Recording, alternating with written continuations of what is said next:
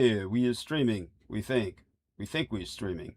Let's see if we are live streaming or if it connects. Yes, it says it connects. Okay, that's a good start. And we will now do what? We go to the main channel, having just got home and trying to reacquaint myself with what it is I do when I get home. I go to the okay, now we hope to hear a little echo. There, we hear a little echo. That's a good start. Now we have one upvote. Let's hit more of those upvotes. Everybody hit that upvote. Now we start the call, and let's take a look. We're going to go to infinite call, and we press the audio call button, and that presumably gets us connected to everybody else in the midst of my attempting to readapt to subsistence in the crypt and do my job. Okay, we are here with Aristides, right? That's you, right? Right. Ah, love you dearly. Yes, sir. Okay, my dear man, welcome aboard. My good man Aristides is hopefully, no emergency, but you ready to take on the blurb? If not, I'll hold the stage for a few minutes. Yeah. Yeah, just a minute. I'm Oh, take your time. gonna grab my drink to Sounds good. keep myself He's got to lubricate. He's got to lubricate those parts. Yes, those parts of the mental machinery that the gears. Well, that kind of drink comes a little bit later. Okay. That's right now it's caffeine right now. Okay, cool. Well, believe me, I can't wait to hit the alcohol either, or at least get back to hitting alcohol. I'm gonna get my beer on and get ready to go to sleep as soon as tonight's live stream's over, but we're gonna try and make it till midnight Pacific time, or I should say Pacific Daylight Time. And with that, still trying to prevent myself from biting my tongue. My tongue has healed. But nevertheless don't want to injure it again. So I'm going to. That's good to hear, and I'm sure the ladies are thrilled at that also. Yes, thank you. Good image. I like that. That's a pleasant thought. And yes, because for those of you who do not know, this was Asian one of many Asian Valentine's Days, but this is a Pan-Asian Valentine's Day. China, the Chinese culture has multiple Valentine's Days, but in at least 4 of them, maybe 6 if you get technical about it. But when it comes to a Pan-Asian Valentine's Day, Saturday was a Sino-Japanese Valentine's Day that stretches across Taiwan, Korea as well. So the core of Northeast Asia, at least, celebrates White Valentine's Day, which is a female give-back day when women return tokens to men that have honored them with grace. And so that's that's something to bear in mind. So I was enjoying myself over the weekend in that regard.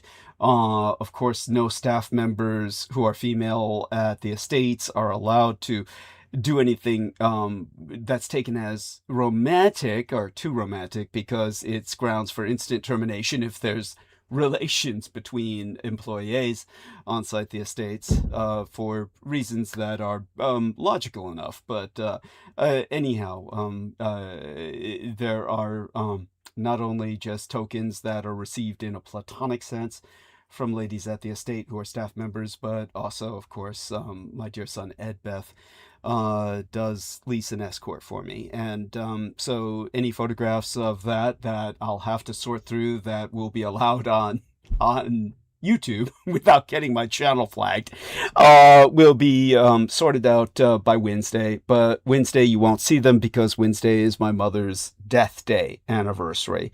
So Wednesday will be dedicated to my mother's passing with a poem and a photograph or an illustration, depending on if I have the energy to produce an illustration for that episode. I will.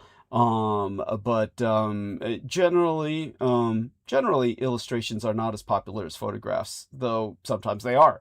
It's hard to tell. I don't produce that many illustrations anymore for publication, but I might do that for Wednesday. We'll see if I have the energy to do that. And we definitely want to thank all of you, and to dear Mademoiselle Meow, and it's spelled that way, Meow, as in kind of like an Asian meow. I do want to let her know that I will be acknowledging her contribution again tonight, along with her entry or her note that was sent with that contribution, which I did not acknowledge the notation last time. I will do that tonight, what she said when she sent her $50 contribution. Right now we say good evening to the Lady Vicky Johnson. Goddess bless you, honey. She says she hears us loud and clear. We love you dearly. And while I tend to sending her a return text, dear Aristides, feel free to take it from here if you're ready. Okay. Yes, I can do that. Yeah. Great. All right. Sat down here at the helm. I have done what everyone should do immediately upon getting here, and that's hit that upvote, thumbs up, like, whatever you want to call it, but you know what it is. And not just to show Doug your support, but to show the algorithm that the content is important and deserves to appear high up in search results or suggested content areas. And that is in light of the fact that invisibly and very treacherously, there are many downvotes placed by people or bots, probably mostly bots. You know, that certain people employ cheap bots. Yes. Or rather, purchase. To hit down. Yeah, right. Employ, purchase. To slam some downvotes and slam that down. And that can be sorted out later, but in the meantime, you know, that there is a lot of ground lost there. So hit that upvote. You can't see any downvotes. YouTube hides them these days. I remember the good old days when you could see downvotes. There is a way to get. There is a way. Brendan knows. I have to figure out if there's an easy way. There's a way, but it's limited, I believe, unless you're basically a hacker or some computer specialist. It's limited to the channel manager to see. It could be. It could be. Yeah. And but there might be. Who cares? The more you dwell on them, the more they win. So true enough. Nevertheless, we do have to acknowledge. Yeah, exactly as our man Aristides says, fuck them. Yeah, the more you dwell on them, the more they win. Yet at the same time, the acknowledgement of their existence needs to be made so that our listeners understand what we're contending with on a daily basis. So it is existential that you get those upvotes in there, and Aristides will emphasize that. And yes, do continue, dear sir. Yes. Yeah, thank you. Yeah, so upvote, and that's just the first thing to do. The upvote, and that to do that, you do have to be logged into YouTube to do any YouTube functions. You can't just show up on a page and hit the upvote. Most places you can, even outside of YouTube. You can't just anonymously like, fortunately. So to be logged in, if you're not familiar with that, all it should take is having a Gmail. They are one in the same tech overlord, and as such, a Gmail, I believe, will get you logged into YouTube. That is how I'm logged in. So most people have at least one. Many have more than one, because you can create them free all day. Google loves that, and they love getting your data, and they love you to be included in their data set. So, but that gets you in here. So that is the easy way. There may be other ways if you don't have any way to sign in, don't have a Gmail, don't want to make one. If you hit make account, I'm sure it'll guide you to something. But anyway, assuming you're logged in, you can hit the upvote. And also, once you're logged in, you can click on your little account thing up in the corner, for which you can make yourself a little avatar or a cool little symbol or picture to denote yourself. And then you can go in that menu, and you'll see a couple things in there. One is switch account, and that would be where you could switch between being logged in with different Gmails And also, even if you just have one login, you can create channels. They're intended for different types of publishing. You don't have to put anything on them. Basically, you can make dummy channels under your main account with no extra login. All of these entities, different logins, different channels under your login can upvote independently. That is why we're saying all this. And in that way, you can upvote Doug as many times as your ambition allows, and hopefully bring some form of justice in the Dietrich democracy, right? Yes, via the Dietrich democracy. Yeah. Bring justice to the world. Yes. Justice Yes. to the world. Yes, or at least your YouTube algorithm, first start. For starters, Yeah. Yes. Yes. All right. So do check that out in there. That is under Switch account. While you're in that menu, make sure the part that says restricted mode is off. If for some reason that is on, who knows why it would be, but that would be something you do for a child who you didn't want to see or hear content labeled as distressing as ours content.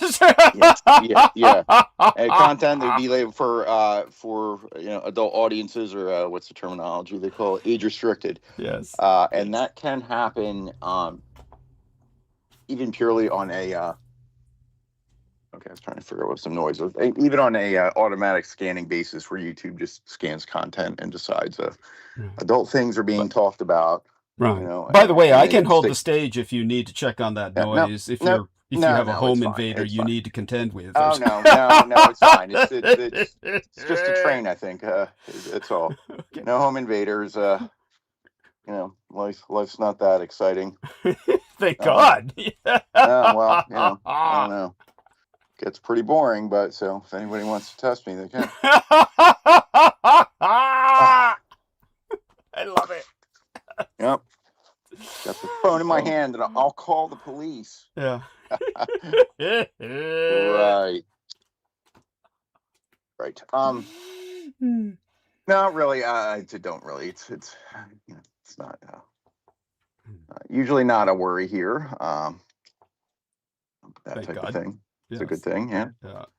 So continuing on. Yes. Here, assuming we're all safe and focusing on our things here. Yeah. So check out that account menu. Hit the like and subscribe, as they say. So on that, if you see a button that says subscribe, of course, press it and subscribe.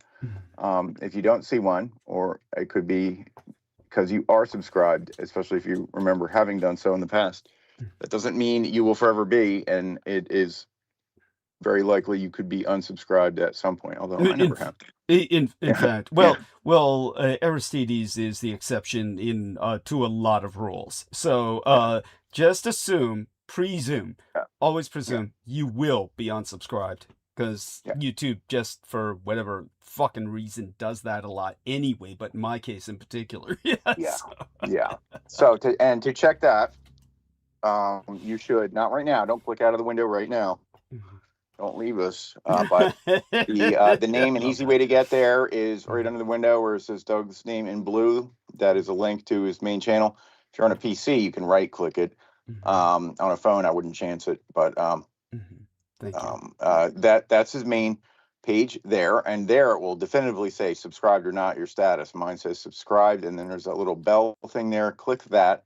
That's the notification bell. If you click on it, do select all, and that will make these couple emphasis lines. It took me a while to discover that. Can you believe that? Believe me, I can easily believe that. Dude, it takes so long for us to discover anything about our own bodies, allergies we have. It's a terror. We discover anything outside of ourselves is miraculous. True. So if you click on the bell, you have an option for all. And then what that does is provides notifications when new live or new content, and for Doug that's mostly the lives, are hit the channel, and it makes a pop-up notification. It's very handy on your device. Nothing to remember, nothing to do but click, and you're in. And I even use that myself, so I don't have to fumble through some favorites or whatever. Boom, pop-up, convenient. Everything, all the dumb things in life are convenient. May as well make the things that count convenient also. So yeah, do turn on the notifications there with the little bell. A little pop-up will come up every time. And then check that you're subscribed there in the main channel. And you see there are a few main category tabs: home, videos, live. Home just gives you its own summary, itemized. Videos is the not live stuff, but there's a lot of important, what we say, requisite, foundational, Doug basics in there to review. And many of them are shorter also, not in the, numbering in the minutes, not hours, but still giving a lot of context to everything that's going to be talked about here. And the lives, such as this, are under the, you guessed it, the live tab. So being that you there or might be there or are there in spirit,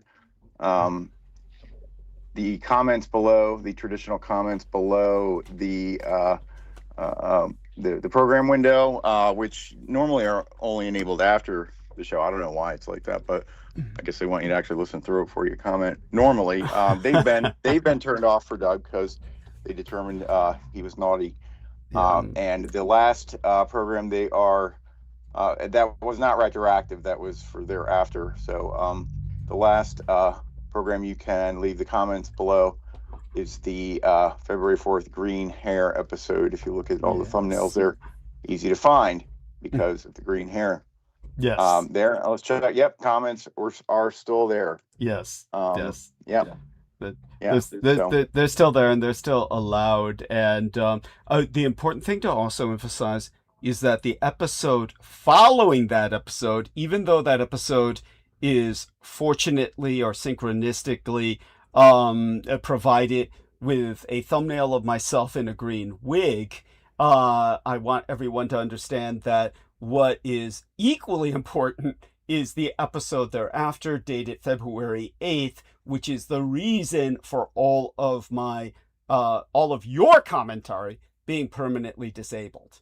And that is because I spoke of a privileged group of people, shall we say, a chosen elite or self-chosen elite, that and I was speaking about their policies in the Gaza. And because I spoke about the humanitarian tragedy in the Gaza, and we can literally use that term because that's the approach that I took, was a humanitarian approach to the Gaza genocide, which is exactly what it is, they permanently disabled your ability to respond with commentary to my episodes. It's certainly not because I couldn't take any commentary. Most people are so intimidated by my ability to articulate a situation, they can think of no counter argument. So we very seldom get negative commentary or people trying to argue with what I say because they simply can't.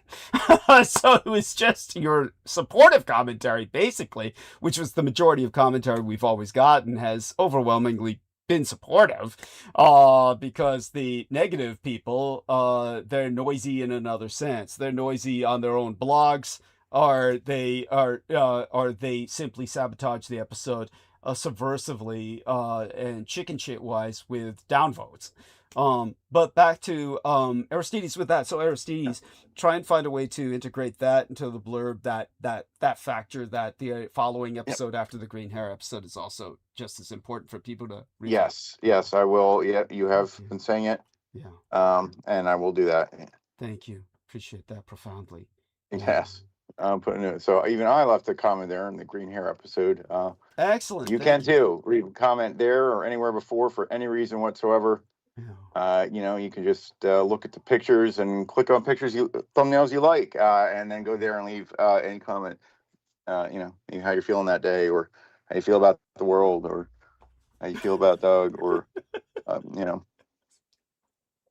you want. Just leave some damn comments so the algorithm thinks things are hopping here, which they are. But I think it's easy to just sit back and take it in and not engage. So, okay. So that covers that, the comments. So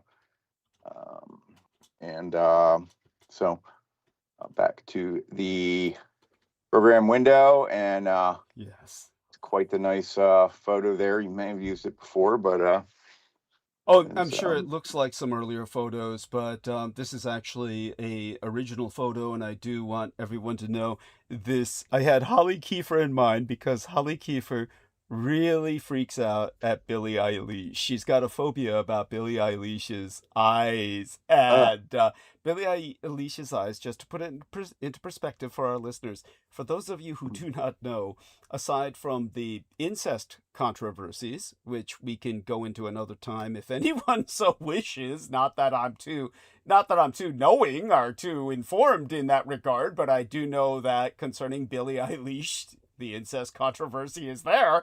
But I didn't. I hadn't known that. Okay, yeah, you can look into that yourself and tell me what you find. Tell me what you find at some point. We don't need to do that tonight at all, but I mean, sometime soon that would be an interesting point. Oh, I'm looking right now. But one thing I do want people to know. Oh, okay. Is that Billie Eilish is a synesthesiac, meaning she was born with an inability to disambiguate taste from sound, from color, from vision, from touch. In other words, all the sensorial input blends for her.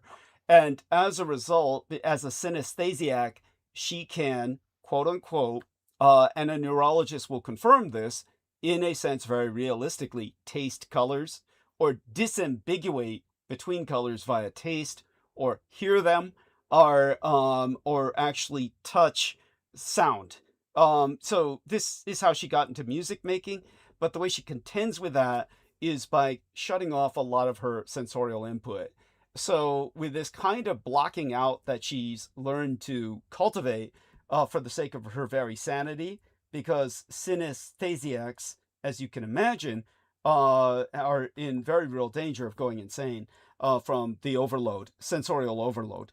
And as a result, she has that kind of look. And it's a very blank kind of 1,000-yard stare. It's basically kind of like a cultivated 1,000-yard stare. And so that's always freaked our lady Holly Kiefer out completely. So I cultivated that for the sake of this photograph. Had you in mind, Holly. When she joins us later, we could re-articulate that if we need to. But hopefully she's hearing that before she joins us. And we are joined by Samuel Romero. So before you say anything, Samuel Romero, let's see if we can hear you first. Let's say hello, Hey, Sammy. can you hear me? Yes, we can. Hey, how you guys doing? We're doing fine. Much the better for you joining us. Can you spare a few minutes? Or are you in a big hurry? Because can you spare a few minutes for Aristides to finish what he was going to say about the thumb No notes, problem. the footnotes? No problem. Okay, excellent. No So problem. Aristides, Yeah. go ahead and finish what you were going to say about the footnotes. Okay. Yeah. I will attempt to wrap it up. I think we have covered most of the important things. In addition to the thumbs up, give all the other buttons a try besides the thumbs down, such as the share. I think that'd be extremely important, not just because it will generate a link. You can share to the program, which is good for both during the live and afterwards for the replay, but also because YouTube will see you clicking that button. And again, figure that in the algorithm. So do that. There's a little save thing there. I guess it's for favorites. So, click it. Why not? You might see a button that says clip. That can clip a 1-minute segment out either during a live or the replay. I wouldn't recommend trying to do it on the live. That could get confusing. I wouldn't try it, but maybe on the replay you can snip out a segment.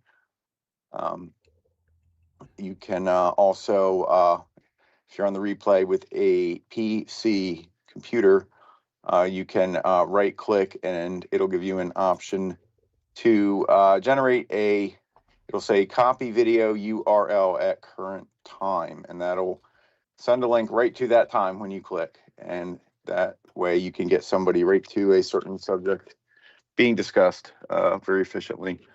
And, hopefully that will pique their interest. We all get there at a point and be like, oh my God, I know so-and-so needs to hear this. They would love this. So that's how you can send it to them.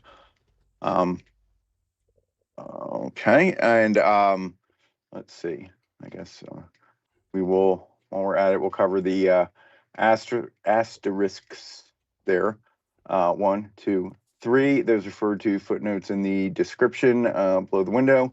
If you click the see more, you all will always see usually a whole page of stuff that Doug wants to acknowledge about the issues, current issues at the time of transmission in the world, as far as socially and culturally, holidays, anniversaries, that sort of thing, and much more. So check that out. It's always quite fascinating. IFUL and the asterisk refer to itemized footnotes that you'll see with the daggers. Oh, wait, holy wow! There's got dagger, double dagger, triple dagger. No triple dagger tonight, but dagger one, two, and double dagger. Yeah. But well, right, but then there's 3 more. That's like a double. That's right. That's true. 3 double daggers, 3 single daggers. So it's half a dozen daggers. But if you go past, if I were to have another footnote, a 7th footnote, that would have been a triple dagger. And there does exist that symbol. Yes. Oh goodness. Well, do check that out. What a fancy way to, and proper way to denote things. So okay, all that. But you know, distribute is one thing, contribute is another, and I think the most important point we're going to leave with is you know, it's not just liking, subscribing that Douglas needs, it's money. Yes. And, you know, just like it is for all of us. And this is it's not because Douglas comes online to be a beggar, but this is his actual job as per the arrangement he is under. He does get some assistance, and rightly so, being a veteran who was profoundly damaged, impacted by his experiences, but yet, you know, he powers on to bring you insight and information and entertainment, and he won't just, you know, roll up in a ball and you know, say fuck everything. Or if he does, it'll be after the transmission. Right? That's so, right. I do roll up into a ball and say fuck everything, but I do it at certain times. Exactly. So that is the true measure, you know, of a man. You know, not that you don't do that, but you do that, you know, when it's finally time to. So anyway, see the PayPal link in the live chat there. That is the most efficient way to get a contribution to Douglas, so we can keep going, so we can have things there and a better quality of life beyond no heat, no potable water, and no plumbing, no natural gas, yes, barely functioning plumbing, and all these things. So thank you. Something nice to eat and drink, and you know, have some kind of quality of life. So see the PayPal. You don't have to have that link. All you need to know is he's at PayPal, and it's right up front here on the image on every program. It's paypal.me. Just get to PayPal. Just type in PayPal in the search. Get there. Douglas D. Dietrich. Since you can't click what's on the screen, type in Douglas D. Dietrich, and you'll get there. Yes. So please, if you have a PayPal, use that. If you don't have a PayPal, there's other options. You should, if you have not, go to his website, which is right there, and its name is his name, DouglasDietrich.com. Can't forget that. And there, if you go there, you will ignore the button in the middle that now doesn't do anything that says donate, and you will look at the one up in the upper right corner, upper right hand corner yellow button, and click that, and that will give you an option to donate or contribute with a credit card without being logged into PayPal. For those who don't have one or refuse to have one for ideological reasons, that's okay. Probably have a credit card, debit card of some kind.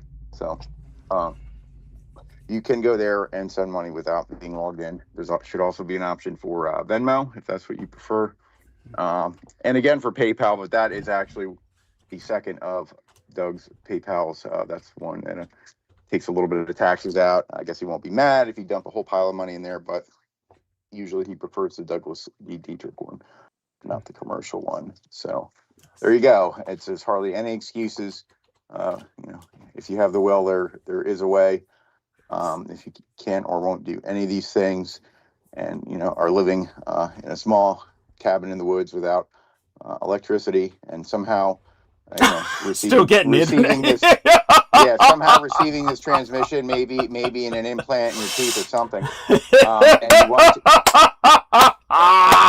and you wish to send money the old-fashioned way in the mail, the actual physical mail, please don't mail cash. It's obviously not smart unless you somehow stealthily encase it in a care package or something, which is always an option. Douglas loves care packages. If you'd like to do any of this, his email is right there in the chat. Douglas Duane Dietrich at gmail.com. That's DUANE at gmail.com. And give him a heads up that something's physically coming in the mail, such as a large money order or even personal check if you have to. Or what would we call a care package? Or a care package. Care package. Yes. Any of the above, he'd love to get, any of the above. We don't care if it's your check. It could be, grandma's check. She won't know the difference, and it'll get lost in the wash. Just write off a good $1,000 there out of grandma's retirement account, right off to Douglas. She'll never know. It'll do him a lot more good than her, believe me. Yes, seriously. Yes. Yeah. Beautiful. So oh my God. So that is an option too. So just send a message and he'll be sure to give you his address, and don't be afraid. He's a very nice guy, as you can tell. Don't be afraid to contact him. I think that is nearly it. I haven't got the timestamps, but if you can't contribute, do distribute. If you get it out to enough people, eventually that will end up being as good as money as well, because hopefully some of those people will contribute money. So there you go. Yes. Okay, that was beautiful. Goddess bless you. And do stay on with us as long as you can stand maintaining a certain level of awakeness and consciousness. I'm here. And with while you're doing that, we will hope that you will engage with myself and Sammy Romero. So, dearest Sammy, if you're still with us, kind sir. Hey, Doug, what's going on? How are you? How have you been? A little fever creeping up, unfortunately. Oh, sorry to hear that. Oh, we just caught your mute came off just as you were saying little fever creeping up. What happened? Where did you contract this? Oh God. I mean, being a daddy, of course, you get it all the time from your kids, but is that the case in this case, or frankly, I don't know. Okay. We did go to a play. It's like a play room. So there's a bunch of kids. So I wouldn't be surprised if one of them gave it to me. Oh, that was almost certainly the case. Yeah, well, think of a giant playroom with, toys and, a big bouncing play area. Oh, we have one of those right here on Polk Street in the middle of the city in San Francisco. Oh, okay. Yeah, it took them decades to build it before they finally opened it. So I know what you're talking about. And oh my God. Anyhow, forgive me. I'm so glad you're here to talk for a bit of time, because I want everyone to know, even though my tongue is healed, it's still slightly swollen on that side, so I keep biting it when I talk too fast. So I'm just so glad there's other people here to talk to till I get into the zone. So yeah, well, taking your kids there, it must have been a relief, because at places like that, I mean, there's still a sense of responsibility, but was there a sense of concern about interactions with the other kids, potential injuries, or did you feel that you could kind of let go in there and just let the kids loose? How'd you feel while you were there? Well, no, they really let loose. As far as the other children, I pretty much just stay out of the way, because a lot of them are running full speed. And I don't want to run into them, so you kind of have to have your head on a swivel. But they're kids. So I really just try to just watch after mine and make sure they don't fall. And the staff there is really good. It's just excellent. Majority of them are women, so even better, which is always good.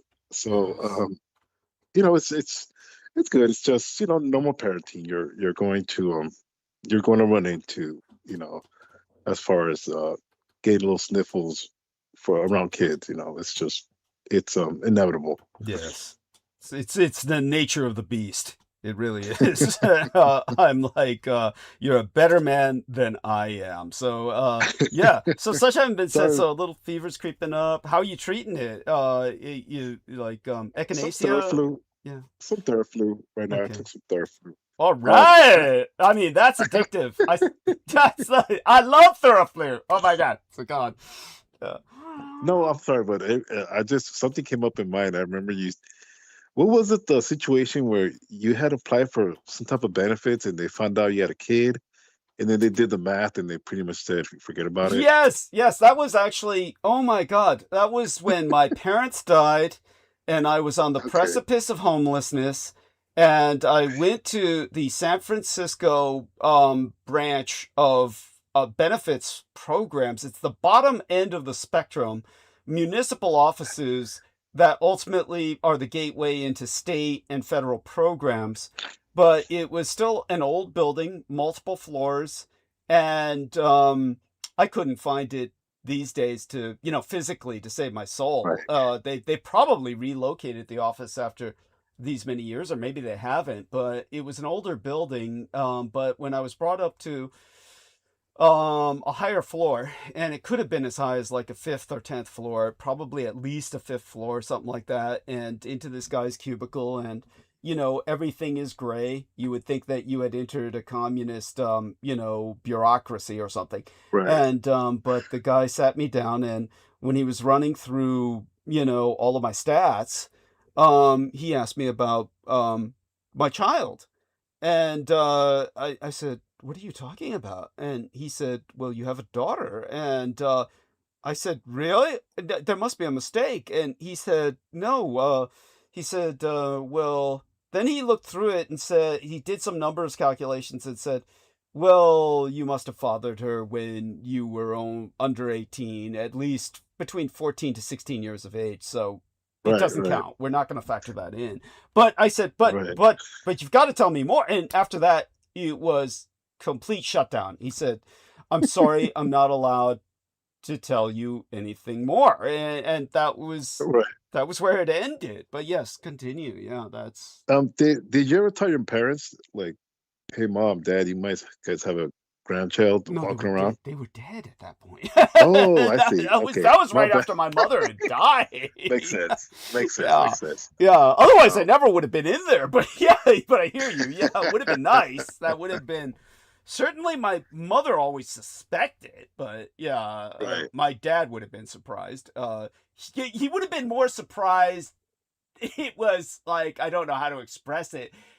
Two factors, I guess. One would have been that he would have thought that such a thing didn't matter to me. Like Right. by bringing it up to him would have been surprising in and of itself. The other thing was, I think by that point, that asshole gang brother of mine, Beaver, I Right. say this with some affection and some with not, had probably convinced my dad that I was gay.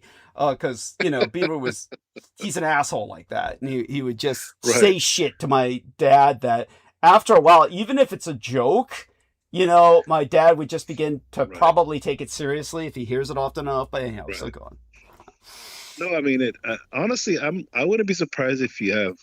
Well, well, it's none of my business, obviously, but No, it's you fine. know, you being a serviceman, I wouldn't be surprised if you have, you know, you have love childs all over the world. Especially you know, with your military contracts that you worked at, mercenary work. Yes. It's very much possible. It's part of the deal. Yeah. And I'm not saying it's necessarily something you're not aware of. It's kind of part of warfare. Fortunately, Yes. a lot of people think, well, how dare you, father? Well, in a lot of ways, when the world's ending, Yeah. sometimes some people just want to embrace themselves, and unfortunately, I can see that. At least, I mean, you bring up Herman Perry. How many the GI Herman Perry? Anybody realize? He was a black GI that went into South Asian jungles and fathered a lot of children. Yes. Yeah. and it's it's pretty much it writes itself is what I'm trying to say. So Yes. you know, I'm really trying to Well, not address the elephant in the I doubt there's that Well, many people at this point in history that would hold it against me. But go on, yeah, well, continue. Yes. it is what it is. But my point is, I really don't want to mention the elephant in the room as far as what's going on, with Iran and all that. It's even with this administration, it's so convoluted as far as what is there not to talk about, right? But what I've been reading is there's been a lot of foreclosures the Mhm. last 2 months. About Jesus. Yeah. last month, about 40,000 foreclosures between Florida and Nevada, of all states. So, I think we're heading towards another real estate bubble that's about to burst, unfortunately, Mhm. which is going to add to, this is really just a smorgasbord of Shit. just of that. Okay. Honestly, I really do think gas prices should probably be higher, and I'm assuming they're going to get higher even more. Yeah. But No, some you're right. perspective, I'm amazed they're as bad as they are. I'm amazed they are comparatively as low as they are. Still, but anyhow, but continue, please, by all means. And certain states that don't have the regulation that California does, they're used to their $2 or $3 gallons, whatever. Obviously California, we're more expensive here, so $5 to us has been the norm for hell, going on almost 5 years already. So, but like I said, it pushes everything. The cost of everything is skyrocketing. yeah, And I've always suggested, and I will continue to suggest this. If Gavin Newsom is listening, he wants to gain some respect back, maybe take his testicles out of his abdomen, like that oh, happened a couple years ago when it came to the Republicans. He should really reconsider a package where we're already in the hole, what, 60 billion or however billions we are with this Iran bullshit. yeah. What's another 60 billion to you know give the American people, you Thank know you. Seriously. because most of us, if not all of us, are borderline going homeless. Yes. um you know Doug, you think about it, Doug, your home is the equivalent of someone in Cuba, except with better Wi-Fi. Thank you. And that's the only thing really that is kind of saving you. Other than that, put your apartment in Cuba and you'll be right at home. It's so true. It's so fucking true. Well, then again, yours will actually be, you at least have some type of amenities, but even then, like, it's Cuba's going through it too, as far as their accessibility to petroleum. They're It's so not sad. getting no gas because of Mexico. Not Mexico was actually supplying them, but obviously with Trump sanctions, they kind of had to ease off of them. Obviously, we know Venezuela's at right now, so they're going through it. So that's just a comparison to um, us, but at the same time, at least they see the asteroid coming. We necessarily don't. We kind of see it, but we're living in denial where the policies are really should be this should be a red alert to American public. Yes. And I'm talking financially. Everybody should be um, voting for that billionaire tax in California. If that's still on the ballot, I'm definitely going to vote for it, because we definitely need to bring up the morale of the American people. Um, Thank you. it's gone to a point where if you are a working class, not even middle class, because middle class really does not exist. Thank If you're a you. working class American, you're really living below poverty. Comparatively speaking to someone who is on government assistance, at least they have that assistance. Yes. And I say that because if you make, I don't know the numbers per se, the last time I read them, but I would say between, I don't know, 50,000 to I don't know, 80,000, really? Yeah. You're considered working class and really lower working class. You're really the mayonnaise in the Kraft sandwich of this country. Yes. You make too little to get any government assistance, and you make too much to get all the tax breaks. You're literally slaving away just to exist. So, I feel for that class because in a lot of ways, I'm still part of that class. I have to continue to make, and you have to take advantage of whatever programs you can. And I think this also is a great. It's a in my opinion, after this presidency, whether he gets impeached or dies, we really need to reevaluate to kind of give the American public, at least adults, and when I mean by adults, I mean 30 and up, 30 to, I don't know, even 6 years old. Yeah. I say that because we need to give motivation to this demographic to continue living. Yes. What I mean by that is, if it gets to a point where things are so unattainable, people are not going to be motivated to do anything. That's for Sorry to sure. say it. Yeah. It's not a point of, well, I can't afford it. It's going to be more like I don't care. Yes.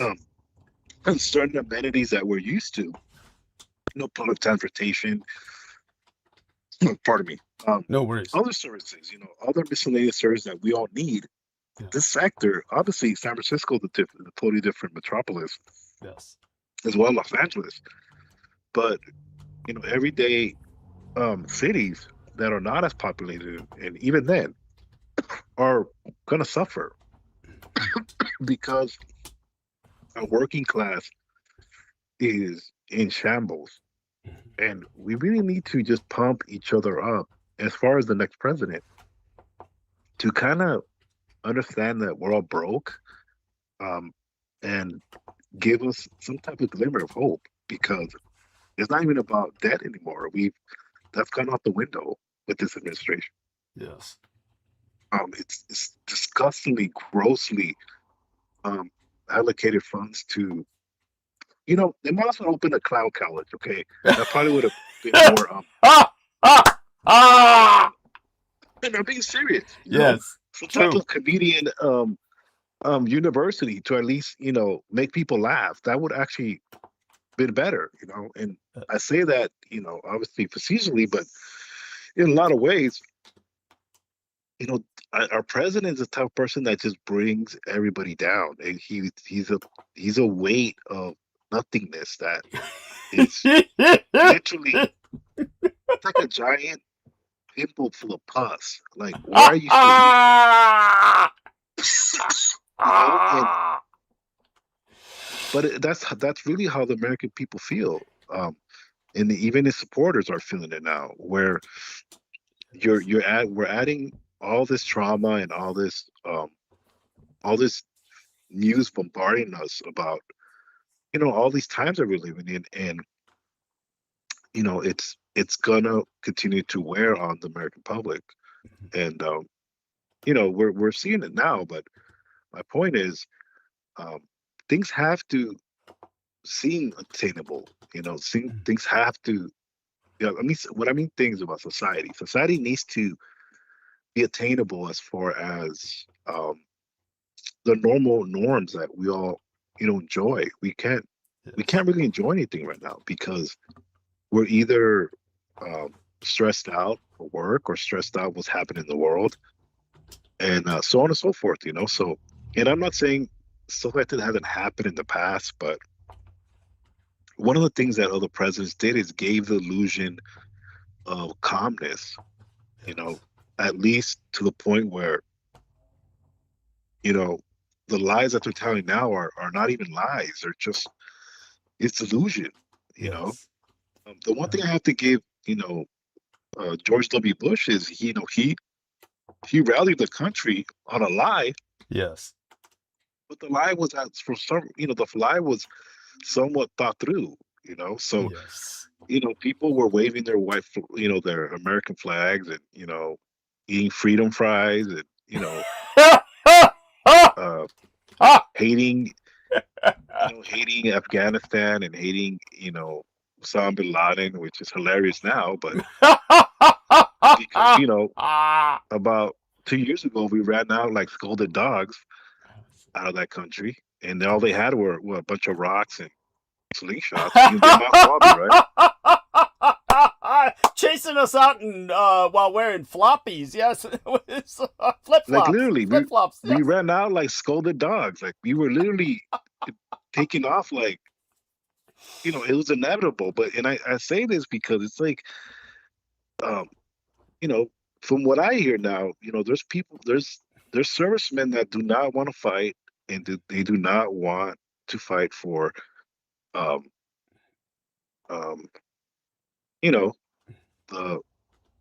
that region that that we're fighting for. I'm very careful right now to walk around your platform. But people know what I'm talking about. Thank you. Yes. Well, you can use the term Israeli freely. You can, or Zionist even. Either one we should be able to get away with that. Yes, if needed. How about this? How about I say, is it real? Is it real?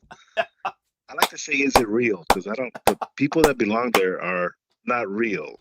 If you get my point, they're not the real. Oh. The real chosen people, but wink, wink.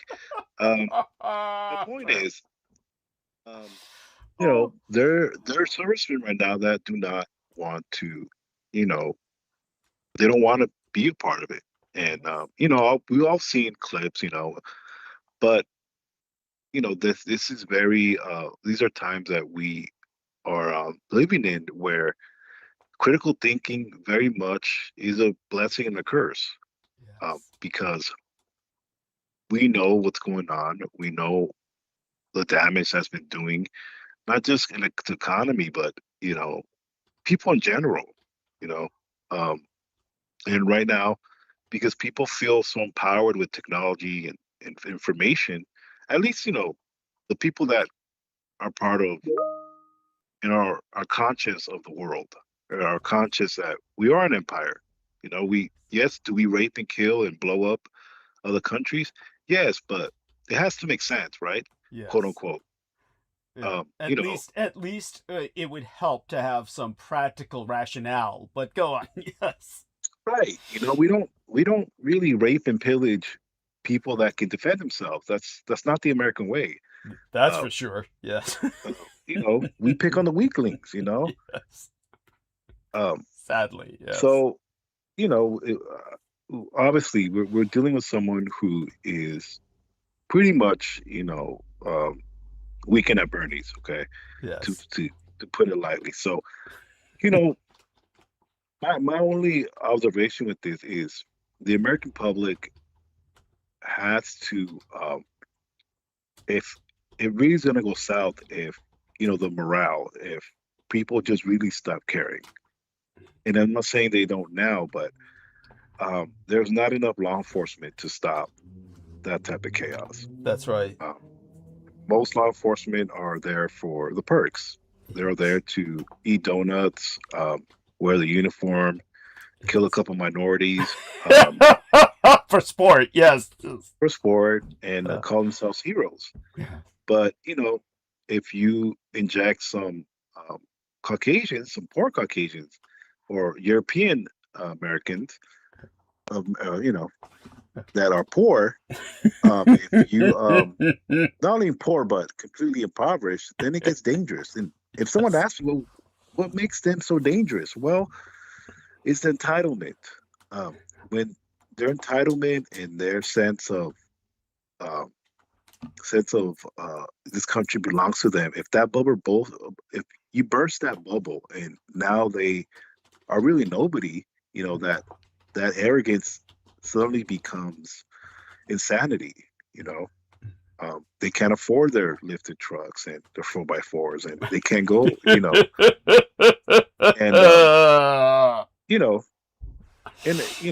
and you get what I mean. It's the part of society where you know, the crazy thing about this administration is they want to fight fraud and they want to fight corruption, and they're doing a very lousy job about it. And obviously we're seeing it now, but that's really my concern for anybody that's going to be placed in, to help, put a small band-aid in this gashing, infected wound that we have as far as this country. The American public needs help. They need to allocate a lot of the funds now to social services. I really do believe in that.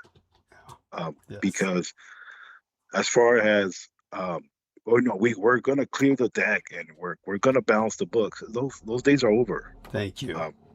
And like I forget the term you say.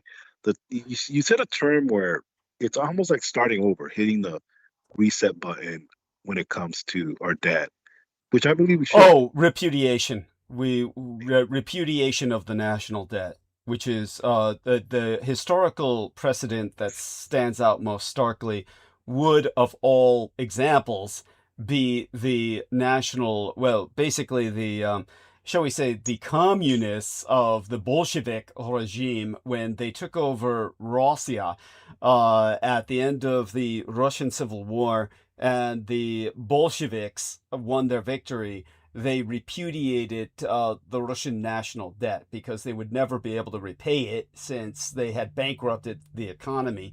And the rest of the world, of course, initially,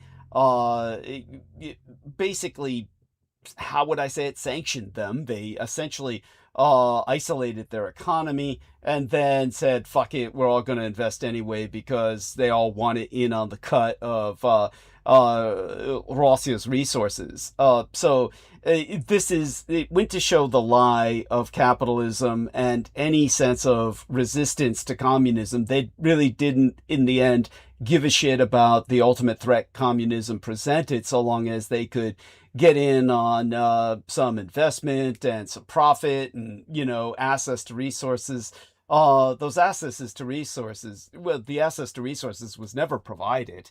And in the end, the puppet of Stalin, who was World War II's version of Donald Trump, Franklin Delano Roosevelt, gave everything free to Russia anyway. It became just the opposite. He started what was called Lend-Lease, and in the end surrendered to Russia as if they had won a great war against the United States. He surrendered all of the natural resources that Russia wanted from the United States, just the opposite of what any investors had thought would be possible. And the end result was, this was why they had to ultimately kill Roosevelt and get in a man named Truman, who was the exact opposite of the man Roosevelt had made his vice president. In other words, the man who legally was supposed to succeed Franklin Roosevelt was Mr. Wilson, who was a FDR vice president. If I look up just to make sure I get the name right, because I don't want to get that wrong and it's historically important, then I'll conclude what I'm saying and turn it back to Sammy Romero. But if we look up the Roosevelt vice president and make certain I get the name right, because I even had this individual's grandson attacking me personally. It was Wallace, Henry Wallace, not Wilson. It was Wallace. So Henry Wallace was the vice president, and he was a card-carrying communist who, once he became president, he was going to completely collectivize American industry and agriculture. And at that point, everybody had to step in and said, this guy's going to fucking kill us. He's going to destroy America truly, irrevocably, irreversibly. Right. So we've got to get in Truman. And so they got Truman in to take over after Roosevelt died. By the way, this was legally questionable, but certainly without it, America truly would have died. And everybody has to understand that the industry and the captains of industry originally tried to literally overthrow Franklin Delano Roosevelt for the best of reasons. And this is considered to be a negative thing. Everyone points that out as, oh, America almost went fascist. It almost happened here. You don't understand. If that had happened, there would have been no Second World War. But that having been articulated, Yes, the term that Sammy Romero is looking for in terms of our national debt is repudiation. But beyond that, the other terms that Sammy Romero is alluding to in what he's articulating is terms like stability and the fact that we have lost our middle class. We had the illusion of stability and that there was going to be a future which was a continuity of the past. All that sense of stability vis-a-vis continuity is gone. We are on completely unstable grounds. We are a society on quicksand. And with that, we return to Sammy Romero because that's one of his points: is that the greatest danger to any society in the modern sense, as societies are defined in the modern sense, societies are based on a middle class. And once you lose that, then society itself can no longer exist as we know it. So back to Sammy with that. Yeah, please continue. Just to kind of piggyback off that, Yeah. Is there a possibility, and I'm not saying there's not, but this is just me kind of seeing how this is going in the Middle East.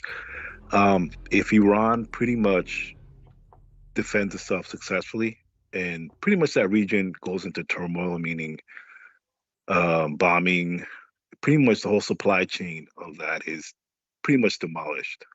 And less everything except, obviously nuclear warfare. But let's say Europe or the European Union takes over. They help repair that region and pretty much takes over that region of the reins of that.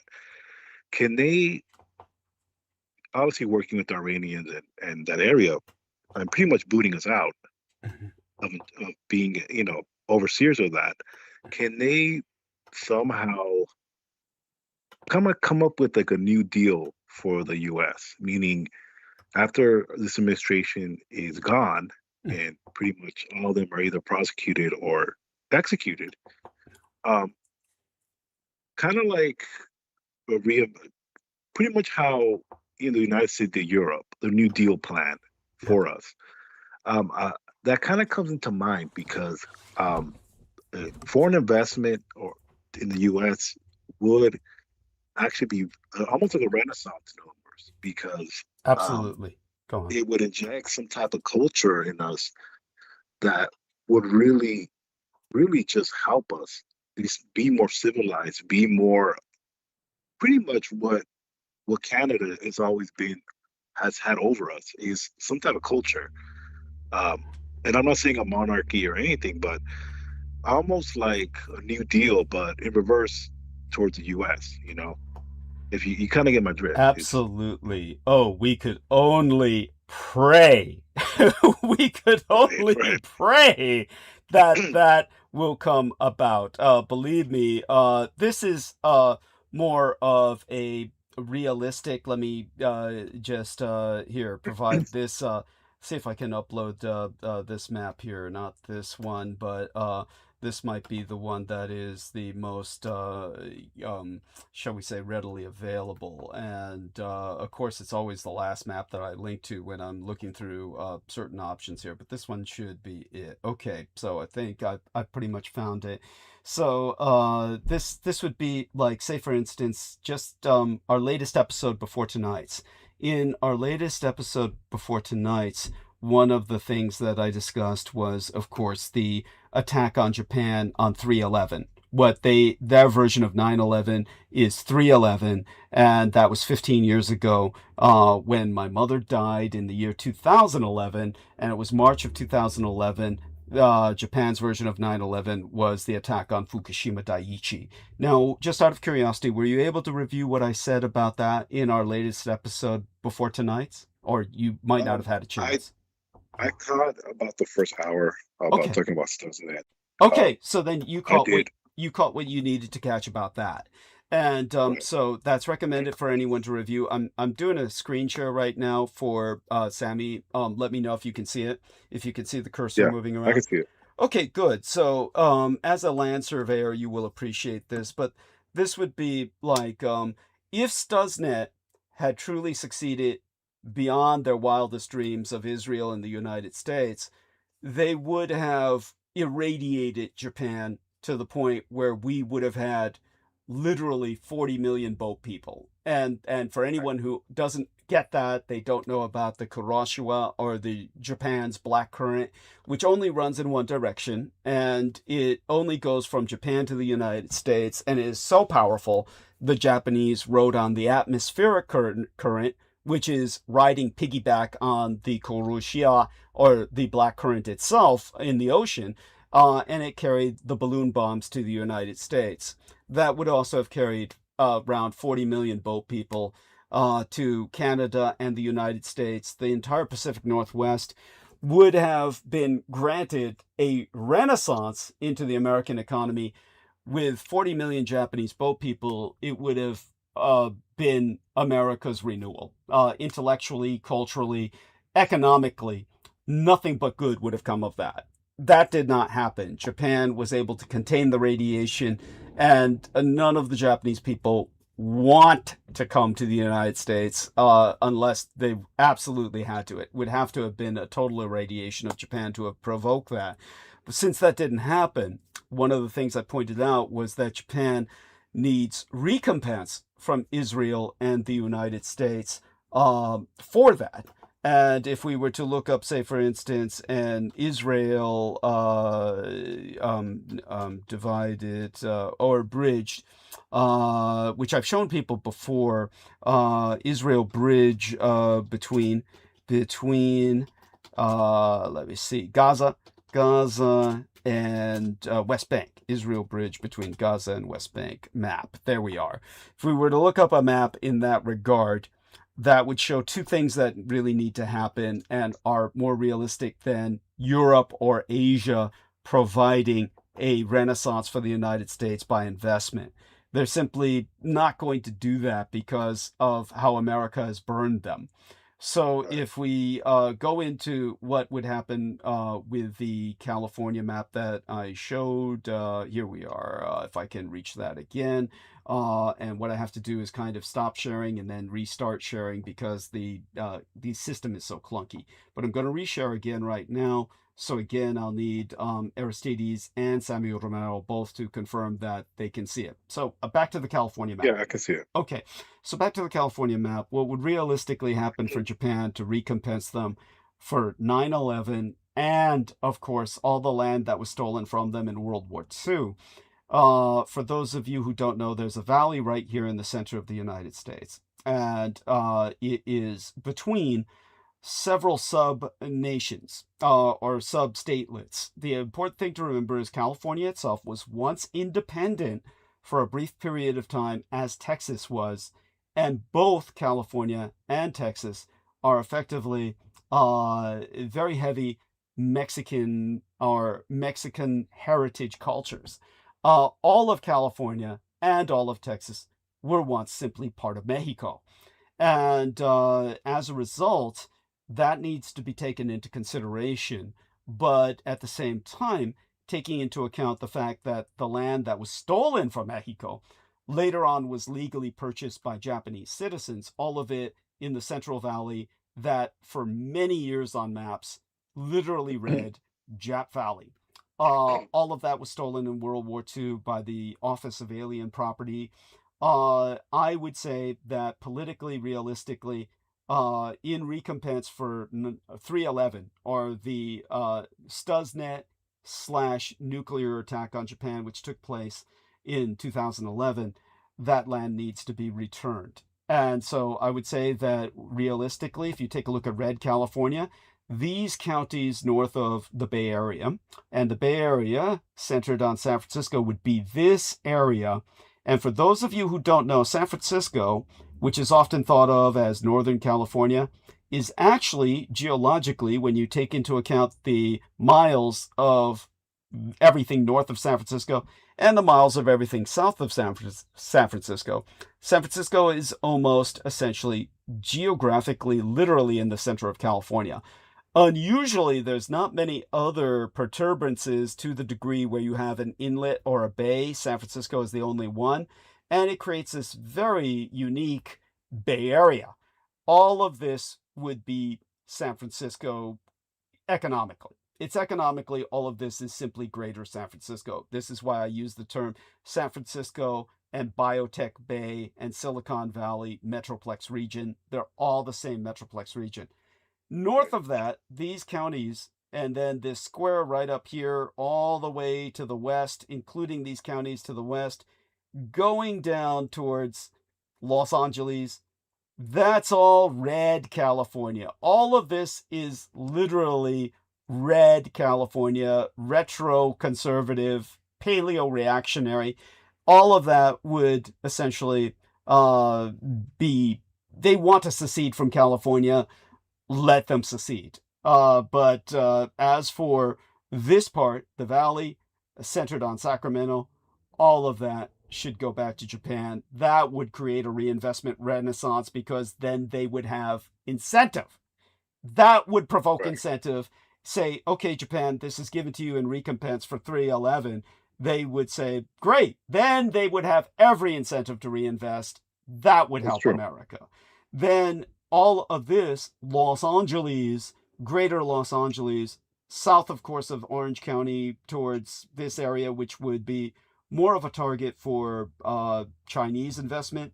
You would have a greater Los Angeles empire centered on a re-incentivized Hollywood and movie industry. Everything with San Diego here is more of a borderline between Baja California and Los Angeles. But this is basically Aztlan. This is basically part of Aztlan, a greater Aztlan, or a white Mexico. And the white Mexico is culturally very different from the heartland of Mexico, but economically its own powerhouse. So that would be one incentive for foreign investment. The other, in terms of this Gaza Strip, between Gaza Strip and Israel, just 20 miles. All that needs is a DMZ connecting both Gaza Strip and Mexico. And that would create a northern Israel, the liberal, wealthy Israel centered on Tel Aviv, which is its original and financial capital. Yerushalayim, out of the sake of security for the world, needs to become a United Nations international zone, a demilitarized zone. Again, ideally occupied by Japanese peacekeepers, so they would have an incentive for investment. And that would provide an investment in Palestine that would provide a renaissance for Israel as well in a state of peace. And South Israel would become more or less a part of Europe or the European Union, which would provide an incentive for European investment. This would help stabilize the entire Middle East and keep the oil flowing everywhere, so that we would get an incentive for Europe to protect the Straits of Hormuz. Because the Straits of Hormuz are what border on southern Israel. Southern Israel bleeds into the Sinai Peninsula, and the Straits of Hormuz are ultimately beyond that. Europe would then feel a need to protect them militarily, and that little DMZ, that demilitarized zone, would be the dividing line between, as I said, North Israel, which, as I said before, Great Britain could easily, with their monarchy, because Baron Rothschild is already a baron of England, they could easily crown him the king of Israel. He would be the king of North Israel. Judea would be a separate state that would be highly religious. All of the people who do not want to partake in Israel's military because they're deeply conservative Jews who study the Torah, these are the kinds of Hasidic Jews who will not willingly participate in military action. Let them occupy southern Israel, and they would be part of the European Union. The European Union could man their demilitarized zone and provide their national defense. And the European Union would therefore be obligated to defend the Straits of Hormuz, while England would provide, because at that point, if the King of Israel is in a united monarchy with Britain, then it would become the United Kingdoms in the plural. They would be obligated to defend the North, and Israel would have no need to be a renegade, rogue state causing endless wars. That would create peace in the Middle East, stability, guarantee the Straits of Hormuz. This would result in an economic renaissance the world over, and then the Europeans would finally have a desire and even extra money, a surplus, to invest in American industry with trade. By that point, we're all assuming, of course, that Trump is gone, the tariffs are renounced, all of this, but especially in America through Japan, in Israel through Japan and Europe, we stabilize the world. That's the key. I have the answers. We simply need a ability to put myself in a secular position of power to enforce them. There we go. No, that's definitely. I mean, if anybody, especially in the UN, hell, even Trump's crazy ass, and really, Gavin Newsom, he obviously he's gunning for the presidency. You could tell, he's putting on his all his pageant attire and getting his feet already and everything. Yeah. He needs to, really focus on pretty much. You're gonna have to create an alliance with somebody. The days of us going alone and thinking we're the new sheriff in the world are over. Our credibility is shot. This attack on Iran is our Waterloo. Yes. We've literally we've really choked our whole economy on this. This is gonna lead, if nothing is done, if pretty much no action is done, we're seeing a Great Depression that is really going to be the Great Depression. Yes. And it's really going to be a depression of chaos because violence is going to skyrocket. Well, economically, we would call it the crash. Depression wouldn't do it justice. We would call it the crash. And at that point, yes. The societal chaos, back to Sammy with that, societal chaos will result in the violence that Sammy is talking about. Let Sammy describe it. Take it from here, Sammy, and continue. Well, the reason why I say this is just look back 6 years ago to COVID. Yeah. That was just a glimmer.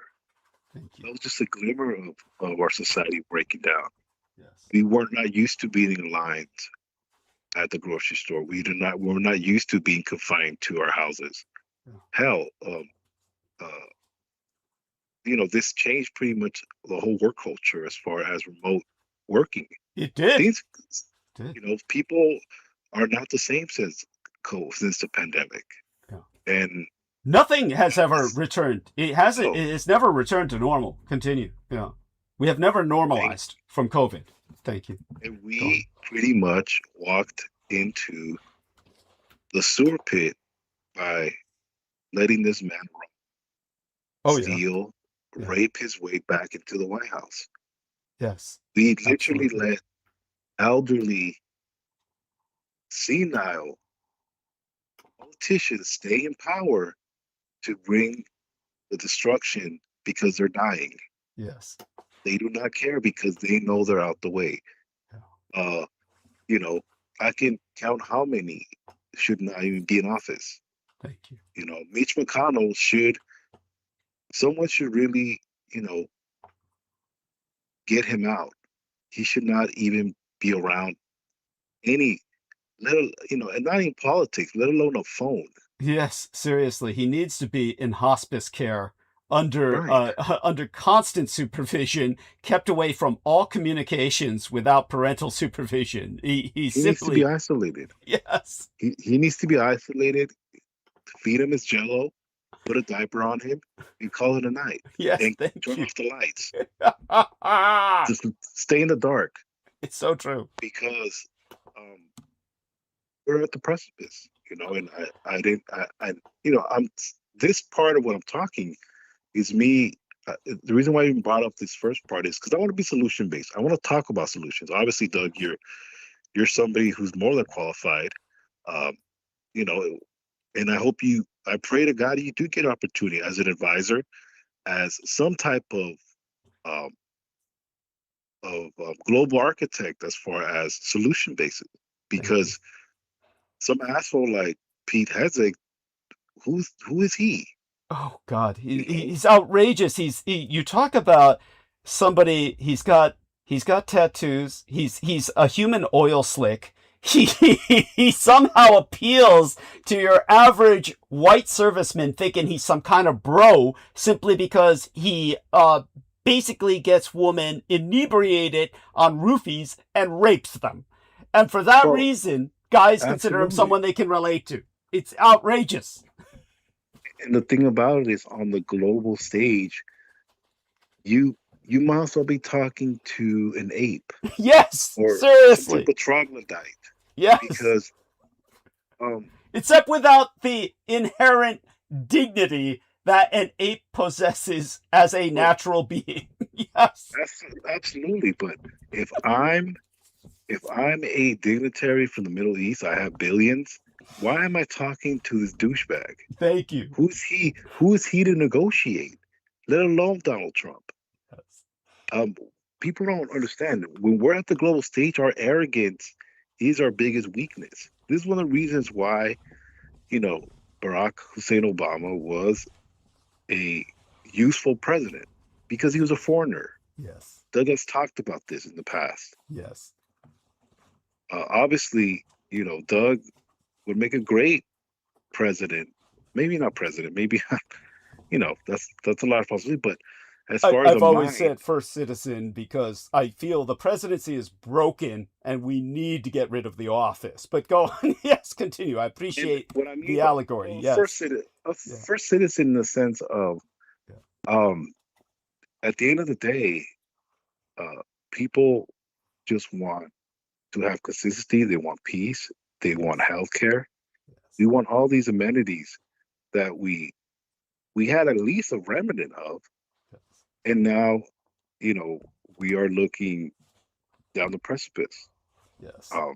And a lot of it is because these political figures are that much morons to get us into these type of messes. So, that's really just my 2 cents. And I really do appreciate you kind of outlining what pretty much is probably going to happen. There's going to be some type of, we're going to have to succeed something as far as the U.S. We're losing already, but when it comes to negotiations, we're going to have to give up something. And absolutely. Obviously we are. And we see the straits that right now are pretty much impenetrable. Has become a war zone. And Trump is going to wave his white flag, but not until he tries to bring at least somebody down. And guess what? It's the American public. So, go ahead, Doug. That's just my 2 cents. In terms of another thing to bring up to Sammy Romero, since and let's see if Aristides and Sammy can confirm whether or not you can see the map. And everyone's familiar with this map by now on Team Dietrich. This is my favorite go-to base map. Can you see the cursor moving, Sammy, on the map? Let me know, because I'm sharing screen. Yeah.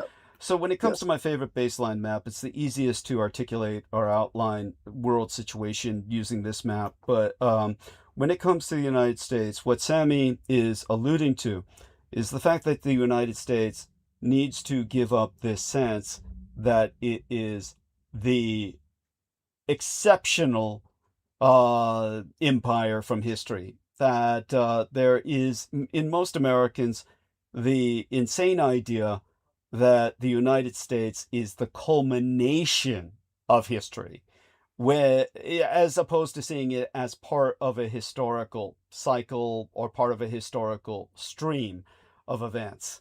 This has to do, to some degree, with a perverted sense of evangelicism that feels that the United States is part of prophecy. Now, the idea that the United States is in biblical prophecy is debatable, but not necessarily the important aspect of the argument. The important thing to see for our most immediate benefit, for our survival, is that, as Sammy says, America stop seeing itself as a conventional nation state. It is instead a union of states that has, in a very real sense, lived past its usefulness to the American people. So if we're to think of something useful for the American people, we need to think of a union of, well, counties at the county level, more so than we need to think of at the state level, because that method of geographic organization is rather obsolete or rather anachronistic at this point in history. What we need to start seeing is an America that identifies itself as a federation, and this federation would include the people of North America, as was comprised by the former North American boundaries to a degree, but only to a degree. Much of that will be changed, and I'll articulate that later. Sammy's going to have to step out for a second. Thank you for informing us of that, Sammy. But America needs to see itself as definitely united with South Korea and my Taiwan. It's only through that union in Asia that America as a federation can survive. And with, of all nations in the Atlantic, Portugal. Portugal, because it has a history of slavery and colonialism that parallels America and has seriously considered reparations. As the only European nation to have seriously considered reparations, Portugal and America should be united in a transatlantic union, while America is united in federation with South Korea and my Taiwan. This again unites those nations in a security umbrella where they don't feel threatened by China or Japan. And with that, America maintains its anchor in the Pacific and the Atlantic, and secures, again, investment from Europe and Asia. Hopefully, Sami has a chance to review that later when he's beyond his daddy duties for the night. And with that, of course, we'll go on into the night with other topics of discussion. We hope that we're joined by Holly Kiefer and other people. We'll see if that manifests tonight. Other than that, of course, I'll go on to the best of my ability with, different things that need to be spoken of in the immediate sense. And that, of course, will inescapably bring us to discuss the war. The war itself is, in a very real sense, a world war, but it's not to be confused with a fourth world war or the fourth global conflict. Understand, of course, that as a historian, I constantly need to educate and re-educate people on the nature of what is defined as a world war. And that world wars started in, the Revolutionary War era, the American War of Revolution, its War of Independence, could never have succeeded. It was, until World War II, the longest war in American history. 8 years of declared warfare. 8 years. When you think of the fact that most Americans misunderstand World War II as lasting 4 years, then how is it that this fact escapes them is beyond me. By the way, we are joined by Holly Kiefer. We will get back to definition of the world wars soon enough, but I guess I should complete that train of thought. After that American War of Revolution, which was only rendered successful through the fact that Britain was engaged in war with colonial powers elsewhere in the world, such as India against France, well, without that world war forcing the French to arm the insurrectionists in North America, America never would have won its world war. America would not be a nation without France. And understand that France was not yet anything near a democracy. France was an absolute monarchy that was supporting the United States. Bear that in mind. And believe me, that needs to be an integral part of your understanding of reality. It was only after America's Revolution that France was radicalized. That was World War -1. World War Zero was the Napoleonic Wars. Then we had World Wars I and II. The so-called Cold War, grossly misnomered, was a third world war in effect. Yeah, with a stable front in Europe that was stagnant, but two very active fronts in Korea and Vietnam and elsewhere. The third world was a cockpit of conflict. And then now we are in what can potentially become a fourth world war, but we need to be very careful about that terminology. And in reality, when you count the other world wars, which would have taken into account the Napoleonic conflicts, the global conflict at the time of the American Civil War between the states, the global conflict at the time of its Revolutionary War of Independence. Believe me, at that point we get to easily half a dozen world wars that have happened in the human experience. So, okay, all of that being said, honey, we are joined by Holly Kiefer. So, dear lady, how are you? How are things? I'm good. Rollicking conversation. I've been listening for a while. Oh, thank you. And there was no need to jump in. I wanted to catch Sammy at the end. A couple of comments on what he said. Yes, please. Please feel free to comment on them, because he had to take care of his family. You know how it is being a daddy. Oh my God. Yeah. We're lucky we had him for as long as we had. But that's what I'm saying. Yeah. So, but he brought up those foreclosures. You know, I understand 350,000 federal employees were cut loose. So I must at least contribute to this rash of foreclosures, which ain't in the paper. I didn't see it. Yeah. So thank you for that, Sammy. And now that Republicans don't care about Epstein shit anymore. Oh, yeah. All right. Remember how they beat... You could easily argue that was the entire reason for the war, but go on. I'm telling you. But remember how they used to beat up Biden for the price of gas? Every penny of it was Biden's fault. Oh, yeah. Oh, yeah. But you raise the gas now, man. Yeah. It ain't too hard to see whose fault that is. Yeah. And it's happening.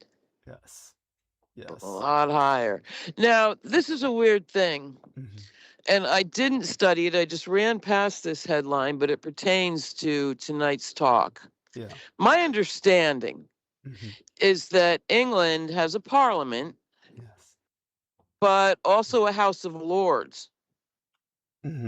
Yes. And that was a big problem in early America. We didn't want a House of Lords, but we got one in the Senate. Yes. But nonetheless. Very good parallel there. Thank you, honey. My further rudimentary understanding is that House of Lords is not elected. It's purely bloodline. Yes. You just walk right in and get a vote. Well, that's why it was called the House of Lords, yes. Yeah. But no election between lords or nothing. Nobody gets to, they don't have to ever get voted for by anybody. No, it's inherited. And it's an inherited position. Yeah. I finally get that. And they all just got fired. Yeah. How about that? Yeah, they got their pink slips. Yes. Yeah. I wish we could do that for the tech bros. But that's the thing of it. This is like earth-shaking. Yes. For England. Yes. Earth-shaking. Yeah. And those old aristocrats sitting on all that opium and drug money to this day. Yes. They are crazy as loons. So well, in a sense, there's I'll express the differences, and but so let me respond to that. And first thing I'm going to do is see what I've just confirmed is through Vicky Johnson. Shout out there to her, and she said, "Thank you, DDD for all you do with the prayer hands. So I want to say in return, thank you, Vicki Johnson, for all you do. And I've been able to respond to her via text on commentary on an episode that she left a comment on, which was actually another green hair episode, as dated February 12th, of all dates. But that was back in 2020, February 12th of 2020. So, hey, cool. That having been articulated, we've confirmed our ability to interact via past episodes in commentary. There you go. Wild, huh? So, okay, so that having been ascertained, in terms of tonight's episode, where we're at now, our dear Holly just brought up the House of Lords. So, this is important. As she said, in England, this is seismic. And she's explained why this was a big part of their culture for a long time, and that is where I get involved. You see, with England, very important to understand that the House of Lords was always a consultant body in England. It's not like in the United States where the Senate has an actual vote to fuck things up. So understand that House of Lords lasted this long in England for hundreds of years. Yeah. Because since the Lords were the government, because they owned everything. Well, for the longest time. The fiefdoms and the common lands and the towns. I mean, they all had towns on their property. Yes. And cities in some respects, almost. Trade outposts and wild. I mean, they were it. Yeah, for the longest time. Centuries. Things really changed in England over the years, the last few generations in particular.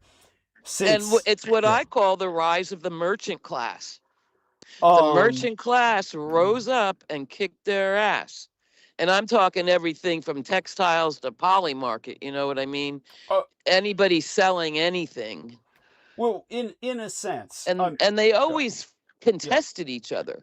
Well, no, not really. I mean, the merchants, at least since industrialism. Yeah, well, let's put it this way. The merchants in England benefited too much from government to really contest the government. It wasn't that big a deal to them. It's not like... right, because they were making money so fast. Yeah, it's... So, let's put it this way. When the United States rebelled against the greater British Empire, the United States wasn't just going to war against a monarchy. They weren't going to war against just the king, even though he was the target or the scapegoat of popular ire as propagandized through a bunch of slave-owning plantationists this side of the Atlantic. What the United States was really going to war against was the mega corporations that effectively ruled the world. The Greater East, the Hudson Bay Company, Bay Company here in North America in particular, which was the forerunner, the grandfather of all the granddaddy of all corporations, mega corporations. Wasn't that French? No, the Hudson Bay Company was English. They had a condominium with the French, certain French shareholdings, but that's what made them a corporation. Get it? I mean, these, along with the Greater British East India Company and the Dutch East India Company, these companies were so powerful they could raise their own standing fucking armies. They were the Blackwaters of their day. They had mercenary armies. They, unlike today's mega corporations, were so powerful they could print their own fucking currency. They actually stamped their own coinage. So these motherfuckers were so powerful that they could decide whether indigenous peoples in the land lived or died. This is what America was fighting against back in the day.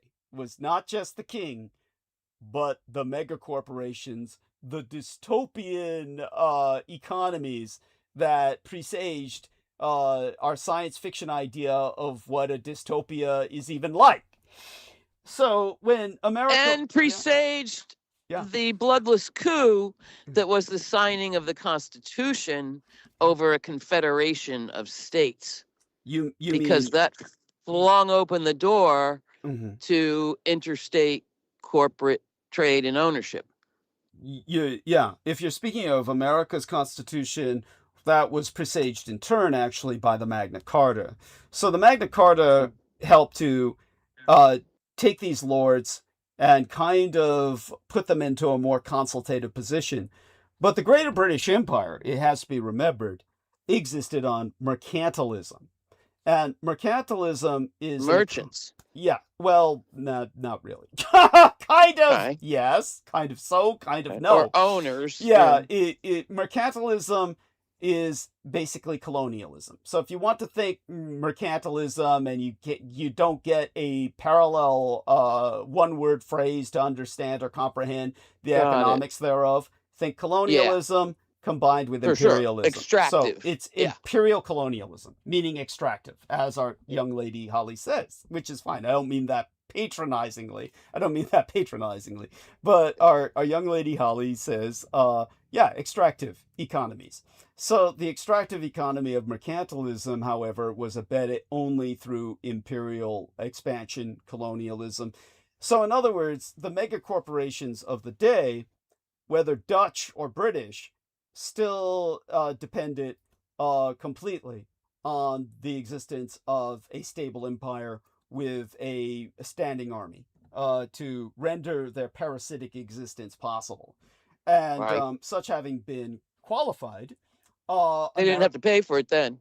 yeah, America was I mean, it was also where the British Empire or the Dutch Empire demanded that they pay for themselves. In other words, they would say, hey, we're not going to sacrifice young men all the time for you. You've got to raise your own fucking army. So and so these guys had to raise their own mercenary armies to defend themselves. And it worked out for a long period of time. America under Trump is trying to bring that back in an American sense, where mega corporations will have their own standing army to defend themselves because, that's the kind of historical precedent that they feel worked best for quote unquote white culture. So Americans under Trump are trying to reestablish mercantilism. Officially. But it's been going for a while because that's the comes under that vast rubric that is security. But what you can do in terms of security. Well, by the way, what Holly is you can have bazookas. Yeah, what Holly is alluding to was expressed best, probably most succinctly by, of all people, a person both she and I despise, William Burroughs. And William Burroughs brought up the fact that, the government gets away with literal murder on the basis of national security.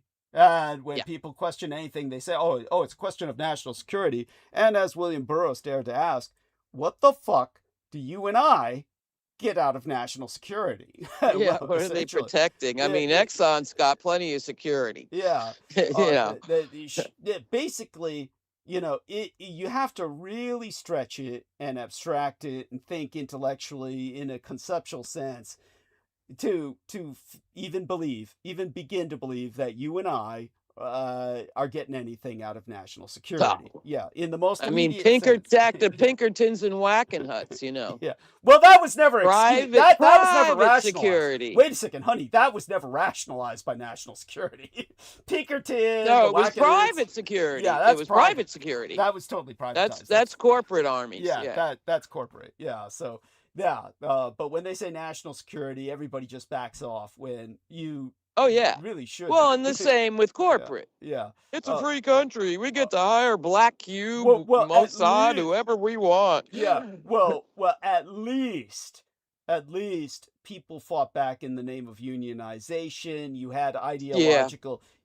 ideological contrapuntal to that. You had ideological counterweight to private armies and Right. corporations Right. in America. We did, after all, establish our nation going to war against them. So at least you had that history, which gave a breeding ground for unionization and Yeah. that you The otherwise would not have wars, had. the mining wars in Colorado. Yeah, literal wars. I wrote articles on Wars. this. Holly knows that. Holly Yeah. knows that. I wrote Yeah. entire articles about this. But such having been said, when it comes to the situation of the House of Lords, the House of Yeah. Lords is a issue. Advisory, you say? Yeah, it was for hundreds of years at this point.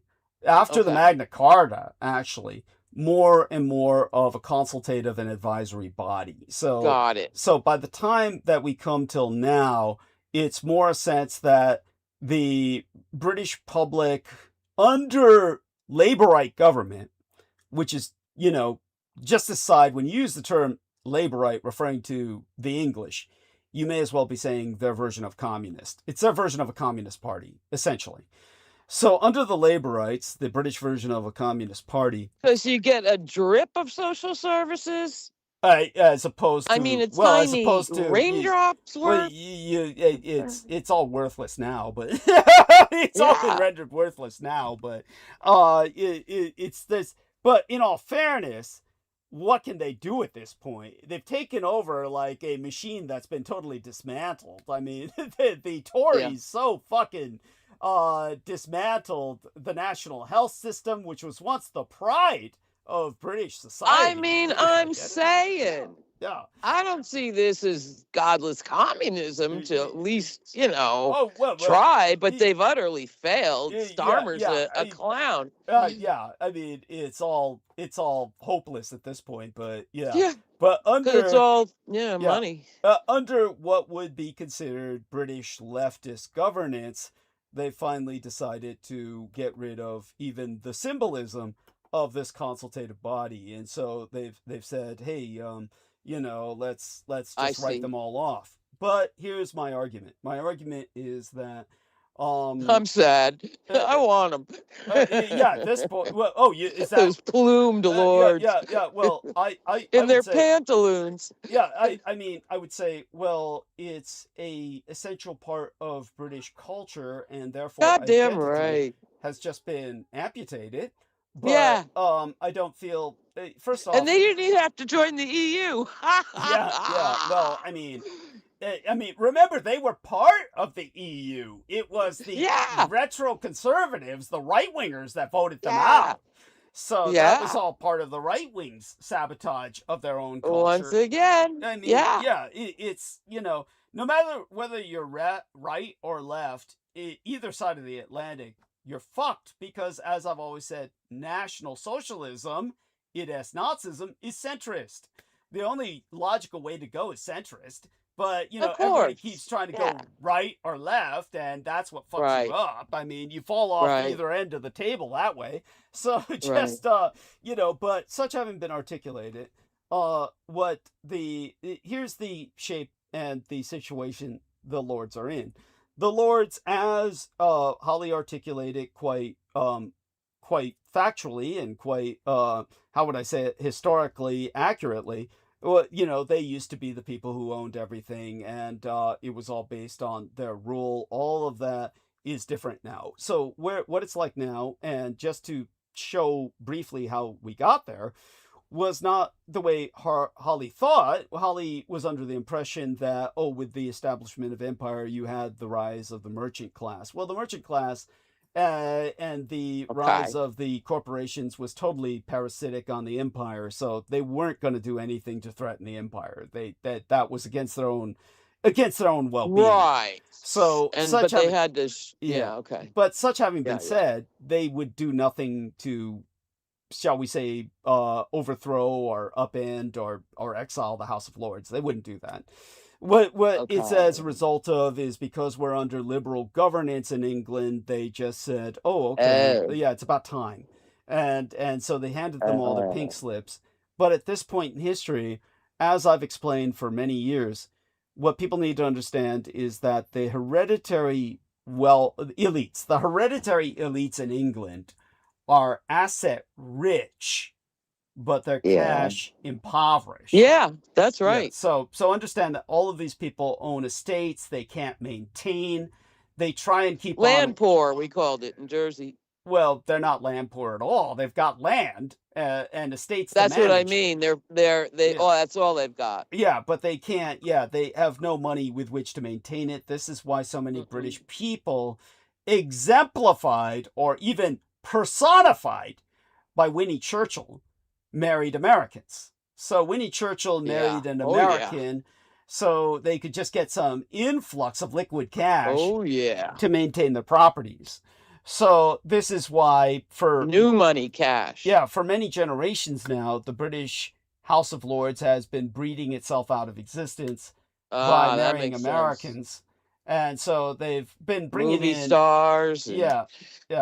been bringing in American cash, but the liberals finally said, well, let's get rid of you anyway, completely. Yeah. And handed them all the pink slips. So what the House of Lords needs to do, well, here's how to make it work. There's no good guys. Yeah.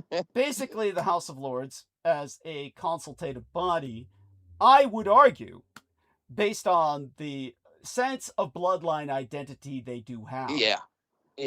Have a sense of inherent, it's like with the concept of the American officer class. I've always argued, or articulated rather, it's not an argument, it's a fact. The American military is where you see true bloodline elitism. Officers give birth to officers. And absolutely, and proud of it. Yeah, and even though they put people through officer schools like West Point or these various other academies, half of the people in those schools are inherent positions. In other words, they go through the school, but it's going through the motions. They will pass because their father was a general and, their father before them, all that shit. Even before AI. Yeah, even before AI. Yeah. But such having been stated, yes, new officers are brought in who are not part of any family involved with the military. That doesn't make it any better. They're instilled with a sense of total elitism because they are commissioned. So understand the difference between a commissioned and a non-commissioned officer is this. If anyone is non-commissioned, like the man who raised and guided me was, my legal father, George Joseph Henry Dietrich, was a non-commissioned officer, meaning that he worked all his life to ultimately become a CPO, Chief Petty Officer, and then was stripped of that rank because he was married multiple times and divorced multiple times to the point where the Navy said he was an embarrassment. And after 6 marriages, they said, we strip you of a rank. Now, I've explained all this before. Of course, when he was buried, he was buried at the rank of a CPO. I need it again. Yeah, no worries. That's for our new listeners. Yeah, and so when he was buried at the rank of full CPO. But such was. Yeah, he was, but it didn't matter because the men who were supposed to come and honor him as a full CPO didn't show up. So it's like we were left with thanks, buddy, getting volunteers from local veterans groups to carry his coffin because I alone couldn't carry his coffin. So this is anyhow that's the U.S. Navy. It's like the guy who ran Tommy Burger Funeral Home said. He said, "Lucky it's not D-Day. The Navy didn't show up." There you go. That's like what he said. So. But that's the U.S. Navy for you. But, if people wonder why I have such contempt for the military, it's because I know it all too well. Anyone who's truly been in the military knows everything I say is true because they themselves know the military ain't shit. Or rather that it's all shit, or rather nothing but shit. Well, okay, such having been said as a final judgment, the point is that when it comes to a commissioned officer, my father and any commissioned officer, like happened at the Battle of Gettysburg, once they stop paying you, you don't have to fight. You are, in essence, a mercenary, except you are working for the federal government. As a commissioned officer. That's non-commissioned. That's non-commissioned. Anybody who's non-commissioned is a mercenary.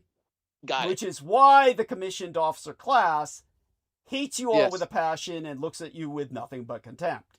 Because they know you're nothing but mercenaries, and that's what you are. You signed up for mercenary with benefit status, which makes you even worse. You're not just simply a mercenary, you're a combination of a mercenary and a welfare recipient. So you get 3 meals a day, 3 hots and a cot, you get a bed to sleep in, 3 hots and a cot. It's basically like you've signed up for prison status with the legal capacity to kill. You're a legal prisoner with a 007 license to kill. And you get medals for it. You're nothing to admire as far as the officer class, the commissioned officer class is concerned. And they have a point. But all such being said. But how do you get in commissioned? Well, you go through West Point or a fancy school and have relatives. Yeah, or you go through yeah. ROTC, which is not as fancy, but you get in if you stay with the program. You actually do, just from like high school ROTC? No, you have to stick with it. You got to stick with it. Yeah, that's not enough. ROTC is not enough. Okay. But you go through ROTC, and then you ultimately stick with it, and you might get your commission. But, you know, the ROTC... Okay, if you show promise. Yeah. Lethality. Yeah, well, it didn't used to be lethality. Now it's like, that's Hegseth shit. Yeah, that's Hegseth shit. I know. But anyhow, yeah. But as for non-commissioned status, what happened at the Battle of Gettysburg was the soldiers hadn't been paid in half a year because the commissioned officers were stealing all the money. So when the commissioned officers stole all the money under Lincoln, which is why Lincoln was firing so many generals, was because the generals were stealing all the money. And so Lincoln was firing general after general. He was going through them like wildfire because they were all a bunch of pieces of shit. Stealing all the money in the middle of a war. In the middle of a war, no less. Existential conflict, no less. And so when, but by the time of the Battle of Gettysburg, it was so bad because the soldiers hadn't been paid in 6 months. The generals had to go begging, hat in hand, to the soldiers on the front line saying, please, please, please, please, please, please, please fight because we know we haven't paid you, but Lincoln's fired all those bad guys, all those bad apples. Lincoln's culled them all, and we got good generals now, and you will be paid. They're going to stop stealing, we promise. Lincoln's fired all the criminals, and we got honest generals in charge. You're going to get paid, but please, please fight this last battle, because if you don't, well, life as we know it comes to an end. That's what happened at the Battle of Gettysburg. Anyone doesn't believe me, you can look this up yourself. Don't take my word for it. No, you never. No, I love your ancient American history talks, always. Yes. Always. And I've always told people, hey, you know, don't take my word for it. Look it up. And it always... And then it comes around. Yeah, you'll find everything I say is true. And that's right. So what happened was at the Battle of Gettysburg, all these soldiers fought for free on the Union side, just as on the Confederate side. They all fought for free. And for no goddamn good reason, because legally they didn't have to. So understand this. Per the Uniform Code of Military Justice, UCMJ, which means legally, once you're not getting paid, you don't have to fight. The Americans had no need to fight at Gettysburg on the Union side. And so they went for it just because they were guilted out by a bunch of crooked officers. And but in the end, it helps to make my point. So it's a historical precedent for the point that I'm making, which is that a non-commissioned status, now, by law, if you're not getting paid, you don't have to fight. Now, bear in mind, this is a legality. Now, try and pull that shit, during a war and see what happens. Now, during Gettysburg, it was at the point where here's the problem the high class faced. The officer class faced the fact that there's too many men that we need to fight. We can't start shooting them. We can't start executing them because they'll just mutiny and we're dead. So they had to beg on their hands and knees, literally Mm. crawl in front of their troops on all fours. And believe me, this is what literally happened. They Mm. crawled on in front of their troops on all fours with their blades in their mouth, their swords in between their teeth, literally begging them to fight. That's how bad it got. So just understand that when it gets to the point where there's, like it did in Vietnam. Oh, when they Nixon- living on bush meat? Yeah, well, Rabbits and- pretty much. Well, Yeah. they were Yeah. living off stealing everything from the Confederates Yeah. that they could steal. That's what they were Oh, living yeah. off of. The Oh, troops, dragging away cows it's and just shit. pillage. Yeah, it was just pillage. Yeah. It was just pillage. Mm. Not the average Southerner, but the average plantation owner in the South had so many assets. The Union Yeah. Army was feeding off all their assets to that point. Right. But now was the point where the Rebs were fighting back and resurging. Right. And that's when they were, oh shit, we got nothing to pillage. We got nothing to forage. What do we do? Yeah. That's when Yeah. the officer class finally had to get on their hands and knees and beg. Roving armies. Yeah. So when it came to the status of Vietnam, what happened was it was all over when Nixon gave the order for the armies to advance. And the XO battalion commander relayed the order from Nixon himself, the commander-in-chief, and entire divisions refused to advance. That's when the Vietnam War ended. It Got ended at that point because it didn't matter that they were getting paid. It just Mhm. mattered they were all in mutiny. At that point, the Vietnam War for America's involvement in the Vietnam War ended at that point when entire divisions mutinied. And Yeah. when entire divisions mutinied, America at that point began the process of what Nixon called Vietnamizing the war. So at that point, Right. even the pay doesn't matter. So when everybody is Because it rebelling was at so once- fucking crazy and insane. well, no, it was simply, it didn't matter how crazy it got or how insane it got. What matters is when enough men just refuse to. What happens, remember the old hippie riddle? The old hippie riddle was, what if they gave a war and nobody came? It's like that. Yeah, I mean, they yeah. didn't want to do that. Yeah, once you give the They order had no and motivation, Yeah. especially black guys, for God's sake. Yeah, So we're the first to go. What the fuck? I could make an argument about that as well. I mean, let's put it this way: Hey, fought bravely, I'm sure, but you don't hear well, them up in those massacres. well, actually, they were some of the biggest parties of deserters. You could make an I'll argument bet. in either case. You can make an argument. I in either respect case. it. Yeah. No, I get it. Yeah. It's like Yeah. either case, Yeah, they what? was like, It's what? either case they're fucked. But it's Yeah. like it yeah. was a lot of the deserters were doing well till the war ended. So Oh, yeah, then the and- suicides. and believe it or not, you also had the case where Saigon had to get rid of a lot of Americans who literally had defected. That's all true. Wanted to stay. Yeah, liking it. Yeah, nobody talks about that. But okay, No, we can I'll all bet. cover that at a different time. But the point is, it doesn't matter whether you're paid or not. If enough men mutiny, there's nothing the high command can do about it. So when it came to whether or not you're going to mutiny, your primary motivation is going to be pay and benefits. And the point is Right. that so long as you're getting paid and you get the Right. benefits, theoretically, right. legally, you're obligated to fight only under those conditions. It's conditional. So Yeah. if you're a non-commissioned officer, it's a conditional contract. Okay. But such having been But if you're articulated- but if you're commissioned, it's not. that's correct. That's correct. So you Okay. have to fight. That's correct. That's correct. Okay, that's what I thought. Yeah, Yes. from listening to you. Yes. Yeah. But just to clarify one last time so people get it driven in their heads and truly comprehend it and keep it, maintain it with them so you can keep the fact in your mind and relate it to others.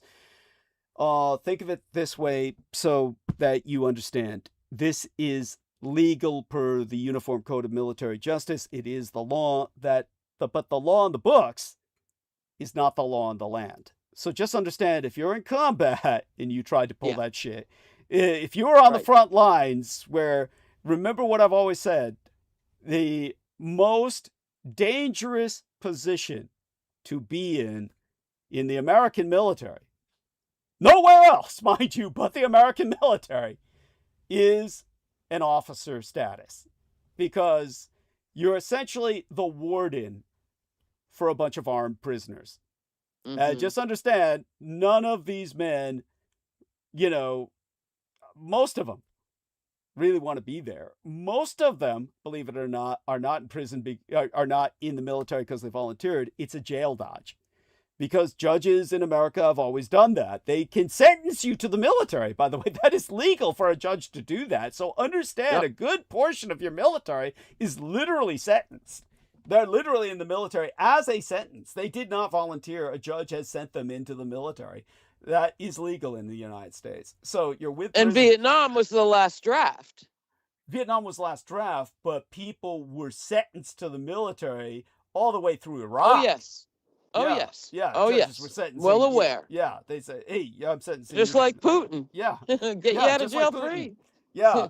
So just understand, you're with people in the military who would otherwise be in jail if you're in the commissioned class. So that having been articulated, this is why you can't pull something like, oh, I didn't get a paycheck. Now, so far since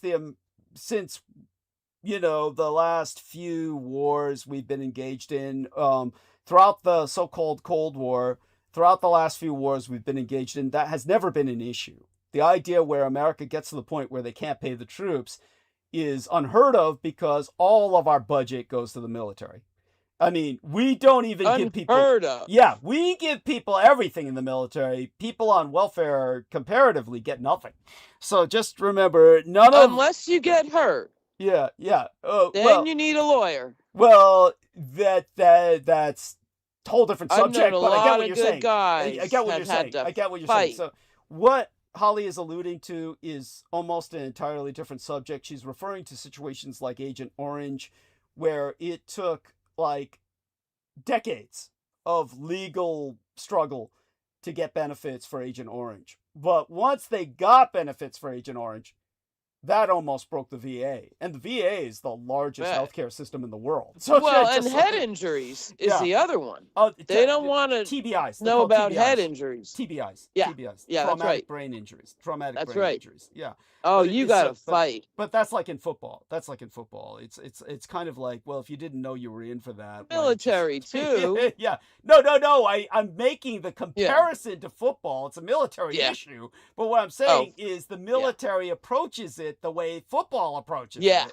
Which is, right. Well, if you What are you didn't doing? expect a traumatic brain injury, what the fuck are you doing in the military anymore than in football? It's kind of like, you know, it is a valid question. Well, and especially when they didn't want to go. Well, they in were that drafted. case, you might have an argument, but still it takes a class action But lawsuit they had to to fight for years. But again, the VA is the largest healthcare system in the world, larger than the entire national healthcare system of India or communist China. And these are empires with 1 billion people, but the largest healthcare system in the world by far is the Veterans Administration in the United States.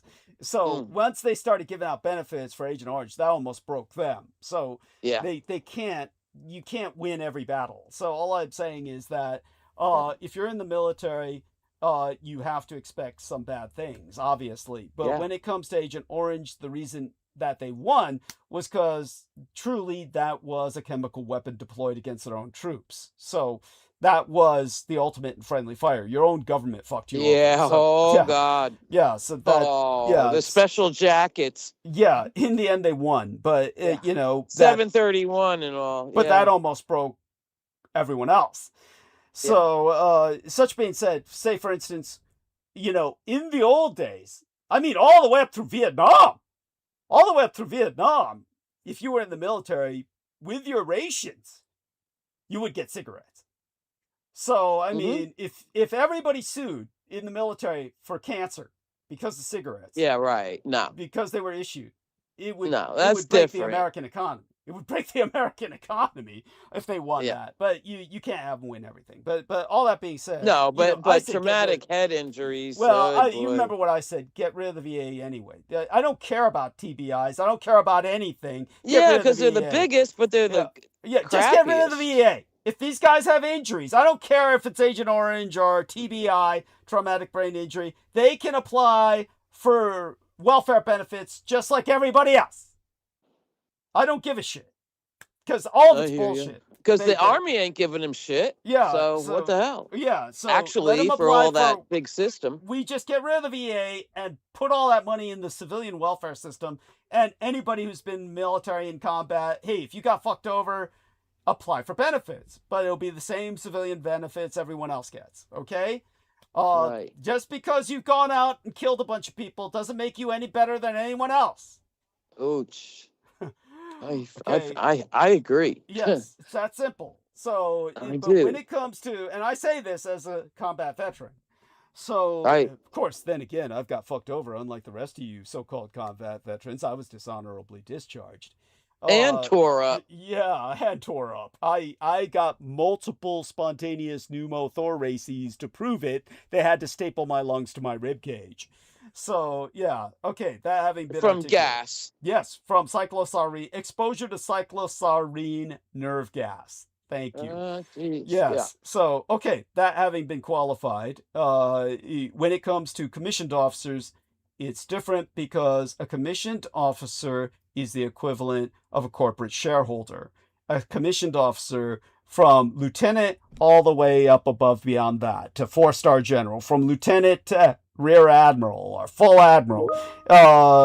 Anybody in a commissioned officer status, you have stock in the nation, and therefore you go down with the ship.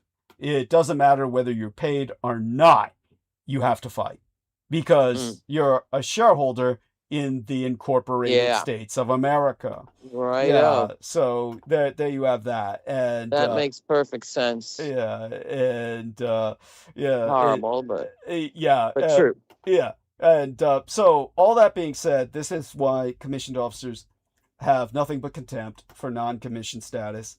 What respect there is only because they've got to keep the machine running, and they know it's based and on, MPs are non-commissioned. Military police, well, depending, are they an officer or are they not an officer? Okay, A military like can policeman, you earn a commission automatically upon promotion? No, you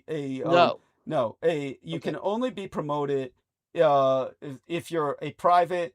You can only be promoted up to a warrant officer class at the most, which is a very bizarre. Which my father always hated, that warrant officer class. It's a very weird position to be in, and it's like he felt it shouldn't even exist. But a warrant officer is kind of like this gray area, but they're still non-commissioned. But warrant officers are what you're talking about.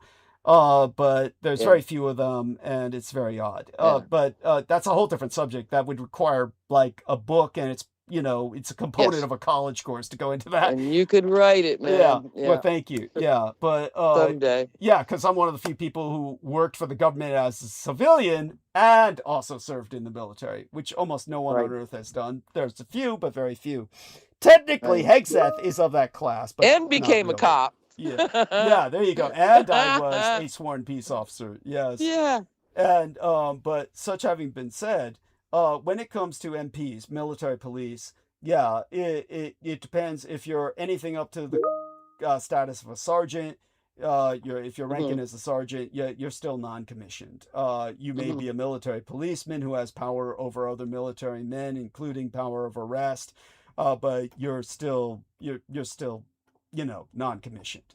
And you're putting them, by the way, only in a military brig, and you only have power over anyone who's under military control. You don't, unless there's martial law. Unless martial law has been declared, the zombies are coming. Yeah, you have no authority over civilians. So, but civilians. Yeah, but as for if you're a military policeman who is a lieutenant or above, all the way up to general or admiral, then it's different. Then you have authority and you are commissioned over other military men. You can be a general and an MP?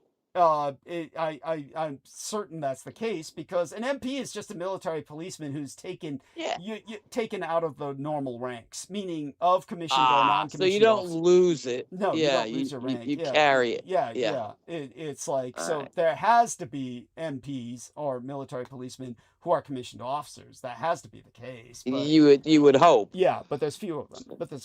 But such being said, yeah, such being said, they exist. But again, your authority, unless there's martial law, your authority is solely over other military personnel. Okay. But this is where we get into all the weirdness of military abuse and military terrorism against civilians in the United States, which I brought up before when Michael Aquino produced what he called his Little League of serial killers in California. Yes. One of them being the Zodiac Killer. The Zodiac Killer killed all of his victims in full combat uniform. He was wearing a combat military uniform when he went out, stalked women, and killed them, abducted them, and tortured them to death after raping them multiple times, and left little notes with their bodies saying they would be his sex slaves in the afterlife. Yes, this individual was wearing GI-issued, government-issued combat Big boots, yeah. Compared, also camouflage, Vietnam-issued camouflage, etc. He was decked out for combat in Vietnam when he did all of this. And so he was under military control, guaranteed, because he wasn't just some hippie who had bought all this from a surplus store. It was all tailored. In other words, they were all his size. His boots, his uniform, it was all his size whenever he was spotted. He wasn't wearing loose clothing or in something that was not his. It was issued. Now, this was proven exemplarily by Sergeant Stebbins. Sergeant Stebbins was the hero of Black Hawk Down, and John Stebbins had his name changed completely to Danny Grimes in the film Black Hawk Down, because the real John Stebbins, on whom the character of Danny Grimes in Black Hawk Down, the movie, the real life character he was based on, was a serial child rapist, torturer, and killer. And that was Master Sergeant John Stebbins, who is spending the rest of his life in Fort Leavenworth, a military prison. Now, when I hear people come up to me with the most insipid bullshit about situations like this, claiming, oh, well, John Stebbins committed all his crimes after he was out of the military. No, because if he had done so, he would not be in a military prison. He's in a military prison because all his crimes were committed while he was under military control. He may have been officially retired, but he was obviously under military control, or he would not be in a military prison. It's that simple. It would be illegal to keep him in a military prison. It would be a violation of federal law, unless he were literally being paid by the military to rape and torture children, which he was. So understand, your military does this. It terrorizes United States civilians, because that's what it does. If you ask me to get into the reason why, oh, that would take hours. Again, hours to talk about that, which I've talked about repeatedly in the past, as Holly can testify, because your military is satanic. That is how Michael Aquino was able to write the Chaplain's Handbook. Your military's primary religion is Satanism, and everything else takes a back stand to that. Judaism, Christianity, per the Chaplain's Handbook, all such chaplains, deacons, padres, they all step back and stand down when a satanic chaplain arrives on scene, because the military's unifying religion is Satanism. The United States military's. Just understand that. If you don't understand that, even if you're a military man, you're one ignorant son of a bitch. And most United States military men are ignorant sons of bitches. They'll be stupid enough to say, yeah, I've been in the military all my life and I've never seen a Satanist. It's like, well, you're an idiot and your head's stuck so far up your ass, you're high on your own fumes. There's no way. Well, the good ones all got run out in horrible ways. There's no way anyone could have been a career military man in the United States and never have seen a Satanist. More than likely, you are one, or you wouldn't have lasted in your career. So just understand that, as Holly said, all the non-Satanists were run out during Vietnam. That was the same with the great mythical good cop. Yes, like the mythical good cop. But in Vietnam, the officers were fragged. They just killed the officers that were actual Christians or practicing Christians, and the Satanists took over throughout the Vietnam War, which was a apocalyptic conflict.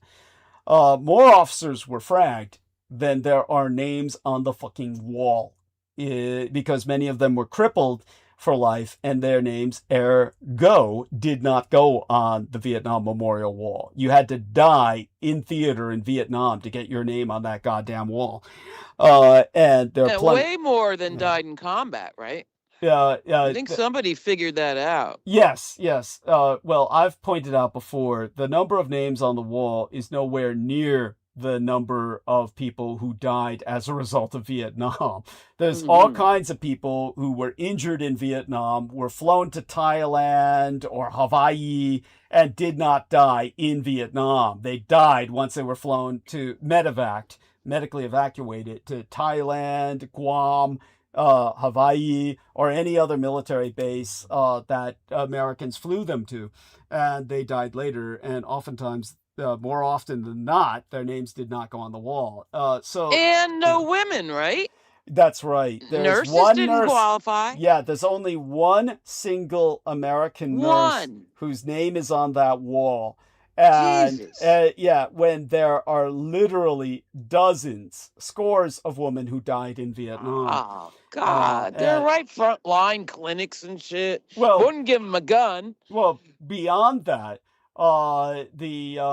say for instance, a woman who worked for the CIA, kinds of female Vietnamese agents who were under American employ and were given United States citizenship in exchange for spying on the communists, were slaughtered by the hundreds. Not a single one of their names is on that goddamn wall. And when it comes to nurses who died in Vietnam, many were raped and killed by American soldiers whose names are not on that wall because their deaths were considered a criminal affair. And so it just goes on and on. So it's literally hundreds, at the very least, of women should have their names on that wall that are not on that wall. And so just multiply the number of men whose names should be on that wall, and that wall would be the size of the Great Wall of China. Okay, that wall has nowhere near the number of names that belong on it. But when it comes to what we're talking about, the point being made is that many officers were fragged. Vietnam was the most dangerous war to be a United States officer, and it's already dangerous to be a United States officer. But again, to disambiguate a commissioned officer from a non-commissioned officer, just see who's carrying the chicken shit little handgun. Whenever you see your toy soldiers, the officer with the pair of binoculars is the one with a handgun. And the reason that the officer has a handgun is supposedly for self-defense, which it does serve that purpose when your men begin to mutiny, but it is exclusively originally intended, it's issued for execution. The idea of the officer having a handgun is so he can execute the cowards who refuse to obey orders. That's how he maintains his status as an officer. The whole point of the officer having a handgun is to kill his own men. The whole point is... And the binoculars are because he's far away from the front. Well, he's, theoretically supposed to, I mean, it's a good example. Way back. I mean, believe me, it's not without truth. I mean, it's not without, believe me, your statement has merit. But such having been articulated, he's close to the front in this sense. If an officer's men refuse to advance, he shoots them in the back. That's literally what that gun is for. And that forces the rest to advance, theoretically. But the officer has a handgun to defend himself against his men who mutiny and to execute those who refuse orders. And a good example of this, best example of this, is the film Dawn of the Dead. Dawn of the Dead is an excellent example of an officer at work. The officer is presented in an unsympathetic manner, but when I was young, in general, I had nothing but sympathy for the character in Dawn of the Dead, who was the officer as he was portrayed. And he basically is stuck with a bunch of men in an underground facility while the surface is overrun by zombies. And he's ordering them to keep the scientists in line. And when one of the scientists begins to mutiny, he tells one of his men, execute him. And the man, first doesn't take him seriously. He honestly thinks he's joking. And, takes his finger and points, bang! Then the officer pulls his pistol and points it at the soldier and says, I gave you an order. And I said, shoot him. And things begin to be taken seriously at that point. By the way, the scientist is not executed at that point in the film, but that's because the scientist talks his way out of it. He talks his way out of it by convincing the officer that his services are needed. But such having been articulated, the officer, even though he made the zombie plague, even though he was one of the ones who created it, yes, you now need me to get out of it. Yes, your points. Well, again, very, very astute, very astute. It's So, but when it comes to the, that's the original George Romero Dawn of the Dead, not the reboot. Not the reboot. You go back to the original George Romero Dawn of the Dead. It's one of the most influential science fiction films ever made, though most people don't realize that. But such having been stated, that the officer in the film behaves at that point in the film exactly the way an officer should behave. That's how he commands. That's what you do. Theoretically, people might think, oh, don't you lead by inspiration? No. No, not really. It's like, how much inspiration can you provide if you're constantly leading the charge? You're going to be taken out very quickly. There's not much inspiration you're going to provide that way. So, inspiration. The inspiration is like way above him, man. It ain't even military. Yeah, thank you. It's not a question of inspiration. It's perspiration. You cause your men to sweat. That's basically. I'm in this deep. I can't go back. Yes, yeah. So, but that having been said, so that's the difference between commissioned and non-commissioned officers, and it's a very important disambiguation to be made. Thank you. No, thank you so much, because honestly, Holly here helped save my tongue, because even though my tongue is healed, it's still swollen, and I'm still biting it when I talk too quickly, but so she provides me some relief in that regard. But such being said, Holly, do your best to stick with us as long as you can stand it. I'll go into monologue. I got one more thing. Oh, please, by all means, take your time. I'm in no rush. Rush. And then I will step off. Well, don't step off. It's his turn. Yeah. Stick on as long as you can, as long as you can. I will. Stand Oh, no, I'll be listening. Yeah. Lurking. Yeah, thank you. But tomorrow night's Laylat al-Qadr, the Night of Power. Yes. And so here we are in Ramadan. I mean, they picked Ramadan to do this fucking shit. Of course. Just like... Oh, of course. And I always watch, ever since 9/11, what happens around the Night of Power.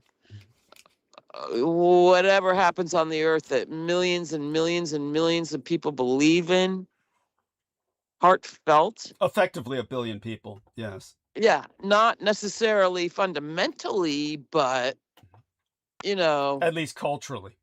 Yes. Yeah. What we call cultural Muslims. Yes, go on. I want them to have hope, but you never know with those ancient prophecies. You never know what might jump out on the Night of Power. So I pay attention to it.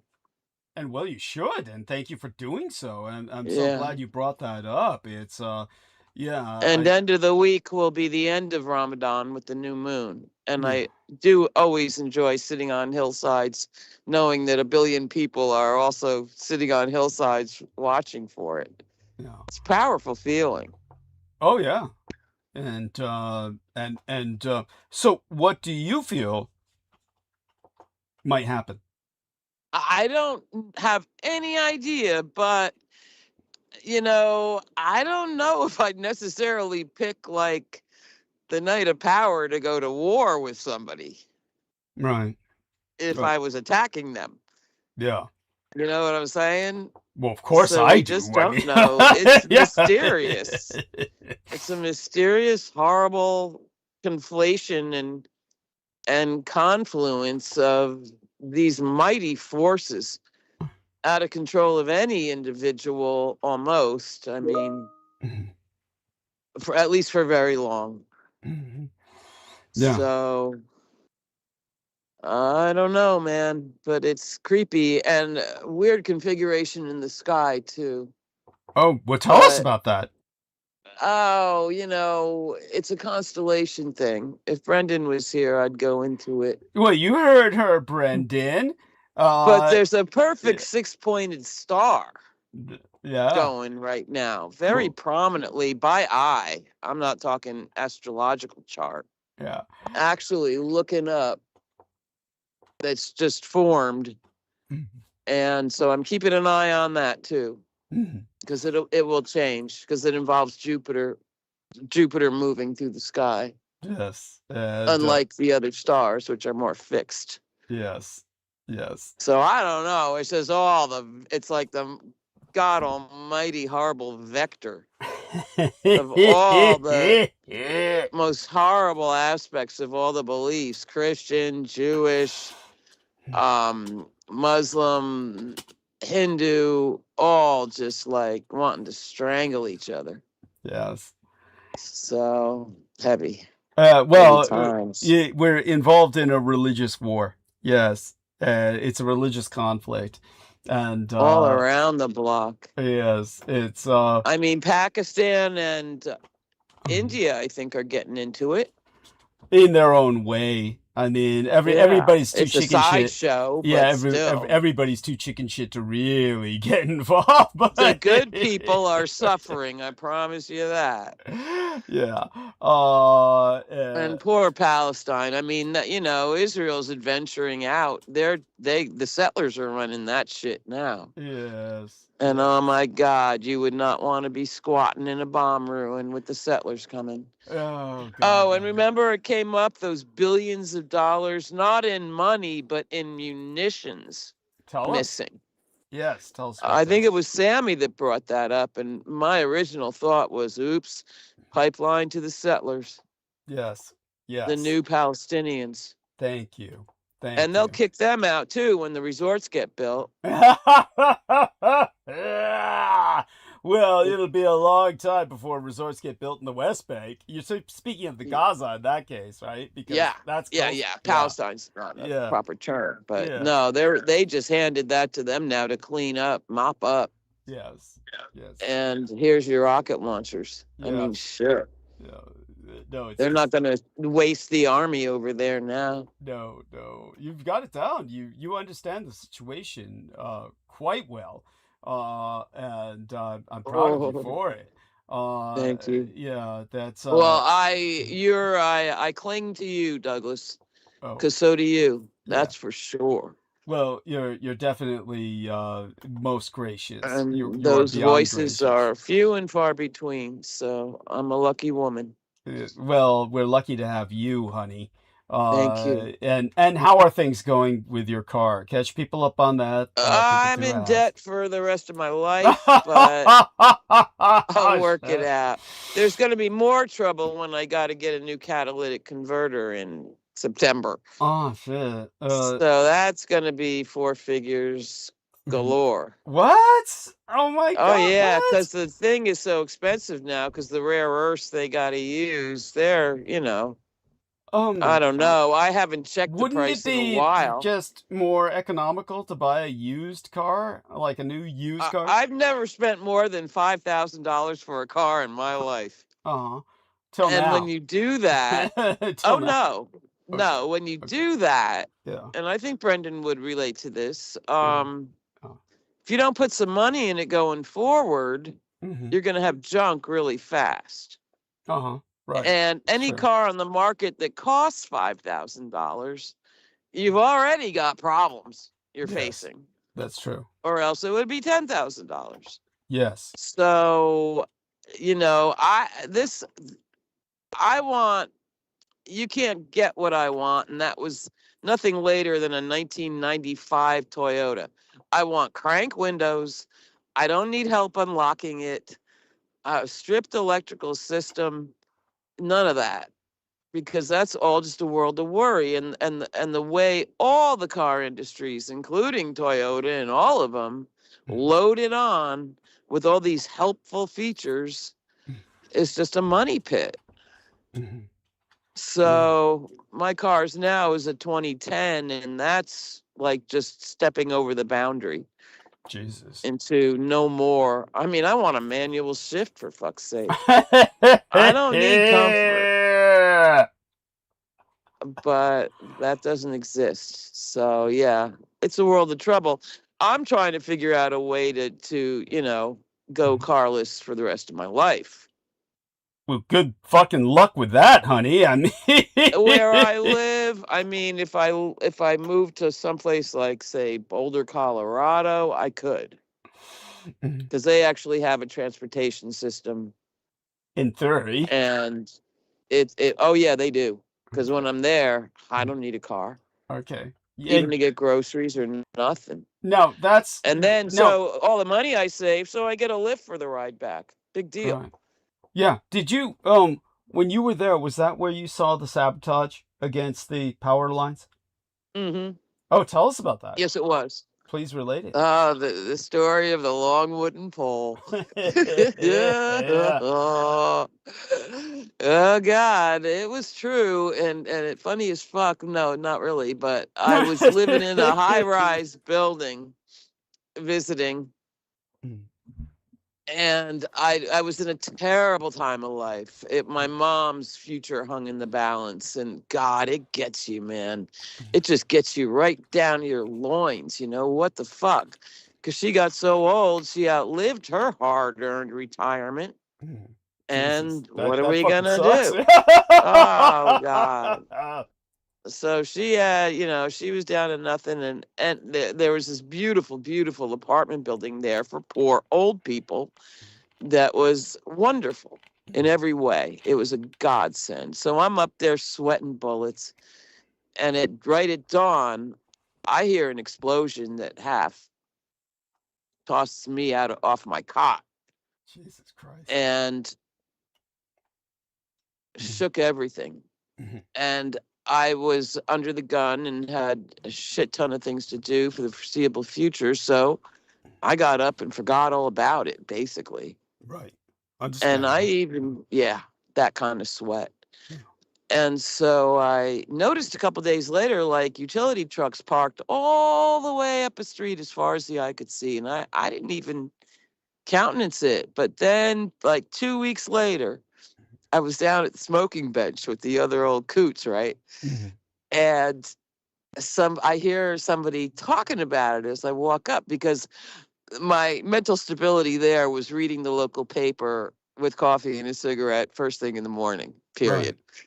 And so nothing in the paper. And so nothing. Yeah. So there was a lady telling the story. She likes to look out the window facing west, watching the dawn light break over the mountains. And because this building was right on the edge of Colorado University campus, she looks down, straight down from like 10 stories up. Yeah. And sees what she called a college student. And so the interstate, one of the main arteries, runs through Boulder, but you know, because it's old fashioned, it turns into the main street of the town. Yeah. Until the other end. So there's a big service road that runs along it with all the poles and like really high caliber electrical conduits. Yes. And she sees a young guy, she described as a college student, with a long wooden pole. And he's got it up in the power lines, manipulating it until he gets two hot ones to cross. And kabam!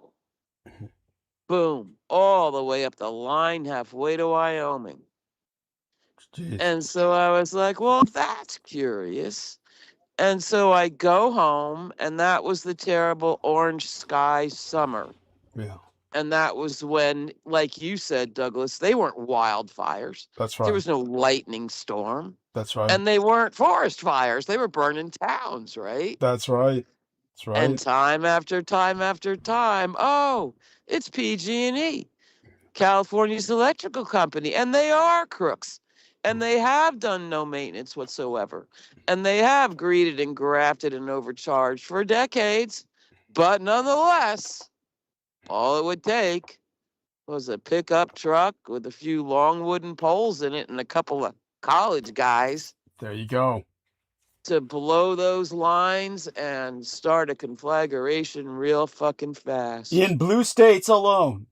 In Yep. blue states alone. And you remember countless arson attacks. Yeah. Top to bottom. Yeah. Every time. Yeah. Or arson. It's all arson. I mean, there's Yes. allegations. I mean, those Santa Ana winds mean something, what happened down there with the wind. Mm-hmm. But there was arson up in there because they were predicted. Yes. So PG and Yes. crooked, corrupt PG&E is the perfect crime scapegoat. Yeah. Yeah. You throw the long wooden pole on the ground, you keep driving, and do it again. Absolutely. That's all it takes.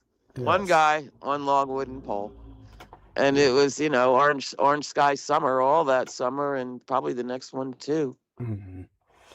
And PG&E had to take it all. I mean, not that they weren't blowing up San Bruno and shit. True I enough. remember that very well. True. I was in a fierce sweat for years, even seeing a truck in the neighborhood.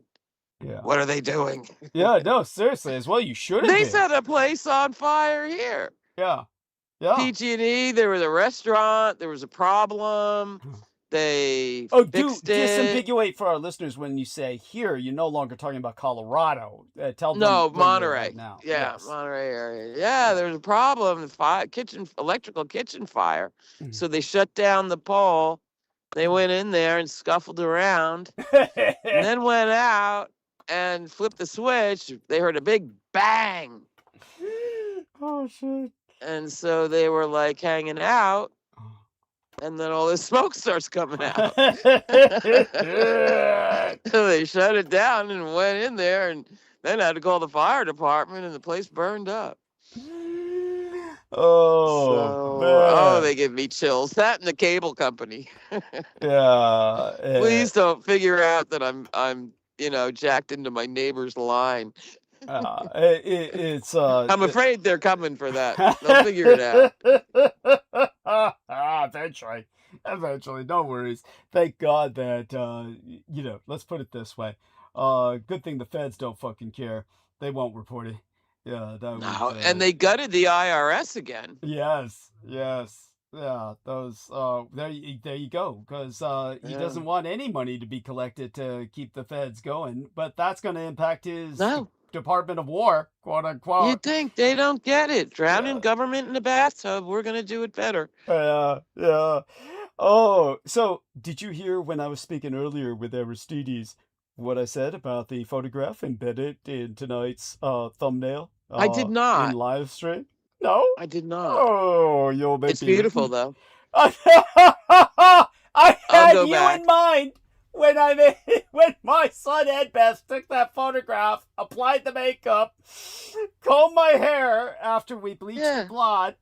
Had you in Hellboy mind. 2, baby. That's my Hellboy Billie 2. Eilish look. That's my Billie Eilish look.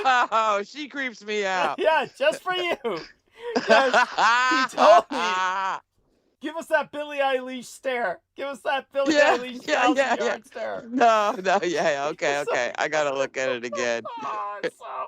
She's Oh. trying to be good. I gotta respect her, but those eyes. Oh, well, I explained to people that, what I explained to you, she's synesthesiac. So as a synesthesiac, she has to dissociate or she'd go insane because of all the She can see sensorial organs. color. She could colors make sounds and stuff. Yeah. Is that what that is? That's the issue. The baseline issue she contends with is she's a synesthesiac, which means that neurologically her senses blend, meaning she can taste colors, she can hear colors.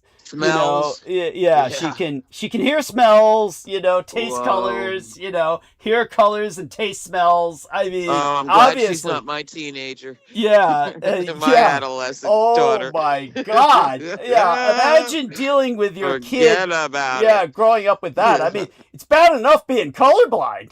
Yeah, Right? which Brooke Gibson experienced. Her son is colorblind. Girls, oh yeah, only guys get it. Yeah. Oh, yeah. Isn't that weird? I didn't know that. Yeah. I didn't know that. I Yeah, think that's she told crazy. me that, and I still didn't retain that fact. Oh my God. Yeah, it's a strange thing. Oh my God. Well, that makes sense because men have that extra chromosome, XY. So somewhere along Right. the line, that's gonna fuck you up, right? With the rods and cones. Yeah. Rods and cones. Shit. Yeah, the Oh, rods and cones no. and the eyeballs. No, that's what Right. for our listeners. That's what our dear Holly is referring to. I always keep saying Heather with you and Holly with Heather. Yeah, but it's hilarious. Yeah. I love it. Hey Heather, wherever yes. you are. Yes, and we hope you're all right. And same to Amy Como. We haven't heard from you in forever. No, hope we you're still alive. haven't. Yeah. Well, I mean, She'll be going back to Vermont soon. yeah, Good for her. Well, I don't know about that, but she had some. I had some communications with her maybe a few weeks ago, but it's like, Okay. yeah, but since then, it's been a few weeks. So for her, that's forever, and we pray she's all right. So if you're out there, Amy, Certainly let miss us know. her. Yeah, Yeah. let us know you're alive. Check in. Yeah, because she purchased me this $160 pair of shoes, which I've Beautiful been shoes. raving about. Yeah, which I've been raving And they're about. really good, huh? Yes. I love it. Yeah. It's so important. Yes. But for those of you who still don't get what I'm talking about with the synesthesia, so what happens is Billie Eilish has to dissociate herself and kind of block out a lot of her reality. So her eyes then develop this 1,000-yard stare, and that's her blocking a lot of the sensorial input out. So that's the context. For any of you who ever wondered why Billie Eilish looks like that. Thank you for setting me straight on that. No worries. No worries. On that note, a fun fact about ridiculous Gavin Newsom. Yes. I just read a big profile of him. He is mad dyslexic. Is he? That makes sense. Well, he's Yes, there he you go. is That fucking madly. figures. Like he has to write everything down, no Yeah. computers, and he Wow. has to write it out 3 times. Jesus, poor son of a bitch. So yeah, Well, weird. you'd almost feel Kind of sorry made for me him. sympathetic. Well, yeah, It's like hard I to said, feel sorry for him. Yeah, Really hard. like I said, you'd almost feel sorry for him if he weren't so fucking rich. Yeah, honey, he can afford that condition. Okay, he can afford that Yeah, well. condition. He could afford to be a quadriplegic. He's so That's fucking what I rich. always said about chronic fatigue. Yeah. You can have as much as you can afford. Yeah, that's yeah, there you go. There's no pity points for that son of a bitch. Yeah, No. somebody who's that fucking rich, yeah, believe me, he's Yeah. not feeling it. He ain't feeling it. No, I'm pissed at him. Yeah, well, we all should be. I mean, what a waste of oxygen. That guy, yeah, hitting And me. a bunch of freaks stepped up for the primary. Oh yes. Oh well, your man. I say that facetiously, of course. Yeah. Yes. Yeah. Your man, Mark Wayne. Tell us, why does he have that name? I don't. They say he sounds like a serial killer. Yeah. Okay. Yeah. That's what he is. But that having been said, That's why. yeah. I don't know why. Oh, okay, so- they all have that name. Yeah. So Kristi Noem has been fired, which then gives Holly Kiefer a whole new MAGA mystery to solve. Why does Mark Wayne have that name? It is like no. What is? Do you know? Did you know that son of a bitch? This makes me even more angry.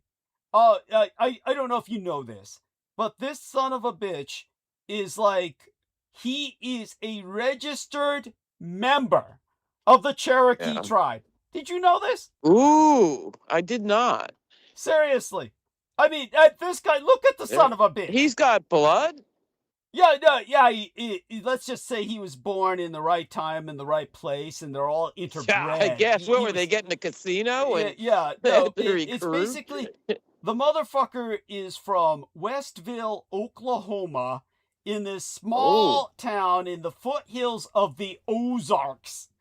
So it's near the Wow. Arkansas border, and it sits on Cherokee Nation tribe. So this son So of he a had bitch. some broken down grandmother that they whipped into having 10 kids or something. Yeah, basically. Some Ah, raped, some gang yeah, raped raped up. individual. Yeah. Yeah, was one of his forebearers. So he's an I'll be. enrolled member of the tribe. I mean, seriously. I can't Really. get recognized by the Right? fucking Mandans for the life of me. But this son of a bitch who looks like, the cover of a Wheaties box, I'm telling you. yeah, he gets the benefits. He gets to be a Cherokee. He's drawing benefits. Oh my God. Well, anybody who's a Native American gets full benefits. So this guy's got 20 grand just every time he enrolls in a college course. Son of a bitch. Right. Yeah, it's like, and not to mention that he gets all the free food he wants for the rest of his fucking life. He's never wanted for anything. He's been on welfare the day he was born, which was 1977. I know the year. 11 years after myself in 1966. So he was named in tribute, apparently, to 12 of his father's 7 siblings. Like you said, it was a gang-raped old biddy. Oh. Yeah, anyhow. Oh, 8 kids. Yeah. Jesus. In Oklahoma, the Yeah. Dust Bowl. Yeah. So two of Jesus. his biological fathers, 7 brothers, never had any sons. So he's named after both of them. Basically, his mother put both names on his birth certificate.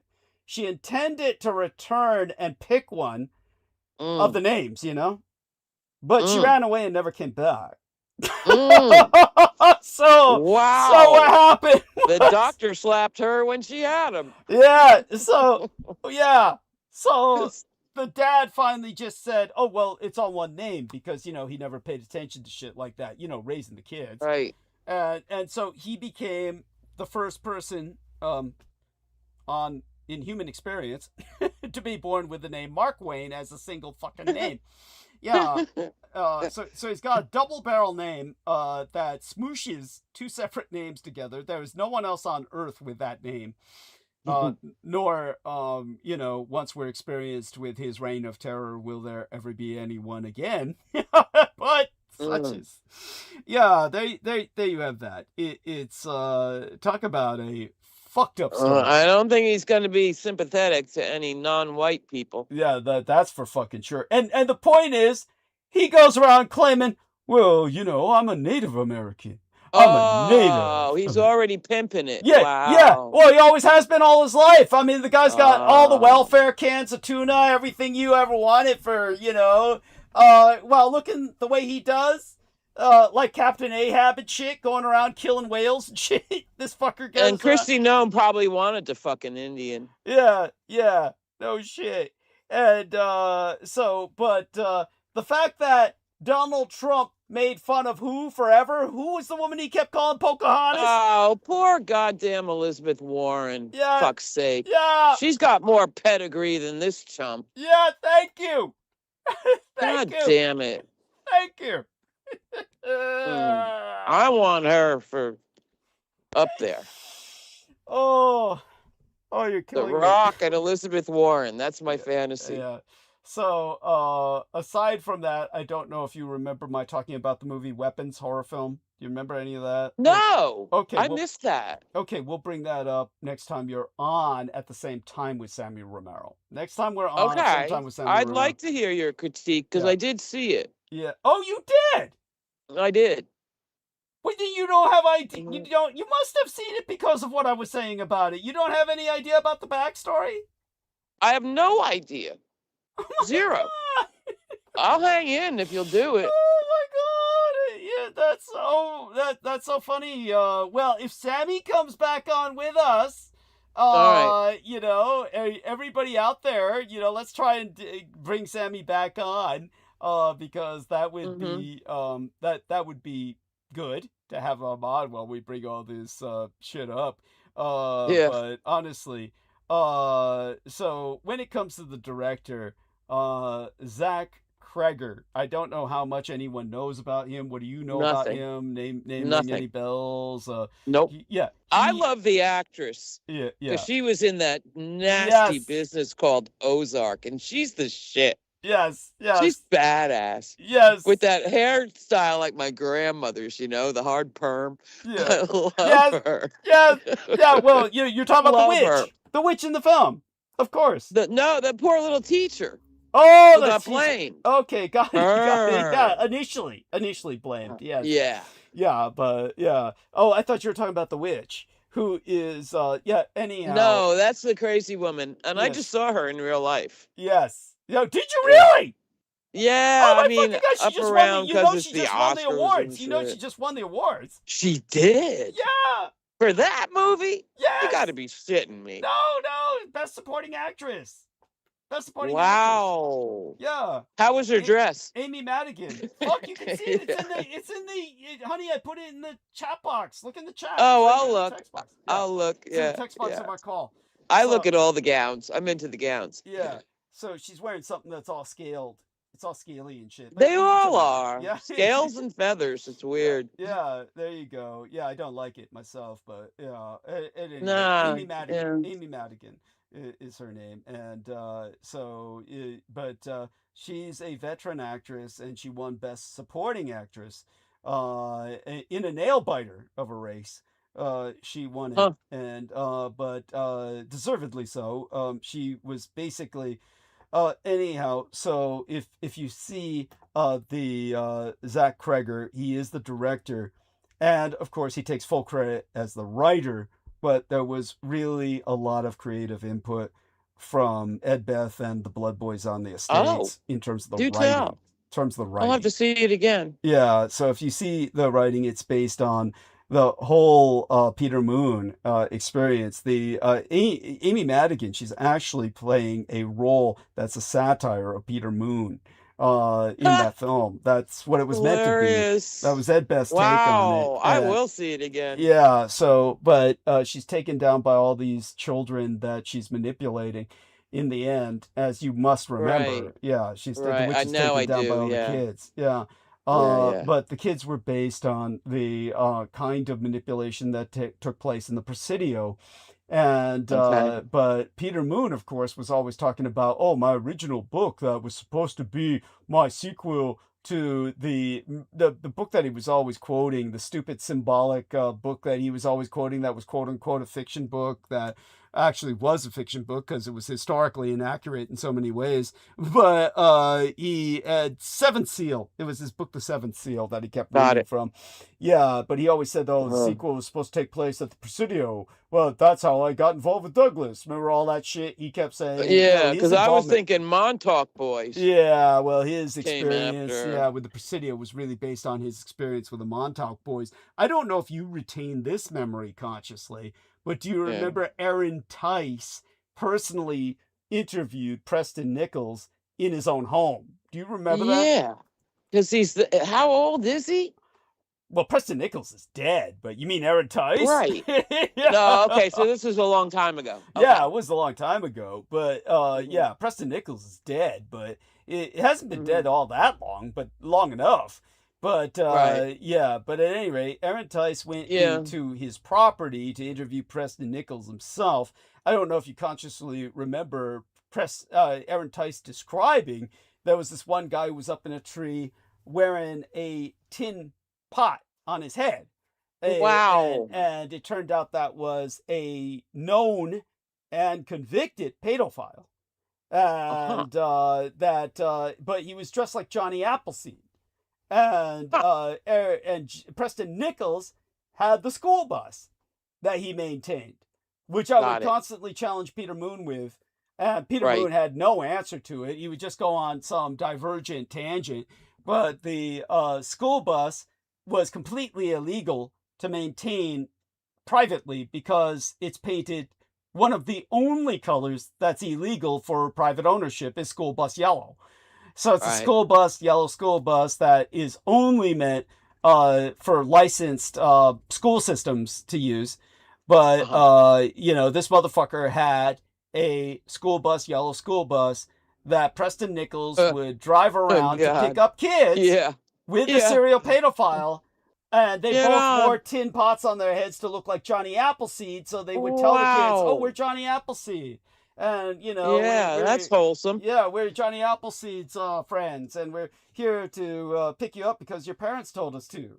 You can trust us. Who else would your parents send other than Johnny Appleseed's boys? And then that's how they would go around picking up kids in the school bus. Yeah, Peter Moon was part of all of that. And so was Preston Nichols just fucking shithouse crazy?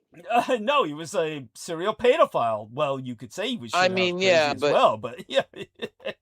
Okay. But never did anything valuable for the world. Let's put it this way: whatever technology he developed. Let's put it this way: Brendan Zogit was on our show on record talking about vacuum tube technology. And that shit's real. Yeah, and then what was Brian Geisen you've talked about, and the and then all that, the brain machines of the 90s. Yeah. Well, that's almost all that. That takes us into whole light and sound, binaural beats. Yeah, it does. Yeah, binaural beats. Yeah, but Journeys Out of the Robert Monroe. Yeah. As for Aaron Tice once put a video into the Infinite Call where everyone could see it, with Preston Nichols talking about vacuum tube technology, which was right after Brendan had talked about it. It was really odd. It was because Aaron entered it in there like it was the first time he heard about it. Maybe he entered it to kind of reinforce what Brendan had said. But consider the source, Preston Nichols. I mean, even everybody who was leaving comments on that video was saying, why should we listen to anyone sourcing from a pedophile, from a known pedophile, who, as Aaron Tice will testify, asked him to start masturbating in front of him. Oh! Preston Nichols asked Aaron Tice to masturbate in front of him, which Aaron Tice did not do. So Aaron, we'll let Aaron explain that whole story. There's no point in my going into it without Aaron explaining it. But Aaron's another guy who's disappeared, and abruptly. So, but shout out to him. And but all that being said, yes, when you take a look at the movie Weapons, here's the biggest problem we had with Zach Cregger. Yeah, what's Sammy's problem? I'm curious. Who, Romero? Yeah. Yeah. You said it was a Sammy thing. Sammy had no problem with the film, or he doesn't know any of those people anyway. But he liked the film because the same reason you like is because it's a very intense film that delves into occult manipulation of children by predatory adults who take advantage of the system. But when it comes to Zach Cregger, here's the problem that Ed Beth had with him, acting on behalf of the Blood Boys, who took really the bulk of the creative writing process to their credit.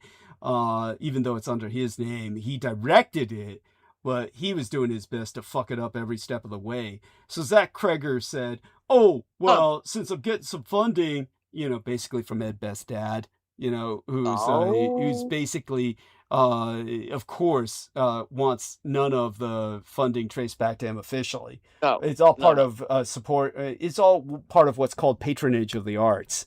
So through patronage of the arts, he wants an anonymous support. Wants to anonymously support the efforts of Ed Beth and the Blood Boys, but the way they could get it produced was through Zach Cregger. But Zach Cregger was trying to fuck it up every step of the way by shit like, why don't we make the end of the films where, the teacher who is identified as the child predator because she's alcoholic, a known alcoholic, and the cop who, you know, and, you know, the people who are helping her, why don't we just have them be the heroes who make their own child zombies? And their own child zombies fight the witch's child zombies, so we get Marvel Universe, like MCU, Marvel Comics Universe, except everybody's using the child zombies to do the fighting. That's when he got a personal note from Ed Beth's husband, who we shall not name for security purposes, saying, stop being creative. Change that. Basically told him in 3 words, stop being creative. Yeah, but imagine someone that fucking stupid, that fucking out of their fucking minds. Unlimited budget, apparently. What's it going to be, 6 hours long? It wasn't, it wasn't that the budget was limited. Unlimited, but I'm saying. Who the fuck would want to see a film where child zombies are fighting each other other than someone who's the moral equivalent of a pedophile themselves? Which really makes you wonder about Zach Crater. That's the, you know, if it hadn't already been that the project was slave circuited to him, believe me, it would have been severed. The whole thing would have been severed if at that point, you know, it hadn't been, you know, if it hadn't already been, you know, like, we just need to get it out. Let's get it funded, you know, get it through, you know, all that shit. I wouldn't recommend the film. Well, it didn't stand out. It's recommendable now. It's recommend in the sense of backstory, in context. Yeah, exactly. But not because of Zach Crater. Again, but but not because of Zach Crater. Yeah, that's wow, that's deep. But anyhow, Ed Beth has always, how would we say it? He's always personally disliked my gang brother Beaver. Because my gang brother Beaver constantly and chronically, it took him years to get over it. It took him years to deprogram him. For years, he was using the F word, you know, for gay people. And was constantly, you know, can't do it. You would think he was homophobic just by his language, but he wasn't. But it was just, let's just say he didn't present himself well in that regard. And so that's why one of the characters in the film who gets taken out in the most gruesome way is the gay Chinese teacher. So he's portrayed as a teacher of young kids who is gay with a gay husband who gets taken out by the witch in this gruesome manner. That's actually Beaver. I forget. That's a slap against Beaver, just as the witch herself is a slap against Peter Moon. So there you go with that. Man, that's deep. Hey, by the way, did Sinners get anything out of it? I thought that picture was good. You know, it's funny that you say that. I'm not going to go there right now. I'll have to ask Ed Beth how far I can go with that. You know, so I'll go there right now. But I just want to know if they got a prize for anything. Yeah, but or did DiCaprio get it all? Yeah, all I can say is that when it comes to you know, that part I wasn't paying attention to. I only paid attention to the part that I was personally interested in. I only watched the red carpet for the gowns. Yes. I don't blame you. And they're all funky. They're all funky this year, like you said. Scaly. Yeah, what the fuck? You know, how is this? Well, you know about that. Oh my God, you know who brought it up? Heather Holman brought it up. You don't know about that fashion designer to the stars? Law Roach? I don't know. Let's look or somebody else. Ask Heather. Heather, if you're fucking listening, give us the link again. So we'll look up witchcraft fashion designer Hollywood. I like Demi Moore's dress because I did catch this at work. Okay. It was the only one I really liked. Okay, I didn't see it. I didn't see it. She's a zombie, but it is. I've got nothing against Demi Moore. I couldn't understand why. She was super right wing. You know who hates Demi Moore? Right wing. Yeah. She's probably MAGA. Oh, I don't know. Oh, I didn't know that. If so, then I do have something against her, but I didn't know that. But you know who hates her? Sure. But it was never for that reason. Michelle Carmela Saldana. Like she hates her like they shared the same room together or something, like they were dormies or something. Interesting. Anyhow, but they weren't. here we are. This individual. Can you see the screen share? I'll make the pictures larger. It's going to be, yeah, frightening enough. Okay, I'll get it. Yeah. Yeah. Tell me if you can do the screen share. Tell me when you see the. Yeah. Okay. So, yeah, we'll go back to this person, and then I'll show you the pictures. But yeah, I'm surprised you don't know about this individual. But yes. So, can you see the screen share yet? Let me know. Yes, I can. Okay, Michelle Lamy. Oh, the witch designer. The witch designer. She is the high priestess of Hollywood. Yeah, with her husband, the Lord of Darkness, Rick Owens. And so here she goes, like just this hideous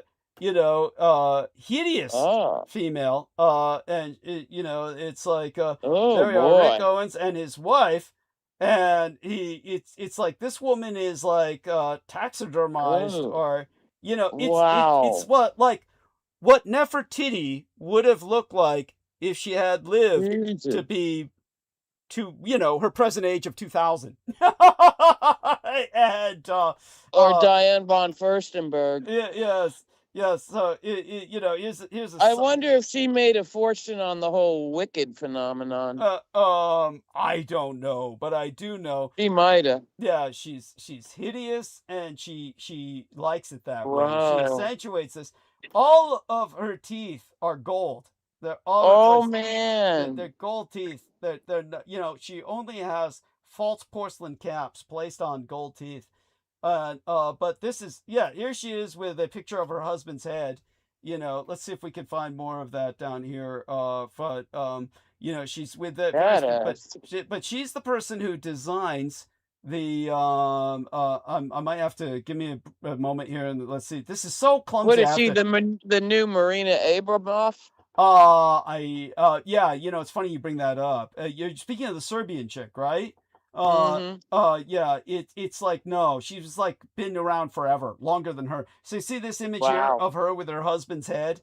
Here's a picture. Oh, wow. Yeah. I can't make that. It's her purse. Yeah, it's like, but yeah, this bitch is hideous, and she accentuates that fact. And she is earning. Yeah, she is the one who's she's the designer. Look at this, what she wears, like that. What is that? With Kim. Yeah, and there you are. She says, the dark Hollywood witch who is behind your fav celebrities. There we are. She's like, she's the one dressing them all in scales. So yeah, that's why. Yeah, that's why they're all dressed definitely. Yeah, but this is her when she was a lot younger. That's her when she was younger, but she definitely is a lot older now, and it shows. Oh, and look at the way she dresses. There she is. Look at her with, let's see if we can get a better photo of this. She's straight out of Crowley. Yeah, there we are. So here we are. We'll be able to get better photographs here. There we are. So I don't know how much that Facebook will allow. Look at this. Facebook's not even allowing it. There we are. No. So Facebook's allowing a close-up, but there's only so many close-ups Facebook will allow before I have to click back on it again. Did they let her on the red carpet? I don't think she ever needs to go on the red carpet. She's like someone who, like, see, now I have doesn't want to re-link it again. So let me see if I can re-link it again. And here we are. So if I link back to that, then I'll link back on this photograph. Here we are. It should come up now. There she is. Look at that. What the fuck is that? All we can hope is she's not MAGA. Yeah. Well, obviously she is. But there's her and her husband. What is that? I mean, what are they in a morning coat? Yeah, they're like it's like surrealism. This is surrealism. It's out there in plain sight. Yeah, but these are the people who dressed the beautiful people, quote unquote. And well, there you have that. You've seen it all now. I mean, but I don't think they're putting that on their Insta. Yeah, but there you have it, Michelle Lamy. Fascinating. I'll keep an eye out. Yeah, because it'll be in the news now. You're saying I doubt it. This is one of the best kept secrets in Hollywood. No one ever talks about it. Yeah, because I watch. Yeah, it's all very Jungian. Yeah, I learn things. Yes. And but we definitely ask you know, Holly to do some further I research. wonder what Yeah. creepy castle they live in. It's That's some God faded knows. aristocracy Let's see if right we can look there. it up. Let's see if we can look it up. Michelle Lamy residence. Michelle Maybe they got Boleskine House or something after a... Lamy residence. Says she's a French entrepreneur and fashion designer. They might live in France. Probably have Oh, they several got homes. creepy castles. Yeah, they yeah, that's for sure. Fuck yeah. It says okay, so let's see what we find here. I'm gonna do the screen share again. Okay. And Thank you. yeah, no worries. You're blowing And, this is yes. the best thing since poly markets. There we are. Says that along with her husband Rick Owens, resides primarily in a renowned brutalist apartment in Paris. Oh, ow. Yeah. Brutalist. Yeah, located Ah. in a 17th century building near Place Oh, du Palais God. Bourbon. They've owned this How space. did they turn that brutalist? Yeah, yeah, That that's makes what I'm no asking. sense. Yeah, it's like it formerly served as the French Socialist Party headquarters since 2004. So it says that they're Huh. well, somehow they took there she is. Look at that photograph of her inside the hybrid universe of Michel Lamy. And there she is with her legs spread Oh, wide yeah. open in an almost pornographic pose. Scroll right to read more. It's like I'm afraid to. I'm frightened by what I already see. I'm afraid the next will actually show the crotch shot. This actually is a crotch shot, but her crotch is covered. But, so What magazine is it? TL Mag 40, TL Mag. I have no idea what TL Mag TL is. Mag. Yeah, never heard Huh. of it. TL Mag 40, Okay. the ideal home. Looks like a Vanity Fair thing or something, you know, Yeah, but but let's see what else we find wow. here in terms of images. So here we are. Oh, here we are. Look, you've got inside views. No views of the Oh, yeah. outside for security reasons. This is where they get security conscious. Well, here we go. This might be the outside. So here we go. This might be the hybrid. There we are. There's the outside. Okay. This has All got to be right. an So they indoor just court. spaced That's it got to be an and indoor court. put cheesy windows on it. Yeah. Yeah, that's an indoor court. That can't be outside. That's not facing any Paris street. But That's, it's ancient. yeah, well, that's an inside court. Like I said, it's not facing Okay. Paris street. They're not showing Yeah. the outside street for security reasons. That makes Righto. sense. And but the rest of the apartment they're showing around you know, the whole thing.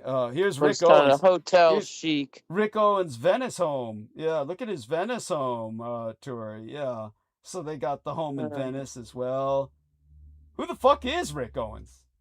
I I mean, was gonna say he sounds like that guy from the Cars. yeah, but it's not. That guy's dead.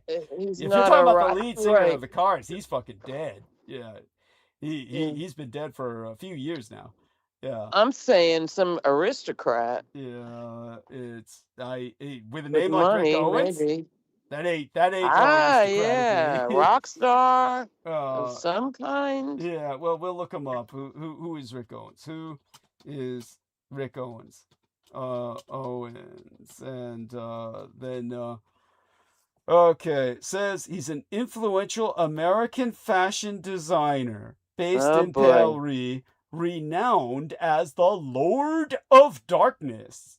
There we have it. Right. And well, Yeah. what else? I mean, He's cut. yeah, works closely with his wife and muse, Michel Lamy, who is a crucial part of the brand's aesthetic. It could really, I mean, that's like. Yeah. Well, look at how hideous he is Yeah. close up. I mean, that's pretty. Yeah. Yeah, he's pretty wrinkled. That's like a lot of drugs went Yeah. into making that face. A lot of, yeah, a lot of. God knows what they do for fun. Yeah. Well, like a lot of adrenochrome. I would reckon a lot of adrenochrome. Oh, And Rick Owens is still out there. yeah, and but you notice there's a lot of smoothing going on here with there's a lot of, shall we say, photo effects. A lot of photo Yeah. effects, or this was taken like when he was 20. Oh yeah. So yeah, but Way. yeah, I think a lot is done through the photographer's art. Ed Beth Yep. could tell us all about it. But you know, Yeah. but this is him without, you know, just where somebody just came up and did a what do you call it? Like they're doing here with the cell phone. Somebody just did the cell phone here and got him by surprise. Yeah. So, but at least he's got teeth. Either that or a good pair He's of got dentures. tits too. Yeah, he's got that too. Yeah, he's got tits too. Yeah. Good point. knows. Shit. Yeah. Definitely gender confusion going. Yeah, that's well, hideous. Thank you for tolerating that. Like you said, this was entertaining. It was entertaining, if nothing else. Yeah, it's strangely interesting. Yeah, but that's the hideous powers behind Hollywood. Yeah, that's why you Yeah. got, stupid suggestions from the likes of I hate him so much, that I don't even want to say his name. But the weapons director. I try not to give him too much. Right. Yeah, too much because Right. he makes me so angry just thinking of the shit he tried to pull. Right. Let's make it child zombies fighting child zombies. Really. Well, that's how Hellboy 2 made you the villain. Yes, thank you. It Tell still them about pisses that. me off. Yes. See, you and Hellboy would have been a Yes. powerful team. Oh, yes, that's right. No, the Elf King. You the would have Elf took Prince. him under your wing Yes, that's the Elf and Prince. raised him right. Yes, there we But are. oh no. There we are. No. You don't know what's I good. understand. No, I understand what you're Yeah. saying. Yes. Yeah. But You would never be enemies. yeah. Well, nevertheless, I'll say the entire Hellboy idea is pretty fucking stupid for the main character Totally. himself. Hellboy, so I don't like it. Totally. I don't like it at all. Sometimes we have to writhe in stupidity to Yes, get a that's- little joy. Yeah, understood. For those of you who don't know, the I know you creator, do. the creator, quote unquote, of Hellboy is Mike Mignola. It's either Mike or Mark. It's been so long. Again, I bleached these names from my brain. Right. But let's look him up. Creator of Hellboy. Hellboy. But he's really an Aquino cultist. So that's why he made me the enemy. It's Mike Yeah, Mignola. exactly. Yeah, It's yeah. clear as day. Thank you. But you're totally hot. Oh yeah, yeah. Powerful. He couldn't stop that. Yeah, he couldn't do No. anything about that. Yes. No.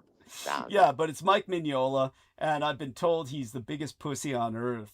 He's a douche. Yeah, that I knew one fucker walked up with a bunch of blank comics for him to sign, and when he saw that he had a stack of comics, I hope not everybody brings a stack of comics like you. I want to be out of this convention as soon as possible. He was like all crying and shit.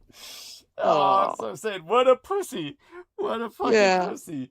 Why show up to a convention to sign comics at all without having to? You ought to be out. Jeez. Yeah, it's like, well, anyhow, there you go with that. Get the fuck out of here. Yes. So my thanks to Melissa Mayao, surname spelled M-A-I-O, and Melissa Mayao sent $50 United States dollars.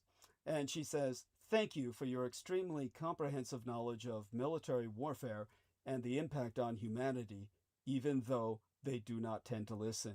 So thank you so much, Melissa Mayao. I love you dearly. She's right. Oh, bless her. Well, she, like I would respond to her if I had an opportunity, which is now. I Yeah. would say, if you're listening out there, Melissa Mayao, aside from the fact that I adore you, I do want to say, well, in a sense, so, in a sense, no. In other words, Yeah. or rather the way she phrased it, even though they do not tend to listen, in a sense, no, in a sense, so. In other Right. words, we know they, as in the power elite. Yeah. Yeah. That's right. Yeah. That's right. The power boys, they listen. Yeah, but they want to make That's sure I'm right. suppressed to everybody else. That's the That's fucking right. problem. But it works much better for me that you don't have 3 million followers. It's It- much more intimate. Yes, true. I like the intimacy. True. Let's put it this way. Our relationship is special, and we wouldn't have it had I been a No. conventional success. But still, we got to No. work on changing that. But again, That's right.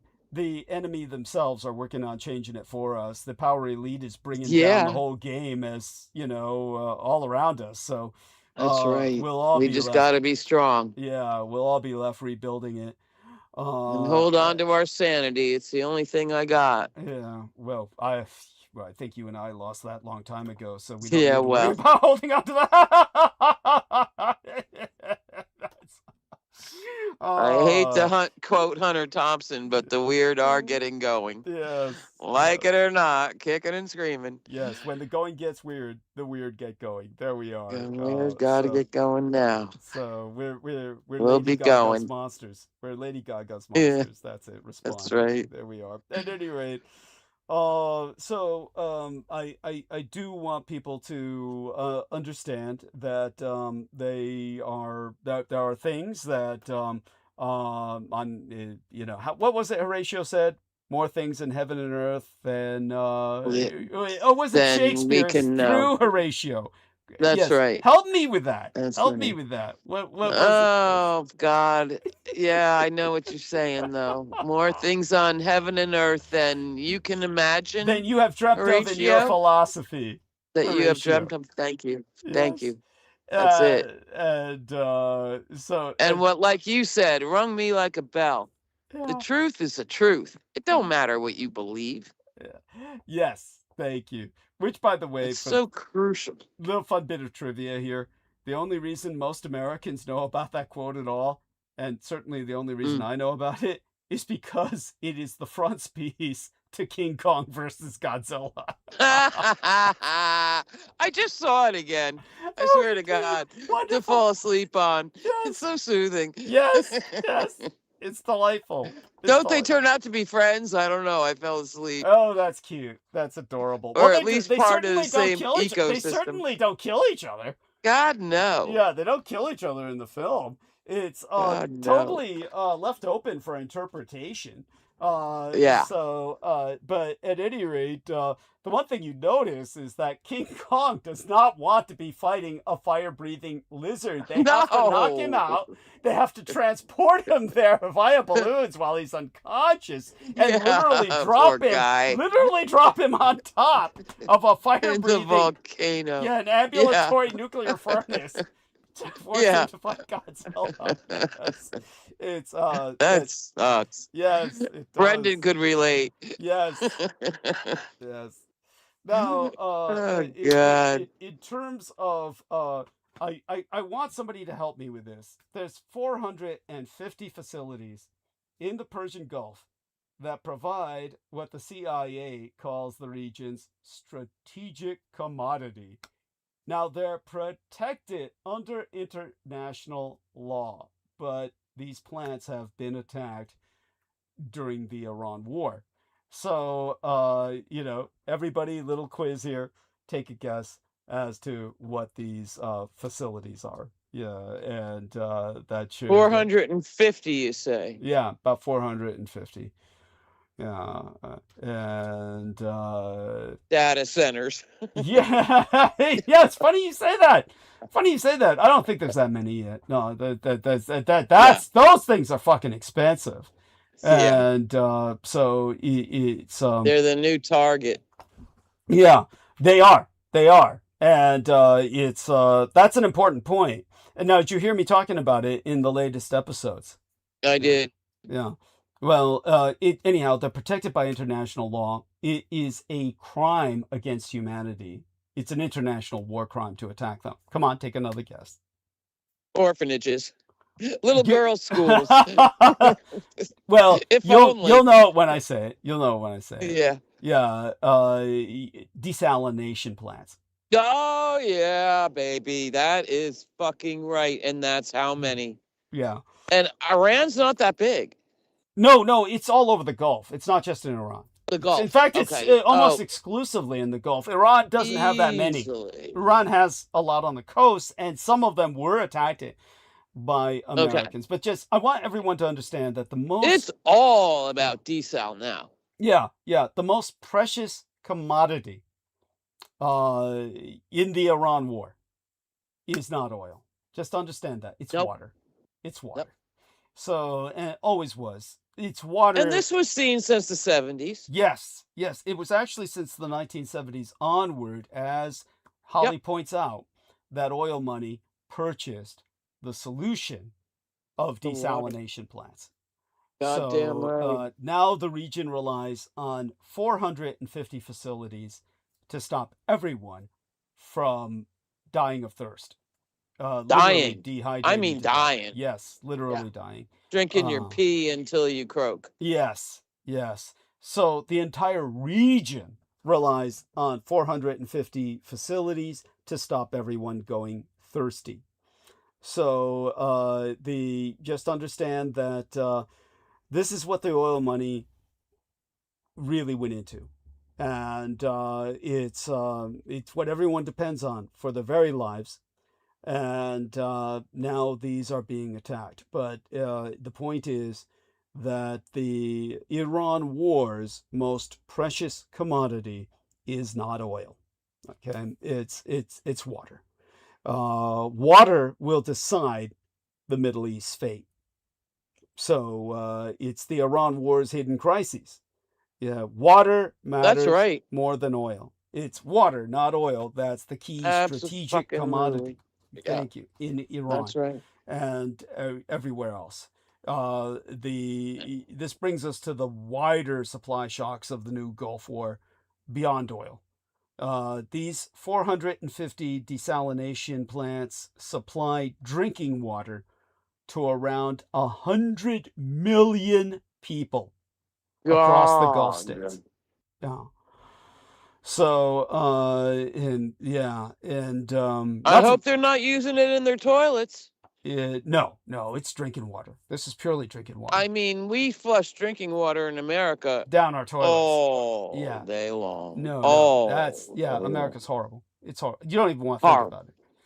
No. Yeah, but don't forget as well that Gulf countries, now that she's brought that up, Gulf countries produce about 20% of phosphate fertilizers, as well as a quarter of global sulfur, which is largely an oil and gas composite. So fertilizer isn't getting through the Strait of Hormuz, which means you're not going to eat. I mean, not just, they may not be able to drink, so they'll die a lot quicker, but you're going to die in the end as well because you won't be able to eat. They won't be able to grow enough food for you without enough fertilizer getting through the Strait of Hormuz.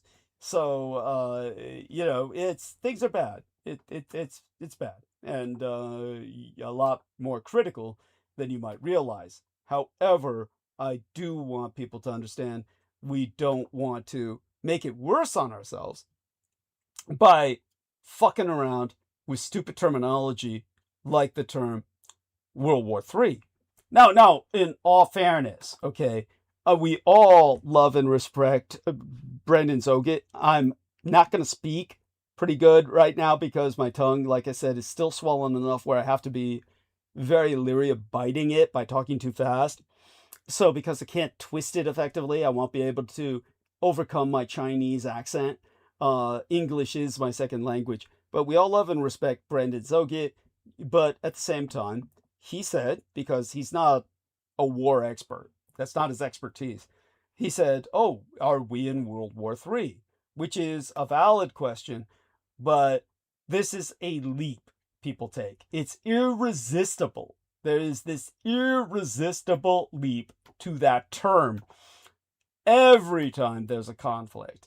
And people have to stop using that because you've got this widespread casual invocation of global war in political commentary. It's not just hyperbolic, but it actively damages the quality of policy choices by blurring the line between fundamentally distinct types of conflict. Now, as an analyst of foreign policy, I am obligated to call for a return to analytical precision. Douglas, I'm going to step over to the tube, but I'm listening. Okay, now our man Brendan says, filthy vamp, I provided context. Yeah, no need to call me out. Oh. You go, girl. Yeah. And you too, Douglas. I'm on the edge of my seat here. Carry on. Yes, well, hopefully he's dragged back on. I'm trying to provoke him to come back on so that you can take your leave in good conscience. Yeah. Carry on. And love y'all. Okay, love you, honey. You have a blessed night. Okay, and so that's our lovely Holly. But at any rate, it's World War III is not a phrase to be casually tossed around, yet its invocation has become a staple of political punditry. The damage is practical rather than merely rhetorical. When public figures warn that supporting the Ukraine will trigger a world war, or when mainstream mass media outlets debate whether British aero bases could drag Great Britain into global conflagration, they collapse the distinction between regional conflicts and truly systemic wars. And this in turn distorts the risk calculus that policymakers and voters rely on to make decisions. Understanding the difference between types of wars is prerequisite for sober policy choices, not to mention maintaining mass sanity. Now, the pattern has repeated across multiple crises. In 2022 and 2023, figures including John Mearsheimer, or John Mearsheimer, depending on your dialect, I guess, Tucker Carlson, and Elon Musk warned that aiding Ukraine would ignite a global conflict. British mainstream mass media has run similar debates about the current war in the Middle East. A serious enough question at the national level that it prevented Great Britain from instantly or reflexively aligning with America in its latest conflict. Now, arguably, that's for the best, but that's a different discussion entirely, my point having been made. Great Britain feared world war, and ergo did not decisively participate in the latest conflict, which in turn has rendered the conflict unwinnable without Great Britain.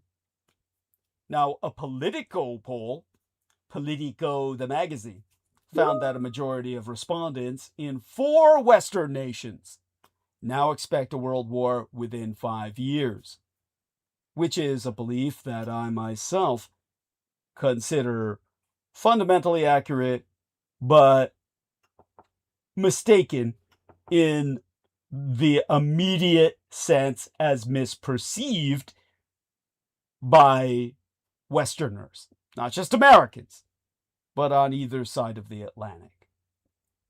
Now, the irony is that inflated rhetoric about World War III itself becomes a policy constraint.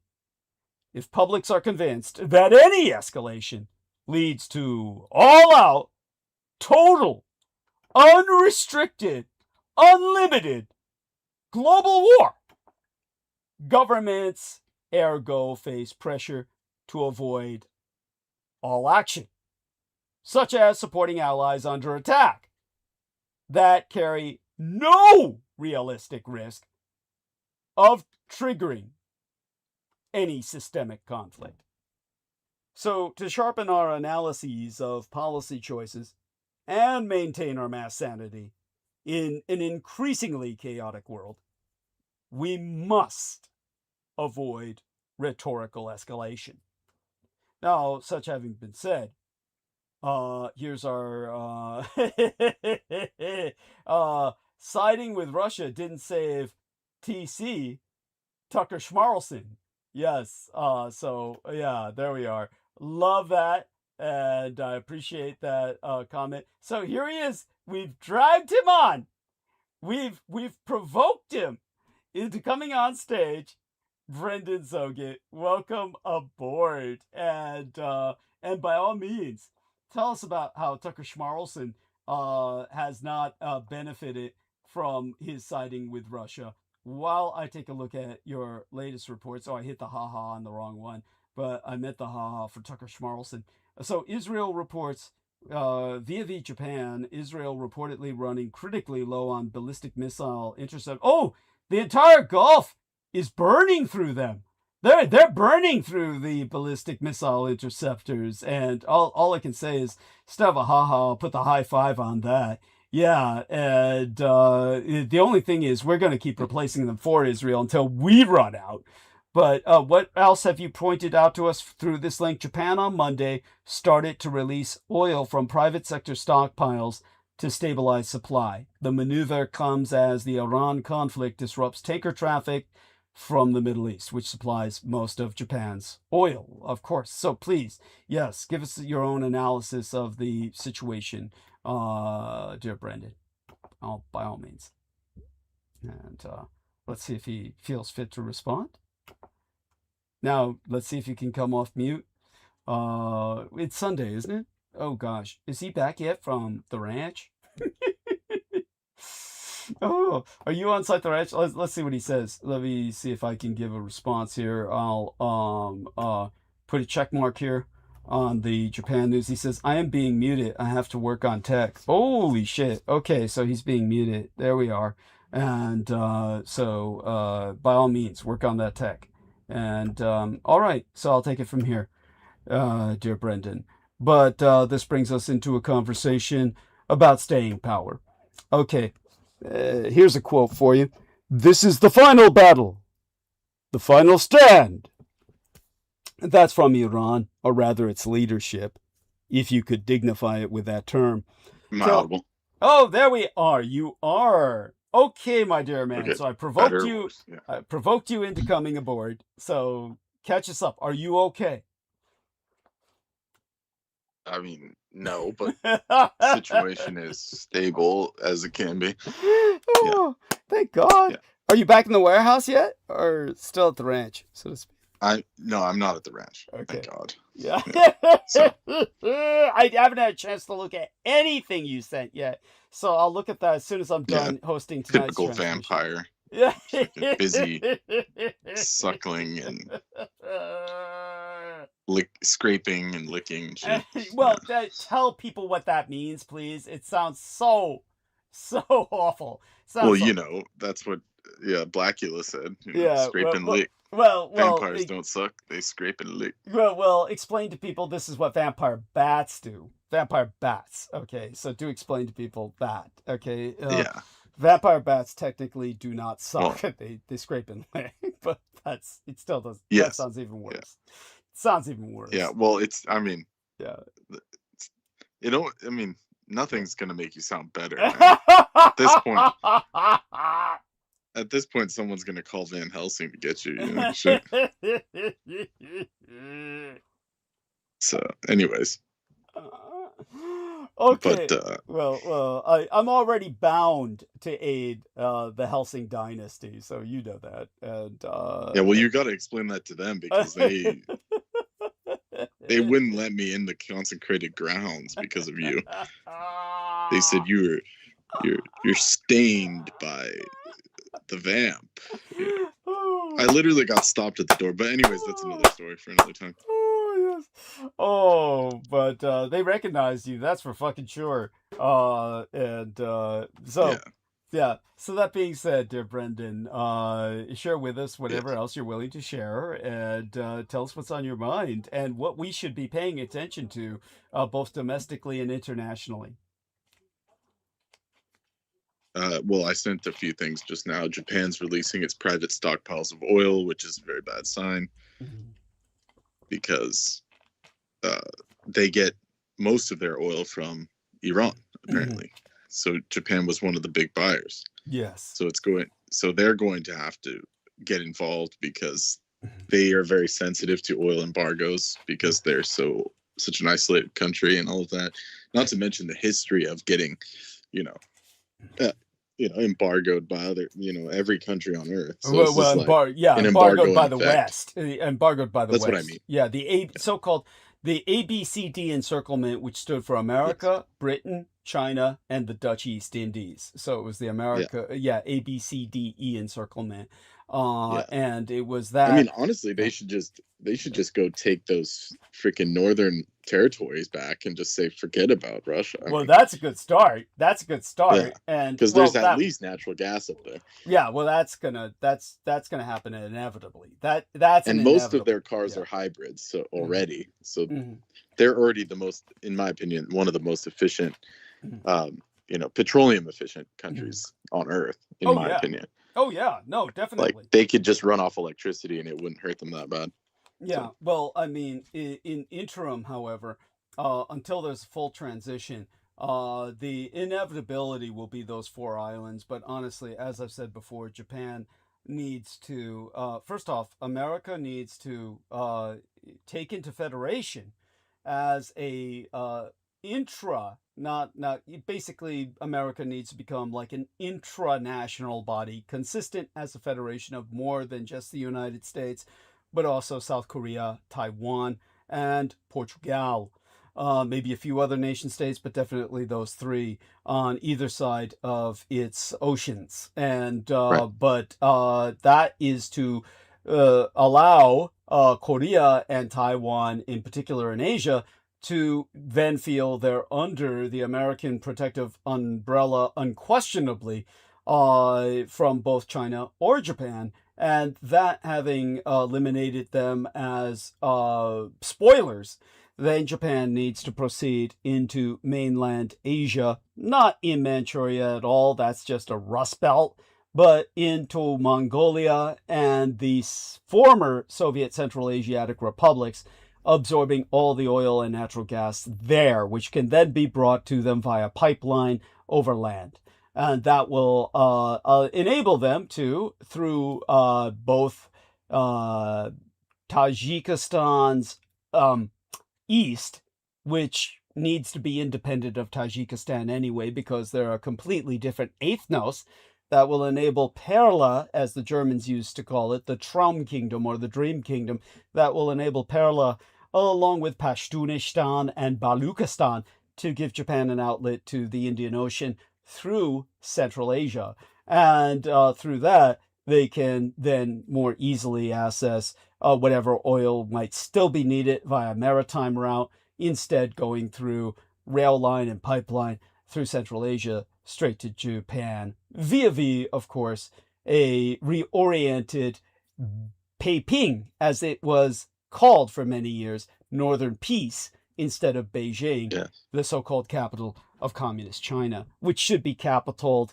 outside of that dreary area. Honestly, that area is already being overtaken by the desert. It's being desertified, even as the Chinese are trying to increase its population. It's not meant to be anything other than a historical relic in terms of bureaucratic or administrative capacity. It is far too north of China's industry and economic core to it's basically like a communist bureaucracy that occupies what is otherwise a dynamic Chinese economy out of that hellhole.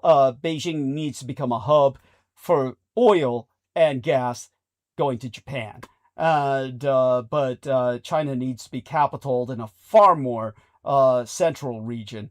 During the time of the Taiping Rebellion, they recapitalized quite practically in Nanjing, which was a far more central hub of mainland Chinese economy, and in the future it should be Kunming, which brings it closer to all of the Southeast Asian nations. All of that being articulated, yes, Japan needs oil and gas, but it needs it through Central Asia.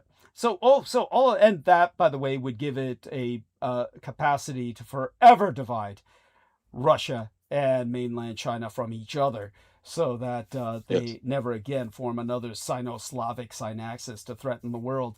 Okay, so that being articulated, dear Brendan, what else is on your mind? Obviously, a lot's been going on. Were you able to hear anything I said earlier about anything at all? No, nor do I want to. But oh, thank you. He's always so morally supportive. Yes, everyone should appreciate that. Yes. Yeah. I'm sure it was amazing. Yes.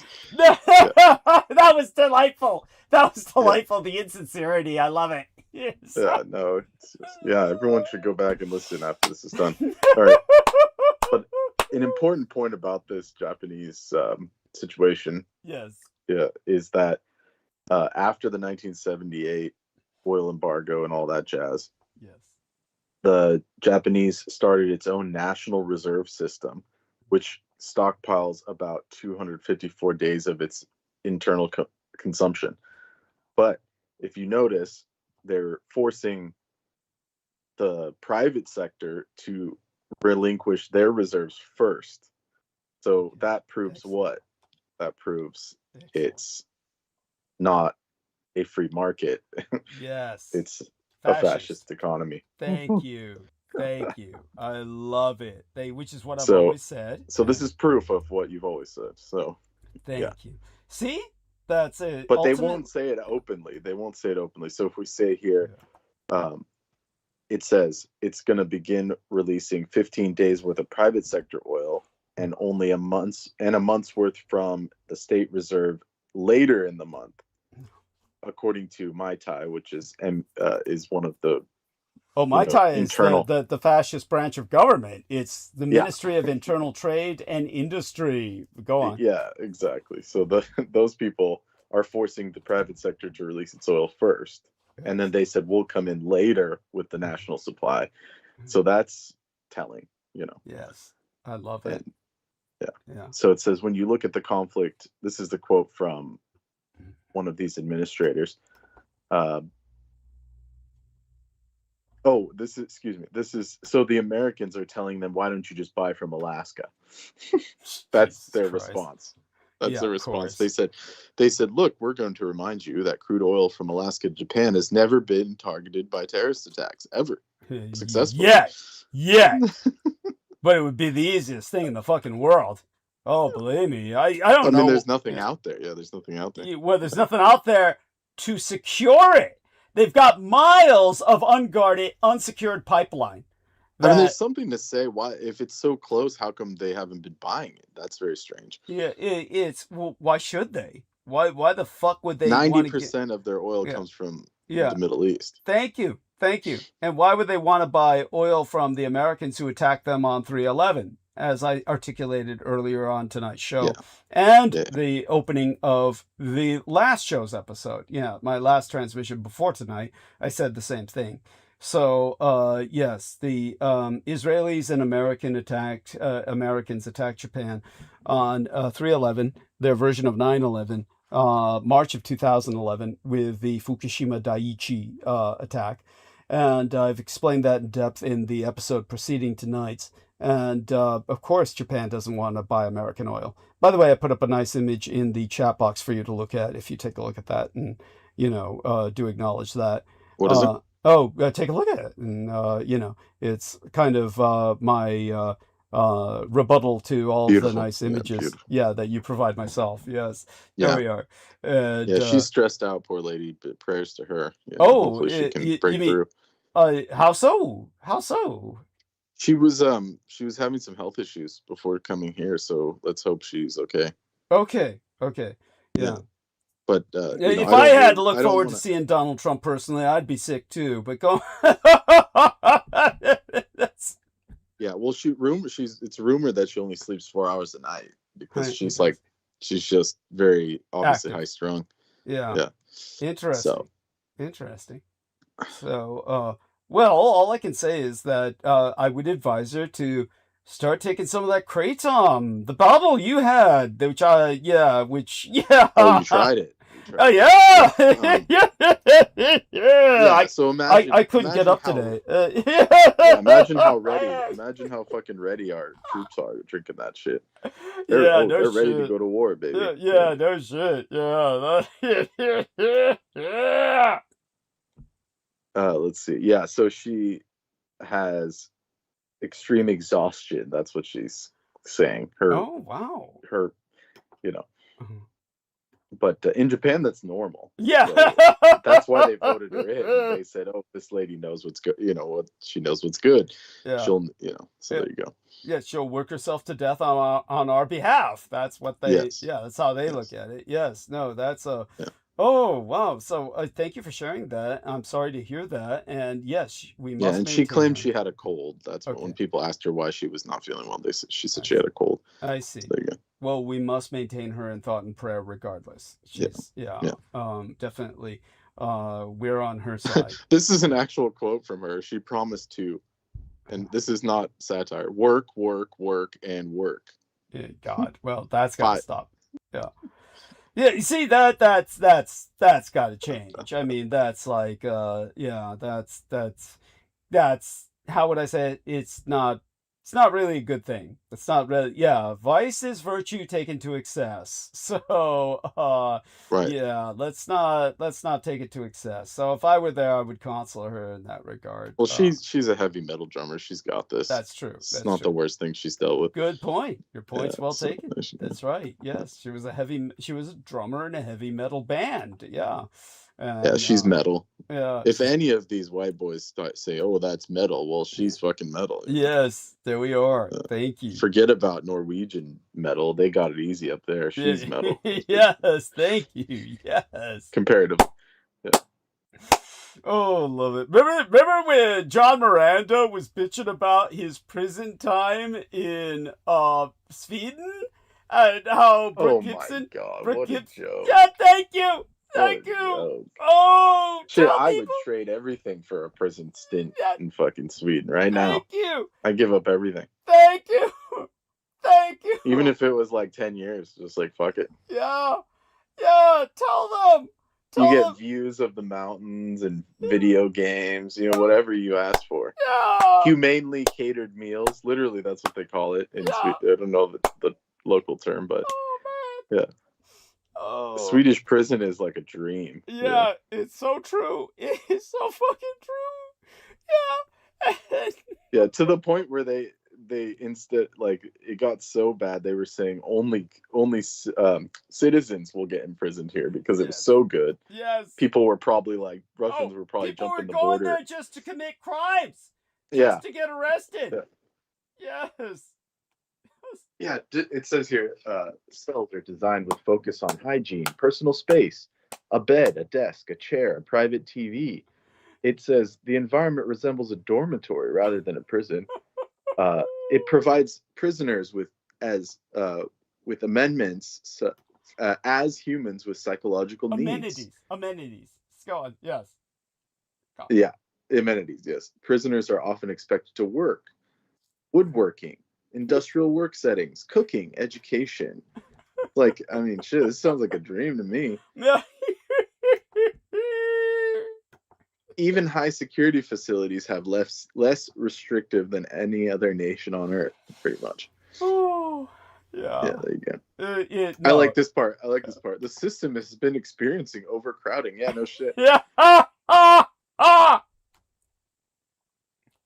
Yeah, because it's like, why work when you can just do that? Yes. I mean, I'm looking at it right now. It looks like better than the room I'm sitting in. No, So, seriously. No, seriously. It's like, got like curtains and yeah, view of the mountains. And in matter of fact, that's the problem. The problem is anybody else on Earth, almost anyone else out on Earth outside of Taiwan or Japan or certain areas in South Korea or places like that, would literally kill to get in those prisons.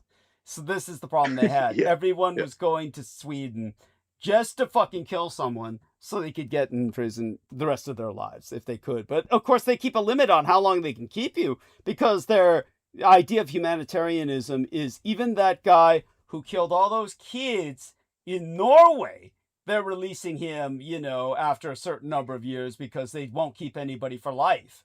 So yeah, there you go. And so that having been articulated, let me see if I can look that fucker up.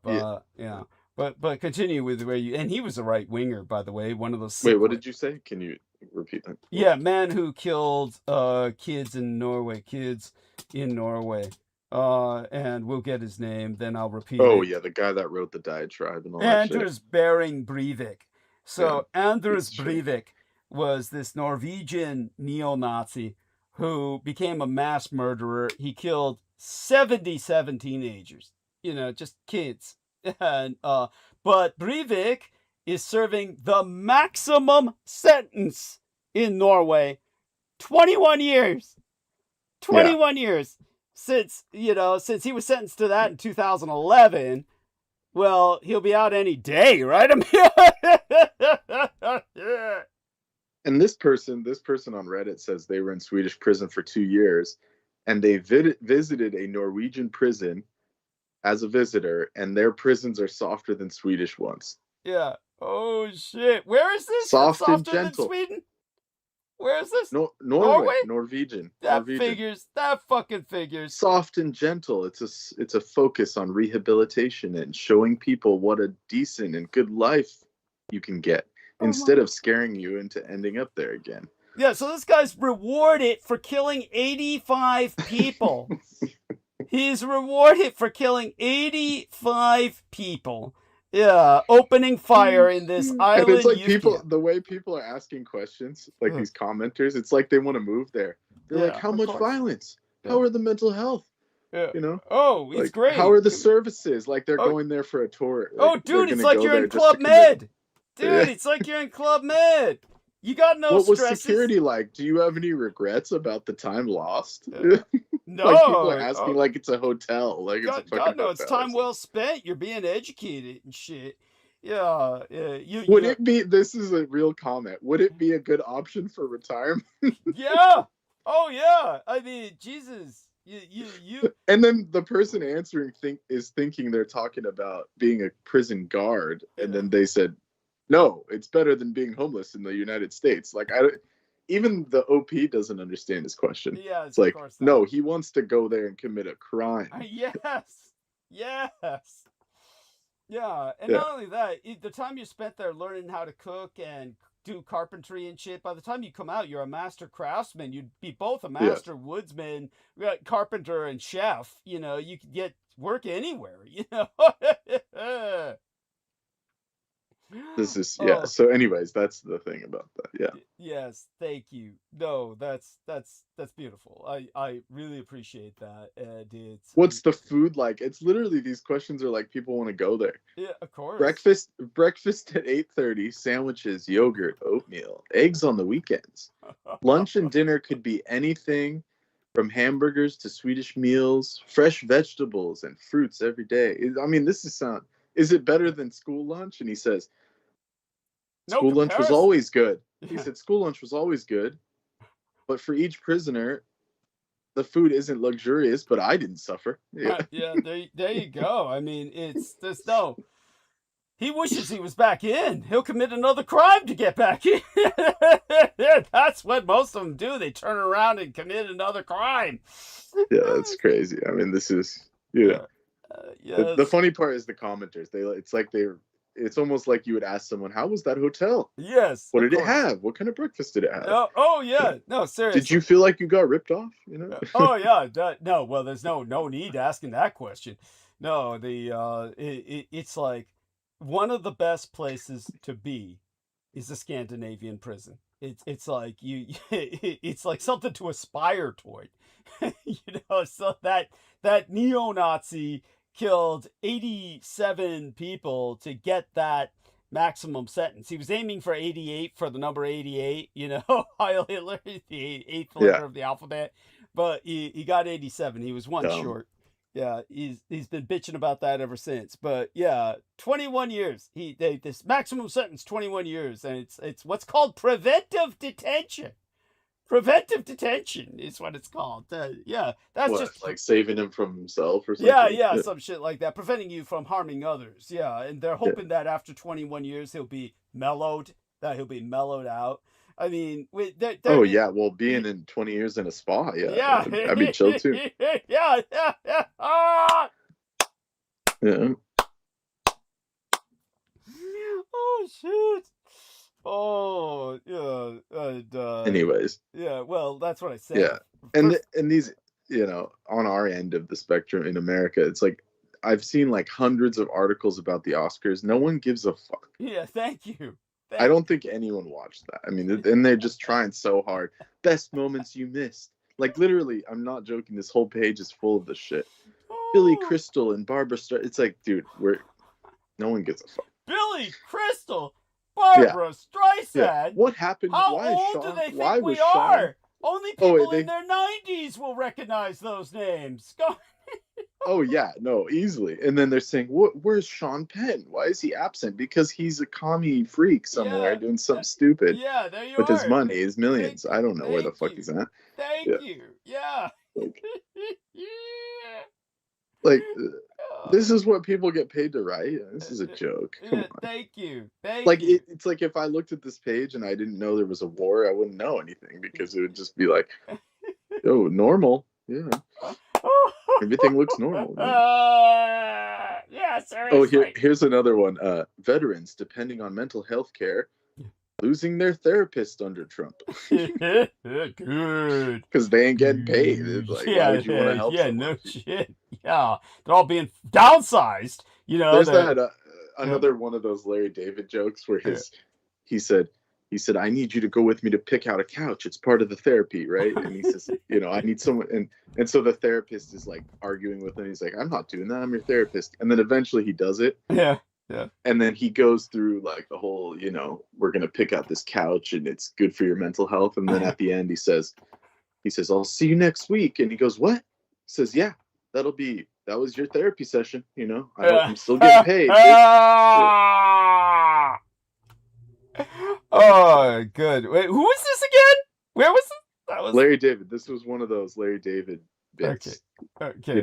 Yeah. Like the one I sent you the other day where he wore the MAGA hat. That dude. Yeah. Okay, got it. Okay. Where he said, Well, it's that's great. funny. No one talks to me. And shit. That dude. That's that. He can be funny, but it's too close to the bone because it's all just too Jewish. That's the whole thing. That's how he knows about the whole psychoneuroses bit so well. Yeah. It's like he's been through it himself. It's like I mean, he's a hack, like comedian hack, but at least he knows that. Yeah. Yes. There we have that. I mean, the worst part about it is he's honest. He says, I'm a terrible comedian, but he's the guy that made Seinfeld and all that shit. So, That figures. That sounds about right. Yeah. So, and now he's trying to get. Oh, here we go. Yeah. Here's a good one. Yeah. How white South Africans are reshaping the Mississippi Delta. It's like they can have it. Yeah, believe that shit? Yeah. Is that the New Yorker magazine or the New York Times? New Yorker. New Yorker magazine. Believe that shit? Yeah. Who the fuck paid them for that? Really? In the ways whoever they hired to write this talking head. Yeah. Oh, they're making him sound like he's a god, freckled chinned and wispy blonde hair from his baseball. Oh my god! Squinting in the sunlight like it's a fucking, like he's a hero. And then you look at the header of the page. It's just some old ass guy in a fucking van. It's Thank you. Oh my god! What a joke! What a joke! I mean, this must be Trump government-funded propaganda. Look at all the wonderful white South Africans who are now. Yeah, it's like, what are they insinuating? They're fixing it. Yeah, This is, what they're insinuating the blonde by that? people, they're fixing it. Yeah. They're insinuating that we had to import white South Africans to cultivate and develop land that the blacks had for hundreds of years, but could never do anything constructive with. They could never render it productive. But no, we bring in white South Afrikaners, and they're finally making that land. They're fixing it, man. Yeah. Oh my fucking god. The New Yorker magazine. What the fuck? Did they undergo a change of ownership or something last time I looked away? What the fuck happened? That's like well, you know what happened. Recently the FCC guy came out and said, if you guys keep covering the Iran war negatively, we're pulling everyone's credentials. Everyone, all of them. There you go. It's like, there you go. That's I remember when we were younger and like when we were learning about like governments, they would show the totalitarian government, and it would have like this wheel of this cycle of evil, and it would say they take over, the population, populism, and they take over the, the financials. Then they take over the media. So it's like it's like they just have that thing on their wall. You know, Trump has that thing on his wall. Yeah, there you go. What's the next step? You know, oh, it's media. Yeah, path to totalitarian. Yeah, there you have See it. if I can find it. Yeah, please do. And in interim, what does that remind me of when it comes to all of this? The aside from everything that infographic, let me see, infographic. Yeah, probably take a while to find that. A lot of stuff you and I took for granted while growing up, we'll never see again because it's been scrubbed. But in terms well, there's similar ones. I mean, they're like it's like textbook drawings and shit. You know, the AI's stolen it all, so I'm sure it can spit it back out. Hopefully, but yeah. Yeah, here it is. I think I found it. Really? Yeah, it's literally the piece from the, you know, and look who it's giving. Of course Hitler, of course Mussolini, Stalin, Kim Il Sung, Saddam Hussein, state terror, all that shit. And then it says totalitarianism, and then it has like a wheel around it. It says ideology. Okay, we got that. Dynamic leader. Okay, well we have a leader. It's not dynamic. One party rule. State control of society. Okay, we're getting there. Modern technology. Okay, we're there. Methods of enforcement. Okay, so he's pretty much got all of it. State controlled individuals. Yeah, we're there. I think we're there. There we have it. Yeah, I think he completed the whole circle. Yeah. He demands loyalty. Yeah. Denies basic liberties. No, I had it right. Sacrifice for the good of the state. Yeah. Do you want to see this? I'll send it to you. Sure, please, by all means. I had it right on the tip of my tongue. I can't seem to get it off the tip of my tongue. It was about the control of mass media now, and they're telling people don't say anything about the Iran war.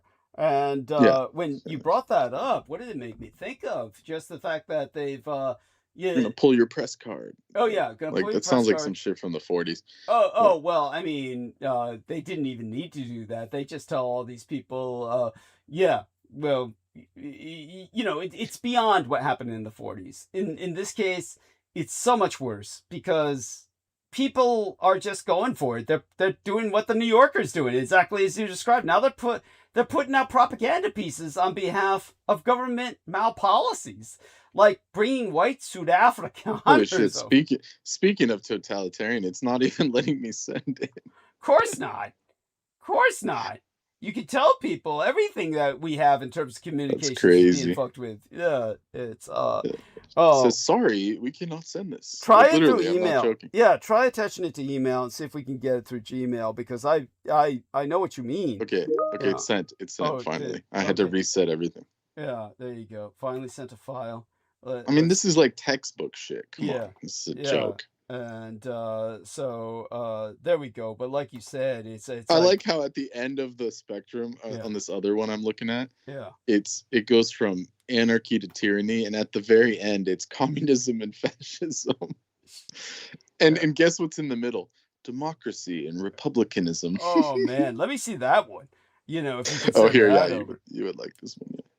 Yeah, I'm sure I'll find it enlightening. But these are just idiotic. Yeah, come on. Of course, this is ridiculous. These are all grade school level thought processes. But it's almost like that's what they have on their wall. I mean, it's just the cycle of idiocracy. Yes. And we certainly come to that. Honestly, you really ought to pass an IQ test to be allowed to fucking vote.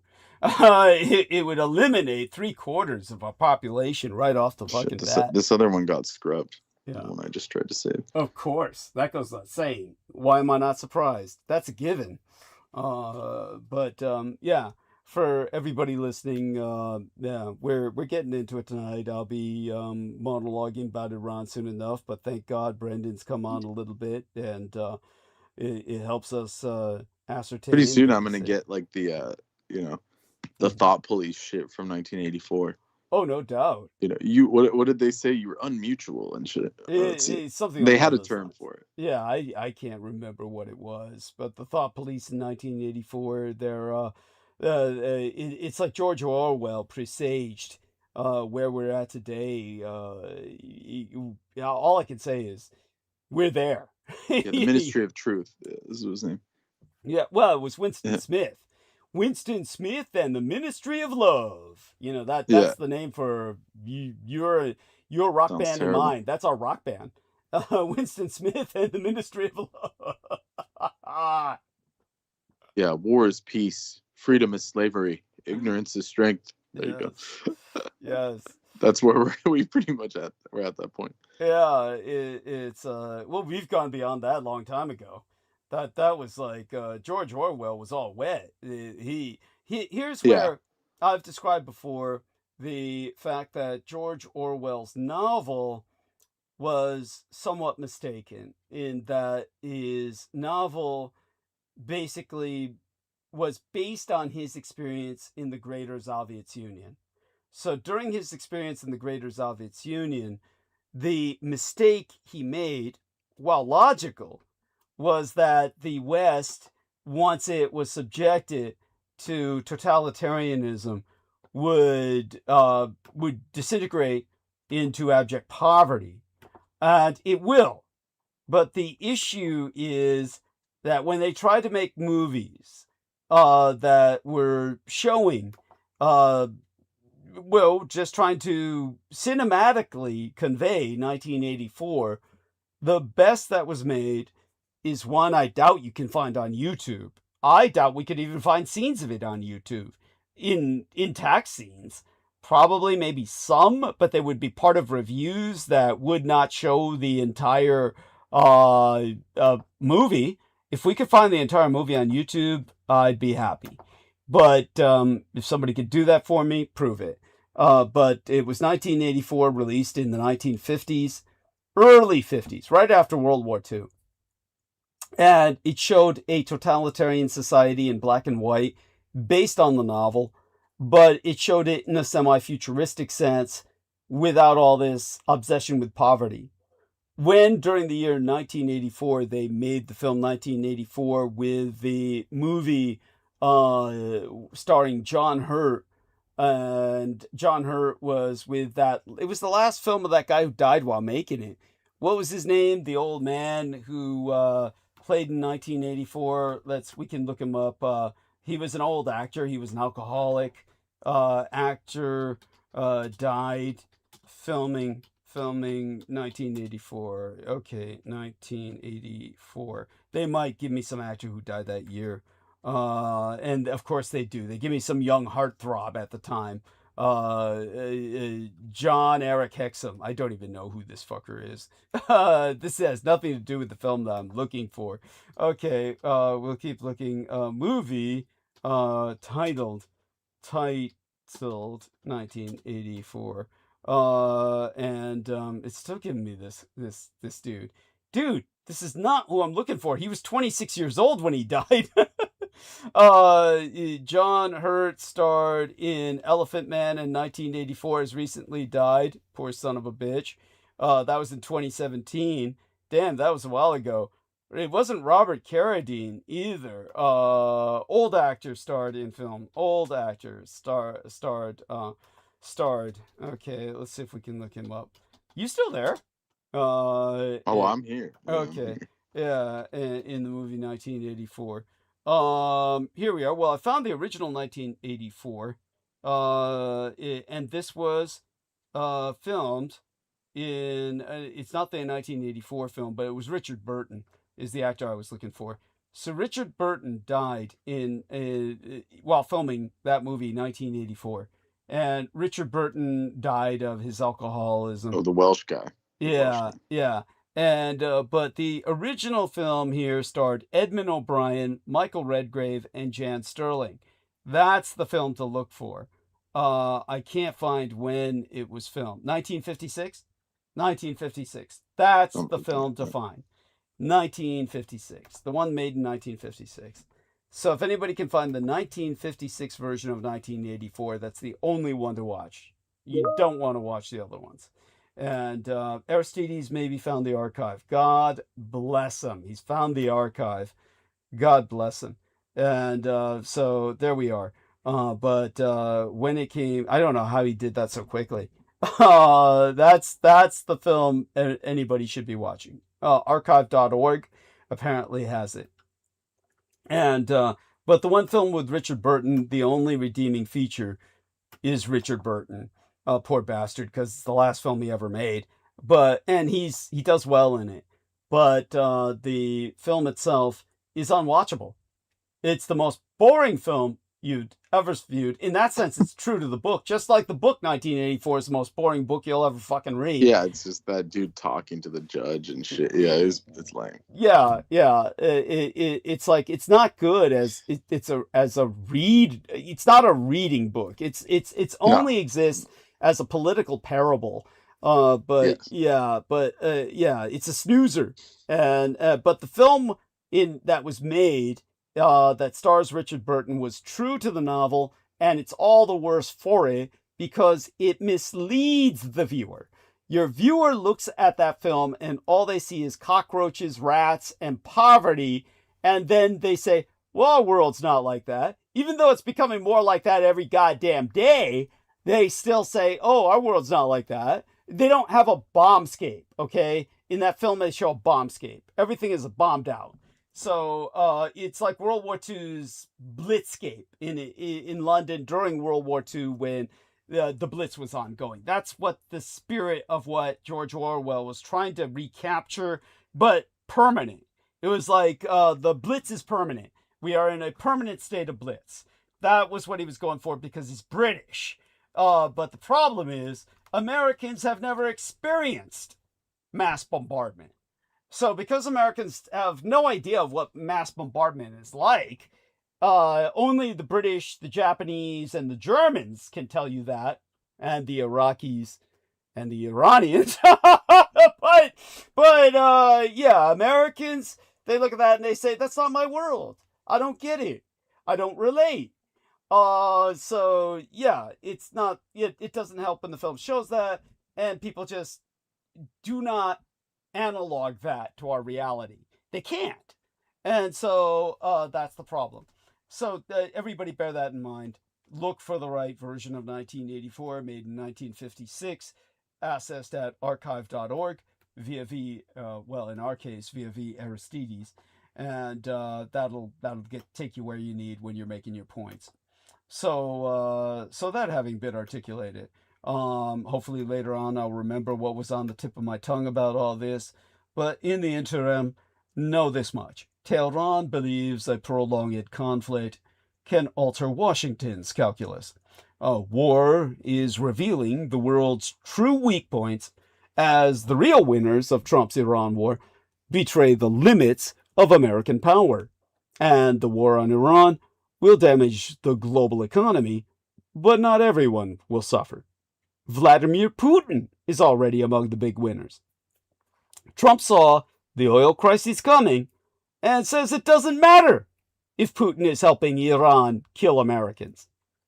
Vladimir Putin, for his part, is enjoying an enormous windfall from the Iran war in the form of all the incoming barrels of laughs.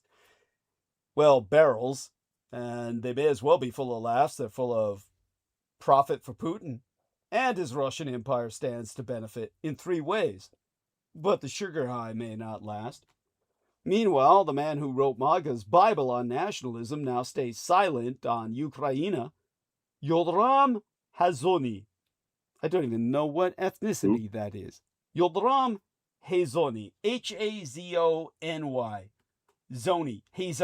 Hazony. Yoram is his first name. Yoram. What the fuck ethnicity is that? Yoram Hazony. He's the pseudo-intellectual architect of national conservatism who once championed the Ukraine's fight. Oh, man. Do you really want to know what this guy is? I mean, I think you know. Oh, shit.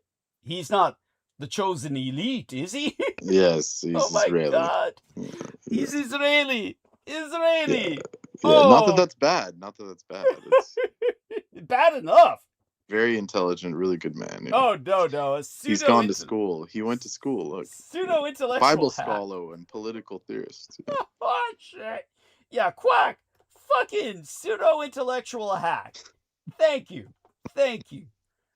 the architect of national conservatism who once championed the Ukraine's He has fight. 9 children. Holy shit, this guy's going hard. He's hard to living think. Mosaic law, man. Yeah, That's you get that baby pregnant, you keep her barefoot, dude. It's holy like, shit. yeah, you know why they keep their wives barefoot in the desert? So they can't walk across those hot sands out of the tent and escape.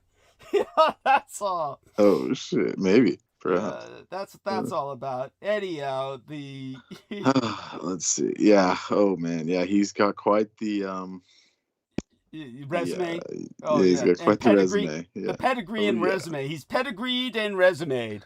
Yeah, piece of shit. Yeah. He's literally written books on this shit. Yeah, he has. Yeah, he once championed the Ukraine's fight against Russian imperialism, but he's gone. He wrote an introduction to a book called Moses as a Political Leader. Oh man. Oh, that's which he wasn't. He was a religious leader, but anyways. Well, actually, in all fairness, Moses. Well, at the time, yeah. Yeah, Moses was. There was no religion. Was your politics? Okay, so that was. Yeah. It's the same thing in that case. Yeah, in that case. Yeah. Yeah. But they want to bring it to, you know.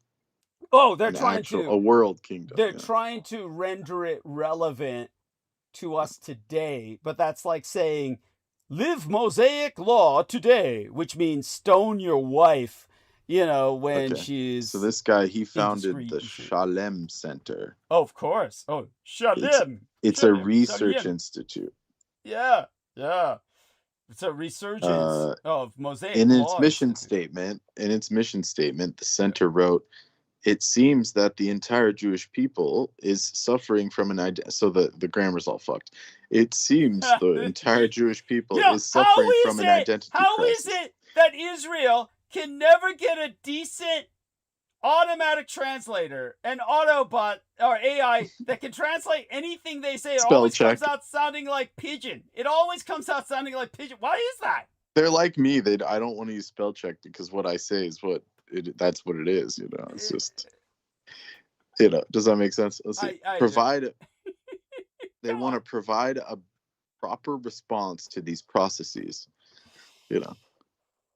What does that mean? I have no idea. That's just they're tax free. I mean, that's what it means. Of course. Well, that's the reason. It just means we're gonna just do this. Yeah, you know, it's just like writing. You know, back when you were a kid and you get a keyboard and you just. Yeah, that's what they're doing. That sounds like it. It fucking sounds like it. Yeah. Anyhow, this guy's gone quiet on the very cause. Oh, here he is. Shalem Center was established in 1994 by the young Jewish scholar Yarom Hazony as a think tank intended to confront what he saw as the dangers posed by post-Zionism. Financed by conservative funders, he served as Benjamin Netanyahu's ghostwriter. Of course. So he's the script writer. So anyways, this is the script writer for the apocalypse.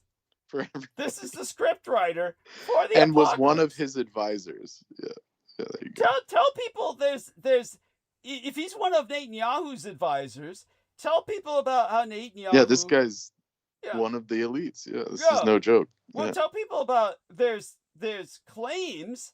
I don't know how much evidence there is that Netanyahu is actually a U.S. citizen. By that I mean he's actually originally an American. That he's actually. Wait, you're saying how much evidence? It's beyond evidence. They have his high school. He has his high school photos in New Jersey. I mean, there was a school. Really? He's a New Jersey Jew. You're telling me he's a Benjamin Netanyahu? I mean, it's an internet conspiracy, but they literally have his yearbook photos. Yeah. Oh my fucking god! I thought you knew that. I had no idea. All I remember is who kept saying his real name, and he'd give this Polish as hell name. He graduated from. Oh, excuse me, it's Pennsylvania. Cheltenham High School in Wyncote, Pennsylvania, a suburb of Philly. There you go. He was involved in chess club. That's the Munsters was filmed there, right? Pennsylvania instead of Transylvania. The Munsters lived in Pennsylvania. So. Oh shit! He was involved in chess club, debate club, and the soccer team, and he missed his graduation to return for the 6-Day War. Of course. There There you you go. go. Oh my fucking god. No. And I think this year they removed him as a Hall of Famer from the school. Ah, cool. I love Or it. last year. Sorry, last year. Yeah, I love it. That's good. Good. Yeah, some justice in the world. There, you see. At any rate, Yoram Hozoni, the pseudo-intellectual architect of national conservatism. So this is all a script. I mean, this just proves that this is all just scripted. This is not. Yes. None of this was some kind of 1,000-year-old. This was not thing. organic. What you're saying is this is Yeah. not an organic development, nor is it the product of thousands of years of fate and destiny. Rather, No. it is all a recently scripted construct from the demented mind of Yoram Hozoni, among others, Yeah. and a few others. Yeah. Yes. This is just one person. Yeah, this is just one of those Yeah. people. But yeah. Yeah, but one of the primary demented minds that produced the madness we're Yeah. now all suffering Oh wait, from. yeah. So what was his? Why'd you bring this guy up? Because I never even heard of this guy. So Yeah, because he used to stand. He at one point in time once championed the Ukraine's fight against Russian imperialism, but he's gone quiet, totally silent, dead silent, on the very cause his philosophy demands that he defend. So that was the point I was bringing up, but I can always come back well, to that. Ukraine's defending these guys now because they're sending advisors to help defend against Iran. I don't know if you knew that. Well, I think that's because Ukraine needs a handle on the Americans, and this forces, they're hoping this forces the Americans to support them in their struggle. But it renders a unification of fronts that does lead more to the very systemic conflict that would justify using the term World War III.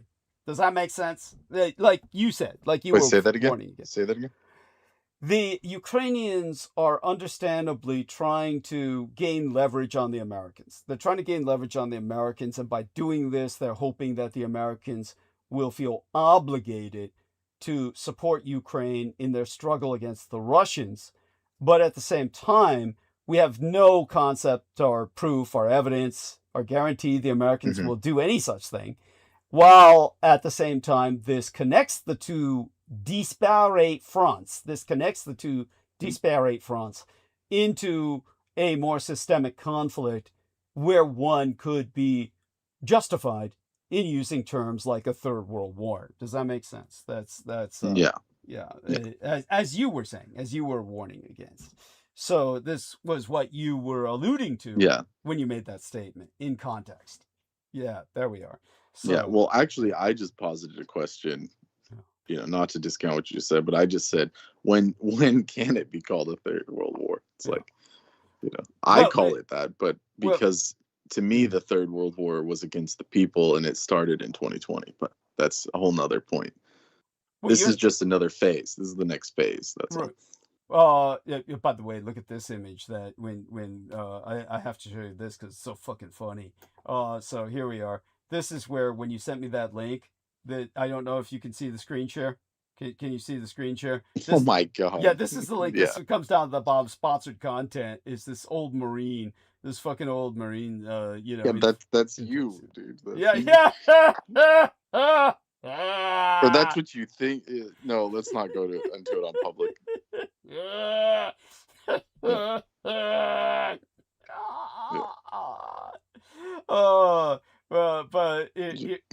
Here we are. Ukraine sending experts to the Middle East to help counter Iranian drones. Well, they are the experts, and you know, they need some leverage on the fucking Americans. So all that's appreciated, and thank you for bringing that up. It's an important point. And so all that having been articulated, Brendan, yeah, by all means, keep interjecting. Interject. I mean, I don't know how No, much I'm longer I good. can I'm keep good. going tonight. I mean, it's almost 11. We're gonna try and make it till midnight. Yeah. But you know, the question to be asked is: has the United States won its war with Iran, or does it still need to finish the job? Now, Donald Trump made both claims in one speech this week. Ambivalence that Vali Nazir, a leading interpreter of Iran at Johns Hopkins University School of Advanced International Studies, says reflects the president's misconceptions. To quote us Nazir, N-A-S-R, it's pronounced Nazir, right? He was hoping that this would be a Who? very quick war. I like that. Who? Vali Nazir. Anyhow, Nazir is his surname. Nazir, I believe, is Egyptian because of Gamal Abdel Nasser, right? Except spelled Yeah. with one S, N-A-S-R. So it's still Nazir, right? Nazar. Yeah, Nazar. Nazir. Thank Nazar. you. Nazir. Yeah. Thank you. So to quote us Nazir, in referring to Trump, he said he was hoping this would be a very quick war. But pressure can harden regimes. Yeah, it's a different letter. Like Nasser wasn't a set, like an S, a set, like a long. It's a different letter. Tell Z, people Z and about S. the Yeah. yes, thank you. Tell people about the fact that Arabic has some letters that don't even exist in English, right? Yeah, of course. I mean, yeah, we don't have a ghain or a gha or Yeah. anything like that. Yeah, Yeah. those are like the Semitic alphabet has those. Thank you. Yeah, Thank you. it's the shit that they got from. You know, let's not get into cryptology, cryptozoology.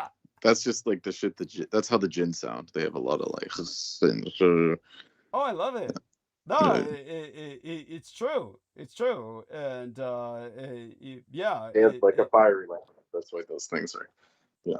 Oh, it's so true. Yeah. Oh, it's so true. Yes, it's a good point. It's a good point, and very astute. And I know for a fact it's true. Certainly the time I spent in the Middle East, you realize just how much of an influence the jinn really have in that part of the world. Honestly, they're like, you know, and the funny thing is, tell people how the you know, the indigenous people think like somehow they've got them under control. Like, oh yeah, we don't mess with the jinn. You know, we're holy people and shit. You know, and yet the jinn seem to have an influence on everything around. No, yeah. I mean, just the people are too scared. Like the regular people are too scared, but the people in power all use jinn. Like that's guaranteed. There we are.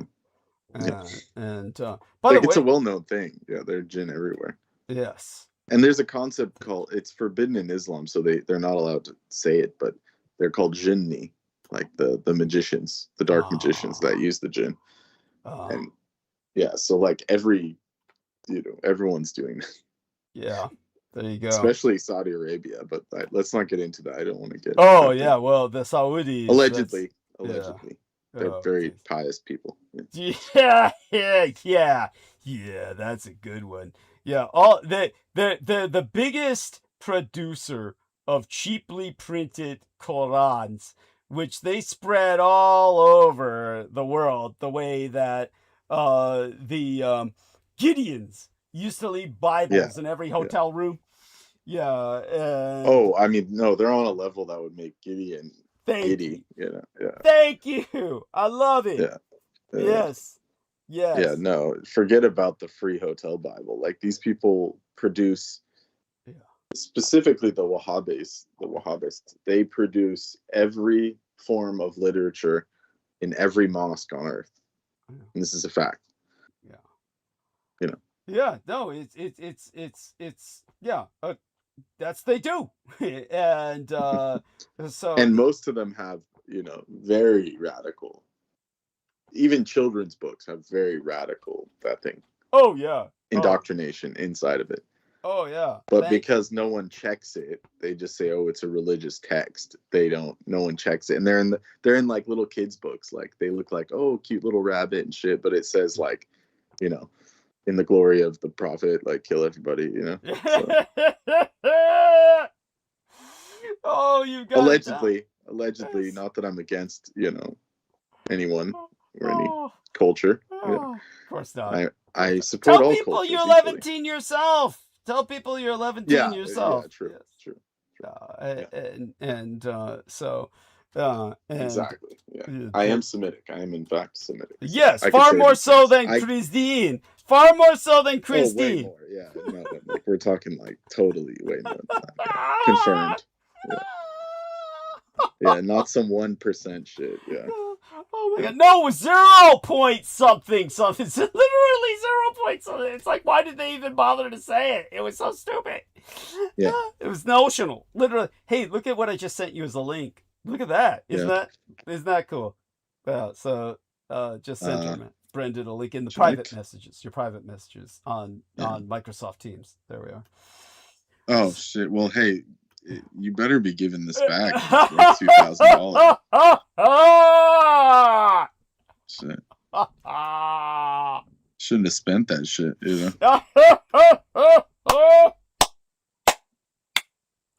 Yeah, hold on. Oh, before 1976. Okay. Okay. Well, at least double check it. I'll double check the dates of printing. Cool. But that's like, I mean, those. Yeah. I like that you sent it, but a lot of those numismatic articles are just misleading. It's like those are for like certain years with certain serial numbers, and like got it. That could be any bill. Like you could, there are people that look for them. Even like normal bills with like crazy serial numbers. They can sell to collectors and shit. Yeah. So here's an interesting thing I found.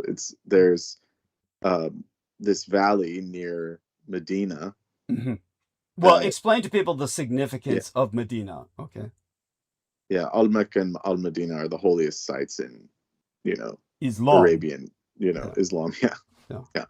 So according to this, they're calling it an optical illusion, but there's this place called Wadi al-Jinn, Valley of the Jinn, and where cars in neutral move uphill, leading to kind of like the mystery spot, here in Cali, but more supernatural.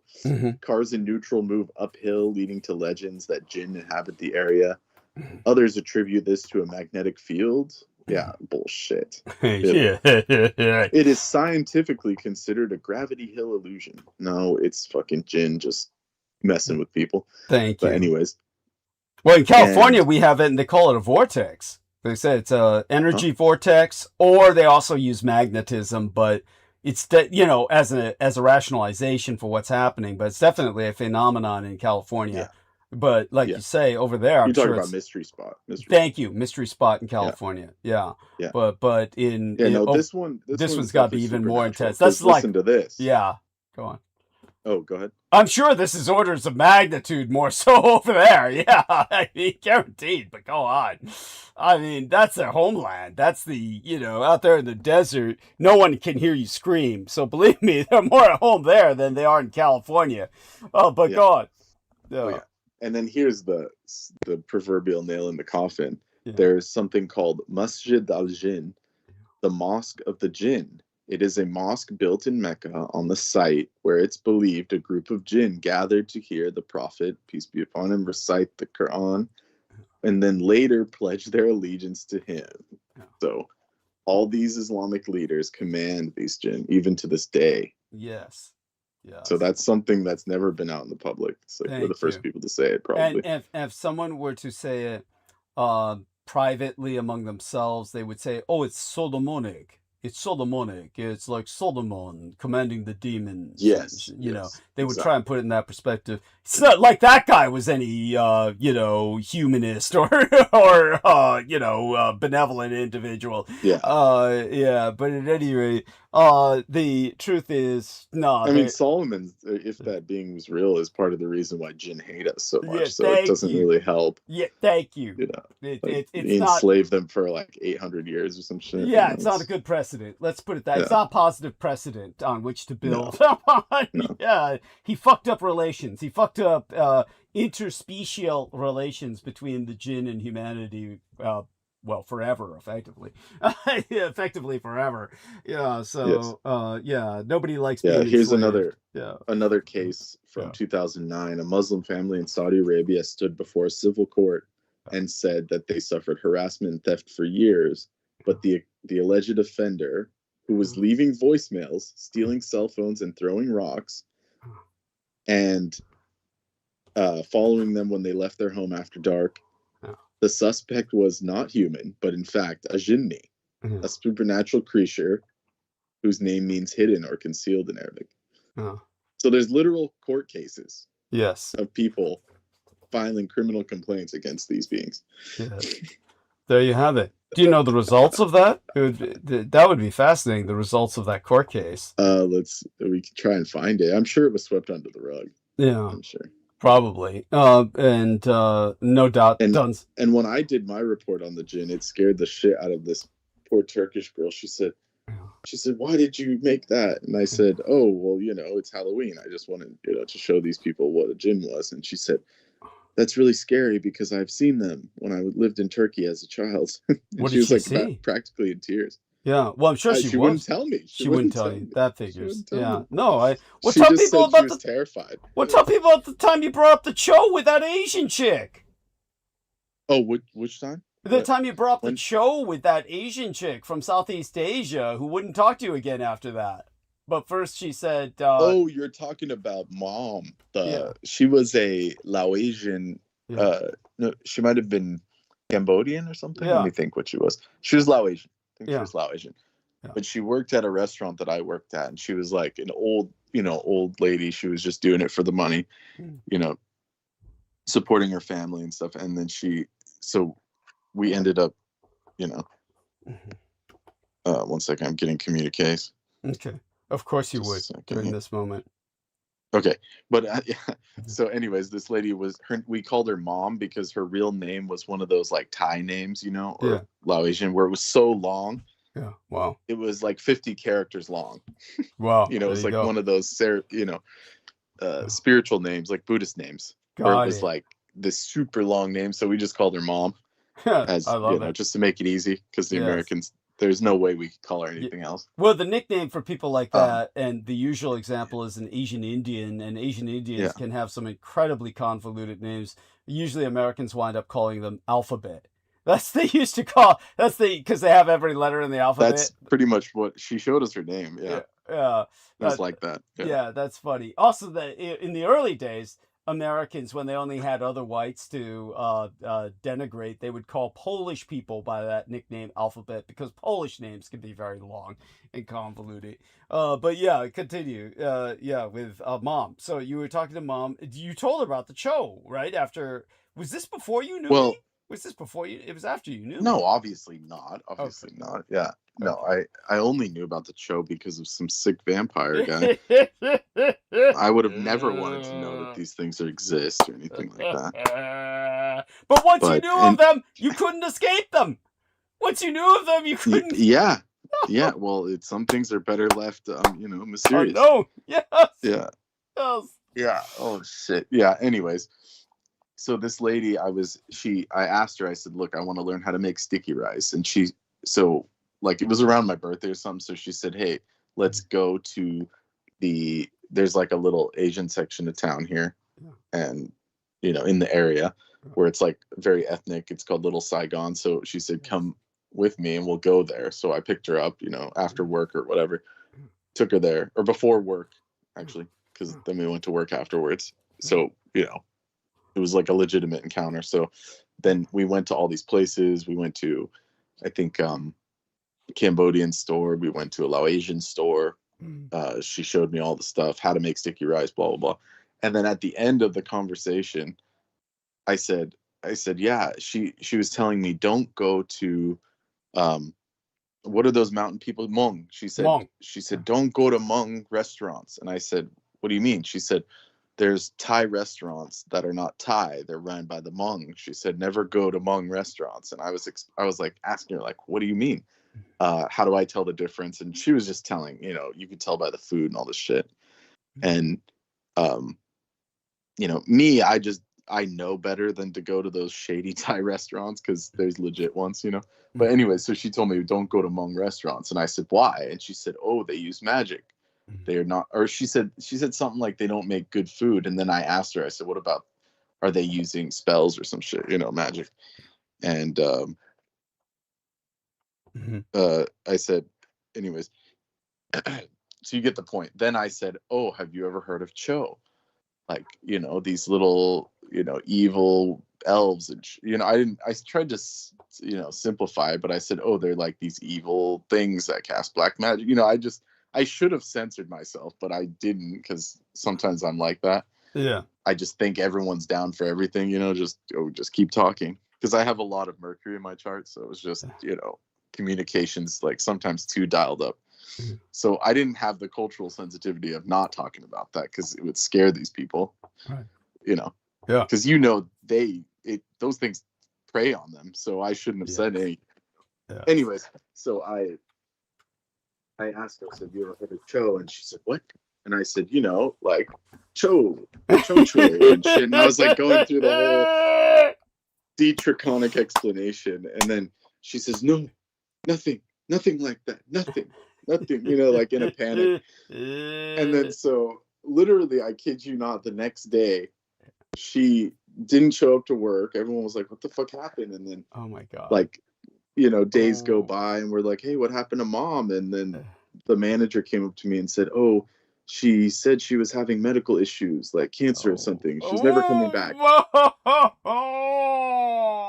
But it was weird because she didn't tell me she was unhealthy or anything. Yeah. And we even bought like reishi mushrooms and stuff. So I guess maybe she could have already had health issues and she wasn't telling me. No.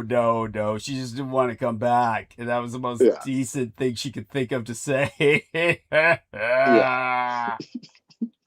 So she, instead of quitting, she said, yeah, I have cancer. And they probably paid her for months for free. Yeah. You know? Yeah. So at least I got her that. But anyways. Oh God. Yeah. Anyways, so these Thai names are like, the longest one was 176 letters. Oh, you know? Man. Like the ceremonial name for Bangkok is Krung Tep Mangkok Tong Amon Ratas Kun. And it keeps going for like it's hundreds of letters. Yeah. Saktaya Watsuma Prasit. Yeah. So this is common in that area. Yes. It translates to cities of the angels, the city of immortals, the magnificent city of 9 gems, etc., etc. All right. I love it. And so, well, at any rate, that was so glad you shared that with us and explained that. And it's very important. And people. But yeah, because of you, I lost a connection to Southeast Asia because she was gonna sell me off to her daughter. She said, you should visit, and you want to meet my daughter and shit. And then no, the fucking vampire fucked it up. Piece of shit.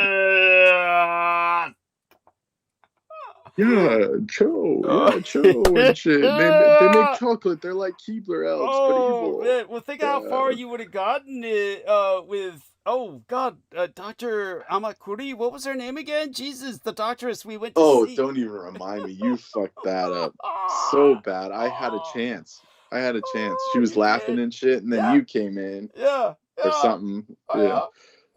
Fucked it or all up. You screwed it up, and then I tried to recover. Anyways, that was horrible. It was horrible. I'll never forgive you for that shit. Yeah, I don't blame you.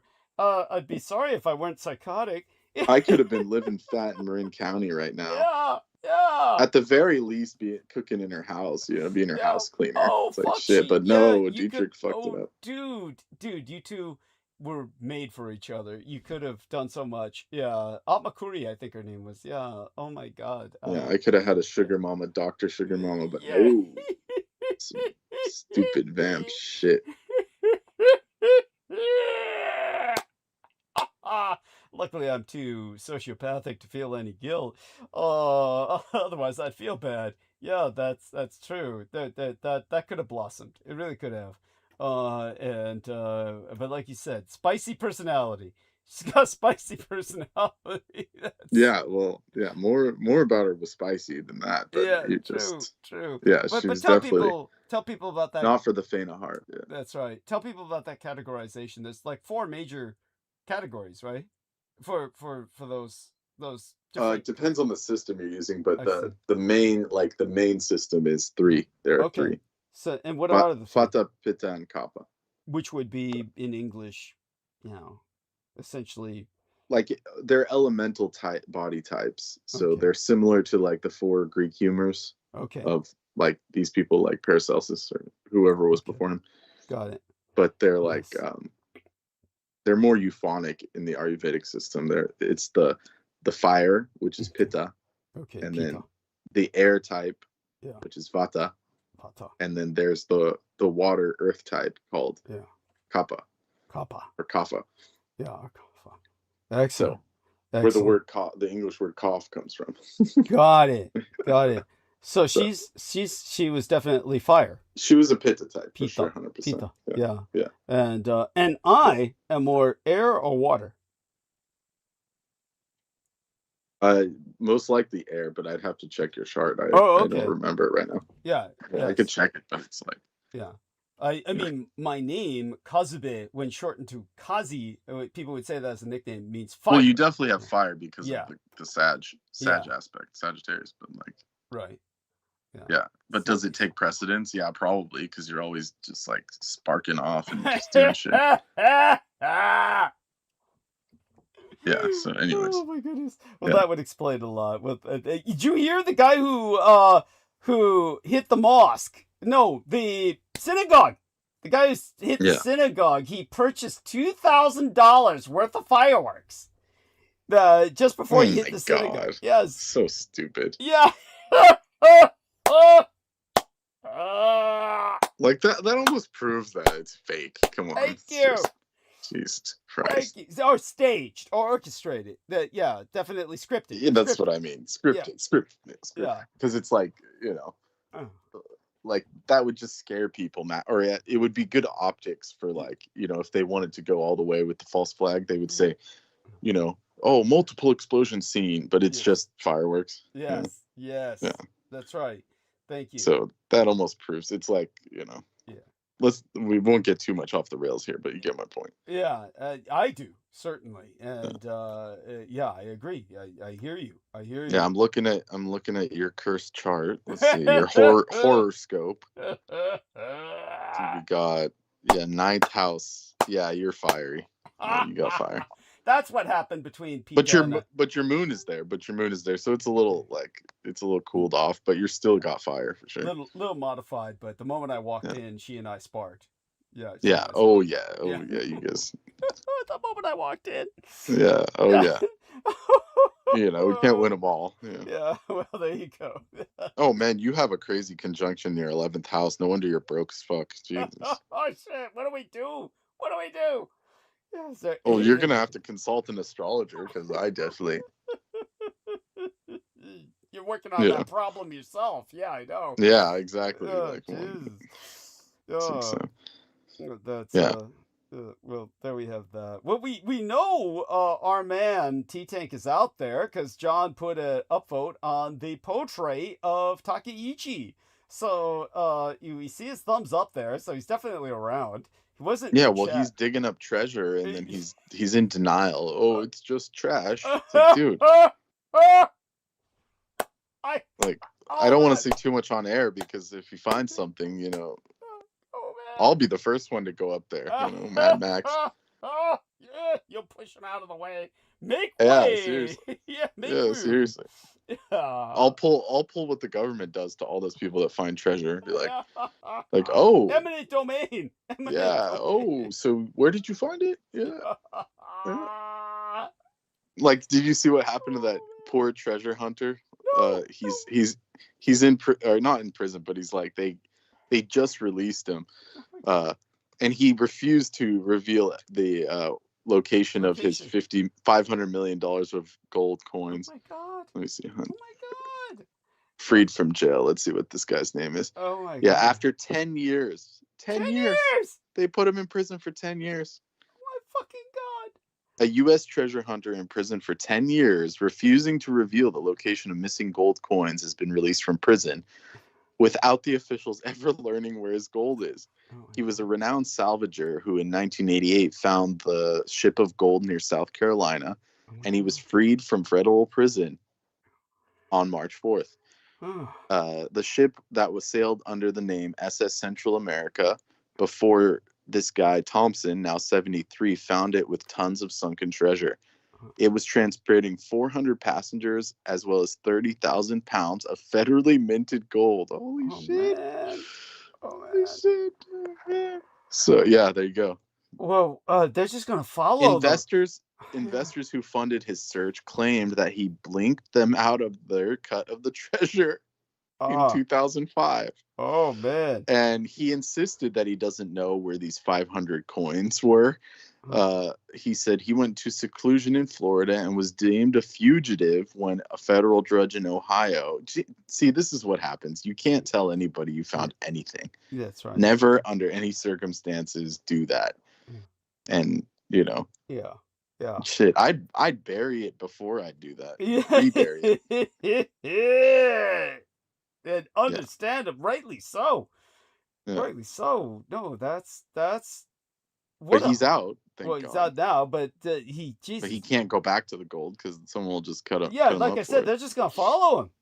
They've got him under surveillance 24 hours a fucking day. I mean, the moment he, tries and retraces his steps, then again, it'll be hard to follow him once you're in the woods or, out in the, what the Australians would call the outback.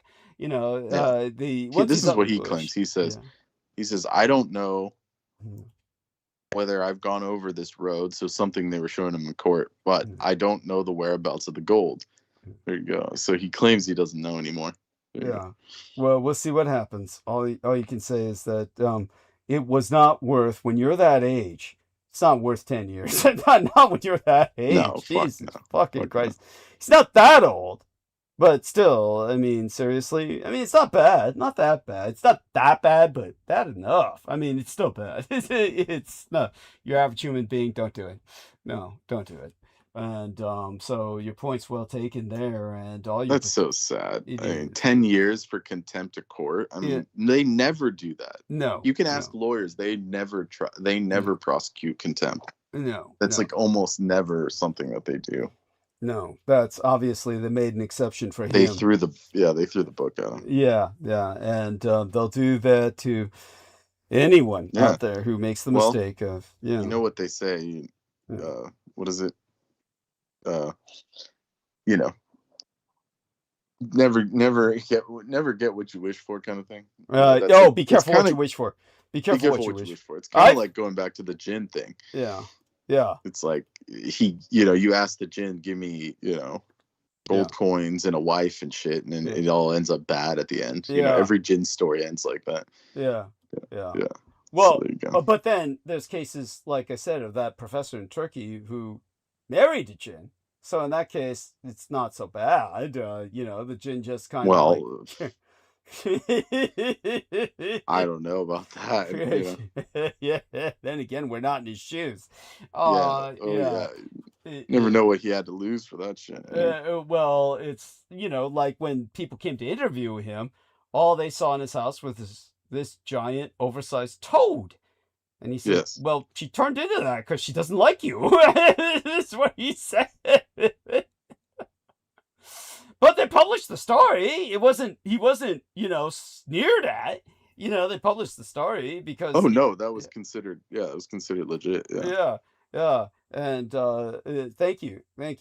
And so, such having been articulated, when it comes to what you mentioned, that story doesn't bring to my mind the "be careful what you wish for." It brings to my mind the old saying, what my dad used to tell me: 3 can keep a secret if 2 of them are dead.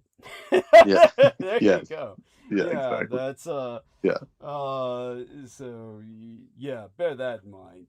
It sounds like whoever paid for the ship to find the ship got greedy and tried to get take it sounds like there's the problem is when you get funding from somebody like that, how are you going to prove to them you're giving them everything? Yeah, they're never going to accept it as true. They're going to feel ripped off. Whatever you give them, they're going to assume you're keeping a lot more. So that's there you have that. And as we were saying about the Iran war, Oh when man, this is like some cursed imagery that I shouldn't be looking at. oh, what now? What have you run across? It's an image of a jinn wedding. Oh, oh wow! Let me see. Yeah. I must see. Oh, yeah, of course you would want to see that shit. Disgusting.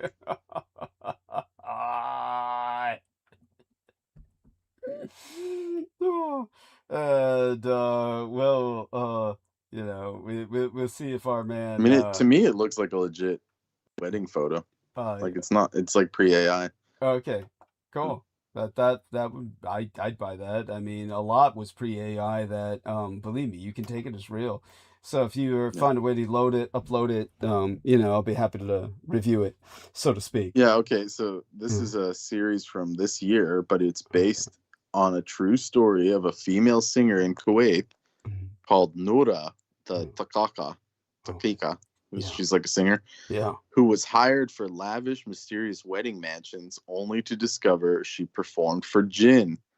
Wow. There you go. Wow. Okay. Yeah. So they made some kind of series from this. It was released this year about it. So this is how serious they take it. Yeah. But it was this real story from 1997. Got it. All right. Yeah. So whatever photographs you can find, let me review them. And all these denials. Oh, it's not a true story. You know, it scares people and shit. There you go. I mean, it was a fictional story written for a magazine in the 90s. Yeah. Dude, it's like, if it were, why would your average person feel compelled to even go on the record to say such a thing in a comment? It takes energy to sit down and keyboard something out, you would think, enough where it's like, why is that worth your time to deny it? It's like, if it is such a thing, why would you care? They're dramatizing it, for God's sake. It's just a dramatization. Why would you care? Why are you personally invested in denying a dramatization? Since it's presented. It's just because it just scares them. Yeah. It just scares them. Yeah. And so they have to, the materialism has fucked their mind so bad that they have to say, oh, it's not real. It's like, but you know they're believers because they say that. Otherwise, they wouldn't be bothered to say such a thing. And then, and then here's another point. The prophet, and I'm reading this directly, so this isn't my speech, peace be upon him, had forbidden marrying of jinn according to the Sunnah. Interesting. Okay. So why would you put that in literally religious law if it wasn't something you could do? Right. Like, oh yeah. Well, in those days, it was going on all the time. There was no. That's it. It wasn't. So this isn't a joke. Like this is real. Yeah. No. It's like the actual census of Hawaii contains in certain years Menehune. They're on the census in Hawaii. Yes. My sister is convinced she married one. That was another place that they they told me. Yeah. Once I told them I was looking for Menehune, I got denied every place I went. Interesting. In what way? Like just you just like I was looking for like the because there's like stone circles and stuff in Hawaii. Yeah. And some of them were rumored to be made by the Menehune. Yes. Okay. They were. So I went. I went to one. I went to one on Oahu, and it was like this cultural center where they teach school kids, and they teach people about it, and they take them up to the little thing and say, "Oh, this is a traditional Polynesian house and all this shit," or stone wall. But I went in and they said, "Oh, you're here for the tour." And I said, "Yeah, when does it start?" And all that. And they were like ready to let me in. And I said, "Oh, I want to go see not the tour of the house. I want to see the Menehune structure." Yeah. And she said, "Oh, it's closed. It's closed for 2 weeks. Permanently closed." Oh wow. So they wouldn't allow me. They wouldn't allow me at all. And they just kept these arbitrary time. They said it's closed for. They basically said, "How long are you staying?" And I said, "Oh, only a little bit." And they said, "Oh, it's closed for 2 weeks." Like knowing I would have left by then or something. Yes. Yes. There you go. Yeah. Well, my sister. And then I said, "Oh no, I know someone that lives on the island. I might be coming. I might be here for a longer time." And they said, "Oh, it's closed for renovation, like conservation." Like Yeah. Yeah. No, I believe you. Well, like I So they said, were probably descendants of Menahunes, whoever was I like, doubt that, but the it's more like keepers. it's like you said, they're simply they have their own vested interest in denial. But this has to do with, as you said, it's more like a sense of not so much descent from Menehune, because that would be probably pretty obvious. I don't think that genes can ever get recessive enough where you could Right. not display Well, it. you It'd were be just about to say you know someone or you saw yeah, my someone. sister married a fucking half Menehune or full body Menehune for all I So what the know. fuck? Yeah, because the So you've fucker. seen it. Yeah, Yeah. yeah. Well, I've seen. Yeah, spoke with the son of a bitch. All I can say is, he was the only guy who would marry my lunatic sister. Because she wanted someone to take her religion, marry her. And he was the only guy who was at work, her work, which was Alexander and Alexander Insurance Company, who was willing to convert to her religion, marry her, and just tolerate her shit. Obviously, he had no interest in sex because she was so sex negative at that point in her life. Sex was, I can only conclude, completely out of the question. I mean, not even like a question of will she ever be in the mood. It simply, it would be, it's just literally inconceivable to her. So he wasn't marrying her for sex, but so it's like he didn't have those needs, didn't have those human needs, but he didn't look human. He was it was something similar to the Cho situation. He might have been a hybrid, but definitely shaped. It was like when I said to him once, "Hey, you look kind of like Al Gore." And he said, "Oh, you mean after he got old and fat and all swollen looking, like he was bloated?" And I said, "I didn't say Ooh. that, but yeah, since you put it that way, that's what I meant." So imagine somebody who's short, like take Al Gore after he got fat and bloated and very swollen looking. Then you scrunch him down to a quarter of his size, so that he's literally 3 feet That tall. sounds like almost cryptid. Yeah, yeah. Take away the beard, of course. Take away. This guy was always clean shaven. Harry Lee. That was Harry Lee.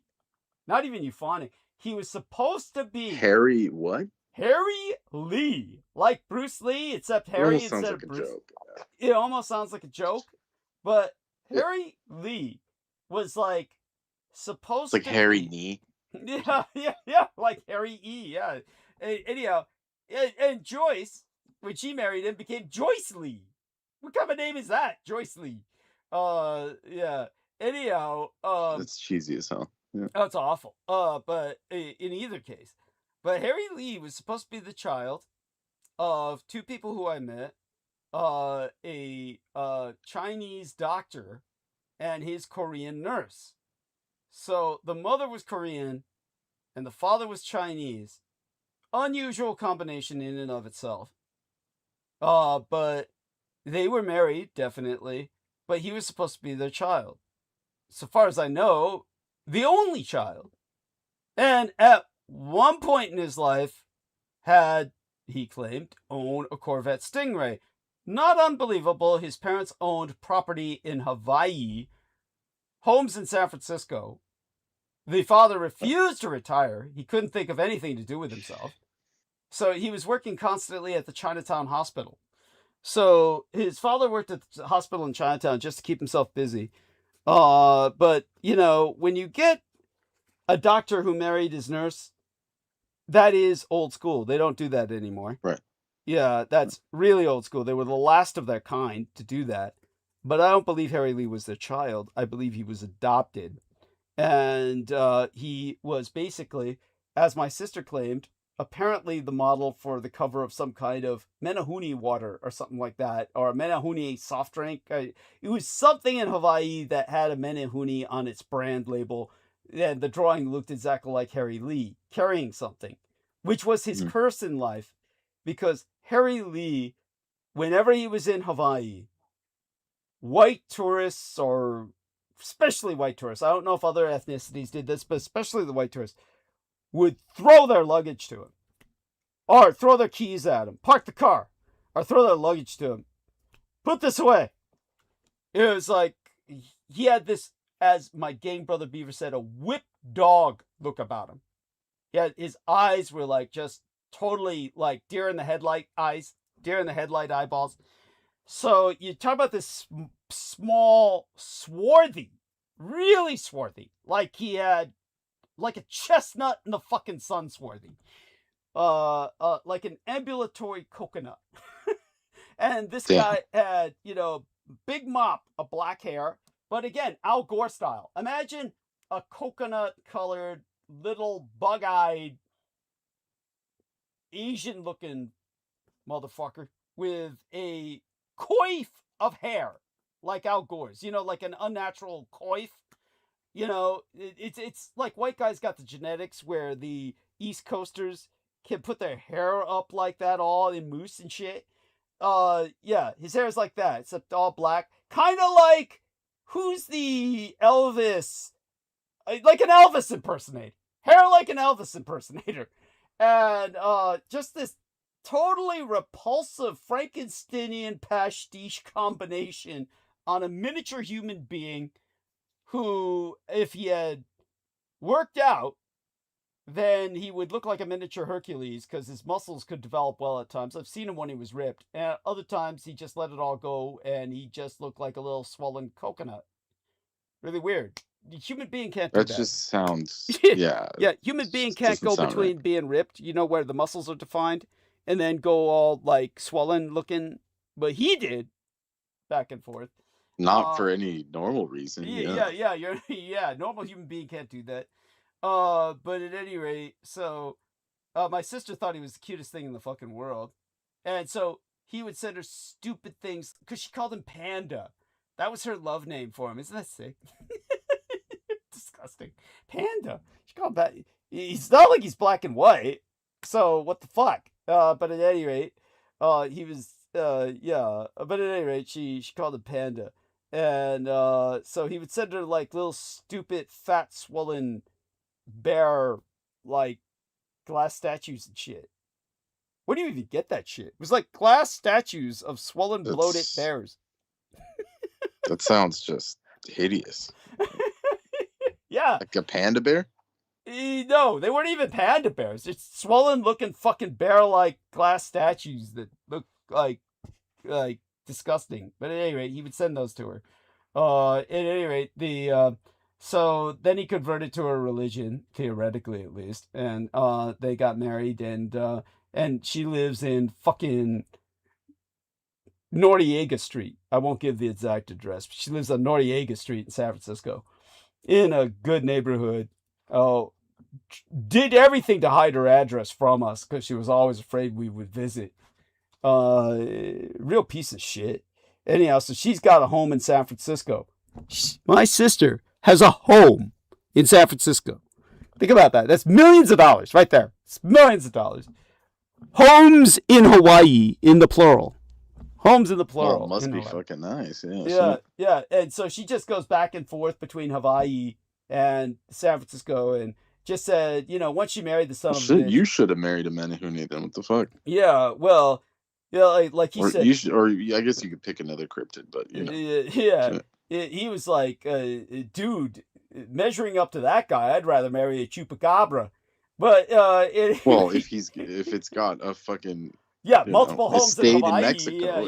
Yeah, no shit. A hacienda. Yeah, if it's got a hacienda. If it's got a hacienda, I'd marry it. Shit. Yeah, there you go. I hear you. Chupacabra. Yeah. But hey, yeah, like he said, once we're married, everything we have is going to the church, so we can't help you. And it's like, well, yeah, thanks for nothing, motherfucker. And right, of course. Yeah, of course. But of course, yeah. Yeah, pieces of shit. Yeah. Pieces of shit. It's what a couple of pieces of shit. Well, it's better than what my family did. They just said, No, it's not. Because I was caring for my parents for 11 years while they died, and these fuckers didn't do shit. My sister would come over I and mean, it's like a race to the bottom. yeah, it's a race to the bottom. I mean, but these guys come over and visit, especially my sister, and do nothing. Hey, if they could get tax breaks, they would have done it. Like if they got kicked out of the church, they would have. Oh man, don't even get me started. Yeah, so she was an elder in the church, and anyhow, evil. so once she married him, I'm not gonna work anymore. I can't work anymore. Just like your sister. My sister classic. and Brenda Zokit's sister are like, their personalities were produced in a cookie cutter. They neither one of them could work because they couldn't stand people. People were like, oh, that person hurts my feelings by just breathing on me. Like, oh, that person is not nice to me. Oh, how can I work with people? Yeah, It's like, every job. This job sucks. It's like, what do you think we all want to go to these things? Yeah. What the fuck do you think? Do you think we all go to work to enjoy ourselves? Like, oh my god, I went to work and I love everybody. Everybody at work is just, oh man, it's better than being at home. Yeah, I go there just because the company of my workmates is just so good. That's why I leave home. I wake up every morning and leave home just to be with these people at work because they're so nice. Yeah, of course not. No, work fucking sucks. You're with people who you hate and would never be around otherwise. Yeah, but no, they don't get that. No, they think work is supposed to be like everybody's. That was the thing about my sister. Once she flipped, once she went nuts and joined the Jehovah's Witness Church, and all that infantile trauma just became catered to. It was like, the world has to be nice. It's nice. It's like the girl in Fallout as portrayed in the series, except taken to far more impractical extremes. The girl in Fallout has a redemption arc from her own, she grew up sheltered, literally sheltered. But imagine someone who grew up the total opposite of being sheltered, suddenly demanding to be sheltered. That's where the insanity truly manifests. Your sister's kind of like that, right? Or That's almost giving them too much credit. It's almost what? It's almost what? It's almost giving them too much credit. Too much credit, yeah. Anyhow, they're all fucked up. It's much worse than that, but I don't really want to get into it. Yeah, but one time, when I just wanted to show dipshit Menahuni fucker, Harry Lee my gun. Oh, here's the gun I just purchased, and he literally almost broke the door down. I mean, like, almost broke it off its hinges, pounding on the door to get out. It's just how insane these people are. But then again, think of his strength. Think of the strength of a little fucker who could do that. Again, not baseline human. Menahuni shit. What did you do, lock him in the room? The door was locked because he was in our home. And we normally lock the door to keep strange people from coming in because we have a history of growing up in the Tenderloin. So it makes sense you lock the door once your guests are inside. But he almost broke the door off its hinges trying to get out when I said, oh, here's the latest gun I purchased, because I was involved with security work. And I just happened to, oh, yeah, it's something, most men would be like, oh, okay. They'd want to see the latest. But he automatically assumed I was going to put multiple rounds into him or something for reasons that are beyond my comprehension. I mean, anyhow. Yeah, I wouldn't trust a bank card either. But try and think of it from a practical point of view. It's like, well, what would I get out of that?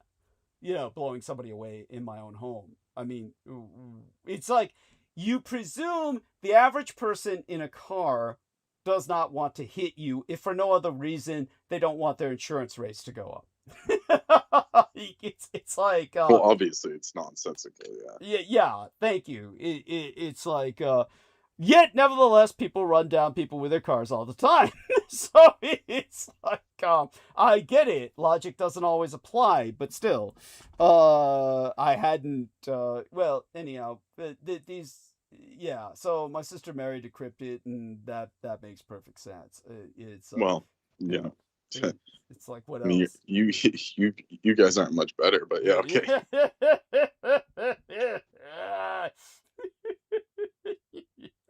You mean my side of the family, so to speak, or what's become of me? You mean, yeah, I presume, right? Well, Yeah. specifically you, but yeah, I'm sure other stuff is, there. Oh, oh my God. Well, at any rate, the It's almost like one of those sick Halloween bar jokes, like a vampire and a pygmy dwarf went to a bar. Yeah, it's like Anyways, I gotta go. well, we love Maybe you I'll be back, dearly. maybe not. Yeah, well, stay safe and be well, and you're ensconced in the storage facility, right, at the moment? I'm emerging from the crypt to do something.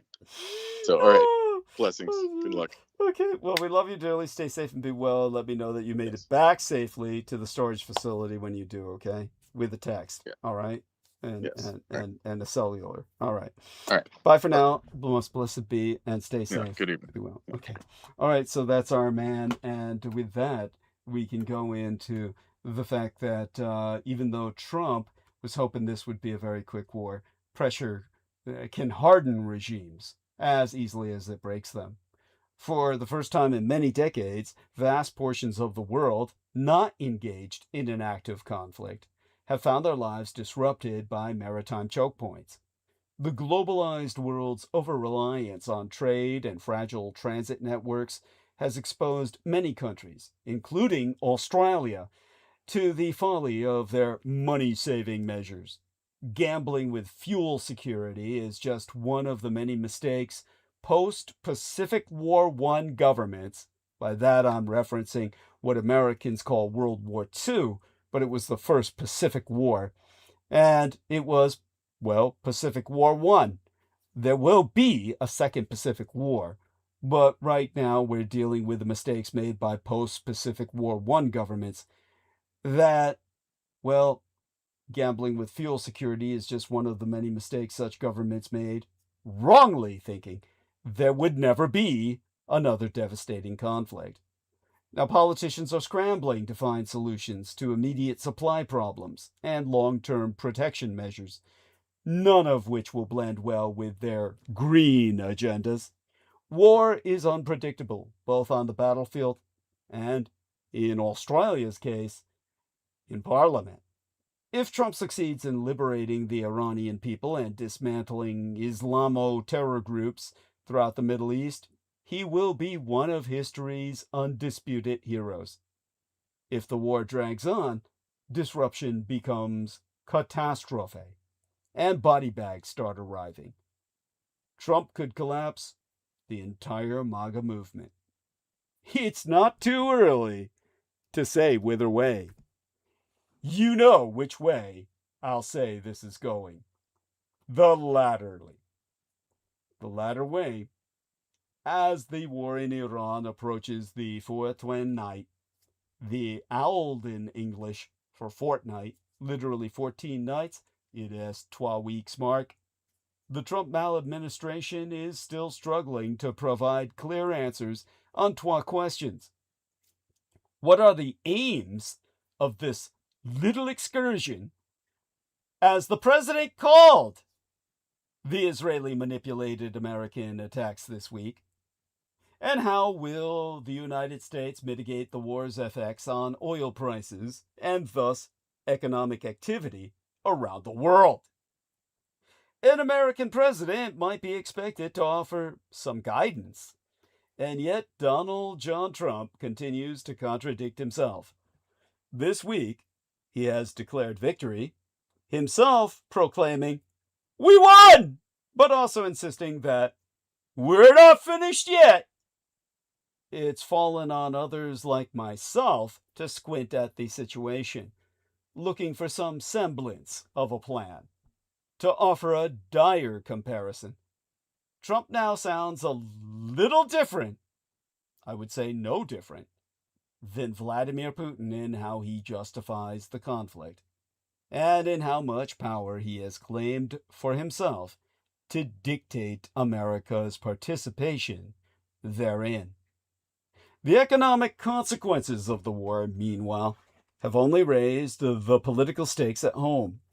Right now, much of the oil and gas that normally comes out of the Persian Gulf and into international markets is trapped on tankers, unable to pass freely through the Strait of Hormuz. During a briefing this morning, Pete Hegseth, the Secretary of War, addressed the Iranian threats to said strait, insisting that we have been dealing with it, man, and don't need to worry about it. But the world, of course, is very worried about it. And the American empire has proved indefensibly ill-equipped for the oil shock its own attacks have unleashed. Trump has no excuse. Tehran engaged in similar tactics during a showdown in the president's first midterm, threatening to block the strait and disrupt oil infrastructure. Whether out of arrogance, capriciousness, or collective amnesia, this recent history was ignored. The maladministration could only have known, should have better prepared for this potential and now extant economic crises, and instead, along with all of us, can only prep for what might happen next. For now, the search for the fall guy is on, as the president and his allies try to spin higher gas prices as a possible net benefit for the American economy. But the truth is that we are all Trump's fall guys. So let's surf out onto the night tide by getting into it with who's getting the most out of Trump's war. That war is costing the United States about $1 billion a day. The Pentagon's budget is around $1 trillion this year, and Trump wants an additional $500 billion. Because of the war, the cost of oil has topped $100 a barrel, and the price of a gallon of gas at the American pump now averages $3.67, up from $2.92 before the war. The strain on the federal budget has given Republicans an excuse to demand even further cuts in federal assistance to people in need. J.D. Vance recently kicked off a war on waste and fraud by announcing suspension of Medicaid payments to Minnesota, charging that the program is rife with fraud perpetrated by, his words, bad actors in our society who decide to make themselves rich. But if you want to find real waste and real fraud, look no further than Pete Hegseth's Department of War. A new analysis by government watchdog Open the Books, that's the name of said organization that I'm sourcing, found that as the 2025 fiscal year was ending, Hegseth's Pentagon spent nearly $100,000 on a Steinway grand piano to outfit the home of the Air Force Chief of Staff. $60,000, well, $60,719 to be precise, on premium office furniture, including at least one luxurious $1,844 Aeron chair, $12,540 for 3-tiered fruit basket stands, $2 million on Alaskan king crab to fill those stands up as they rotate it for everybody round the buffet, $6.9 million on lobster tail, $15.1 million on ribeye steak, and $1 million on salmon. Not to mention $124,000 for ice cream machines. and $26,000 for sushi preparation tables, complete with naked girls on which to pluck that sushi off. Talk about dining in style. That's your tax dollars at work for the Department of War, people.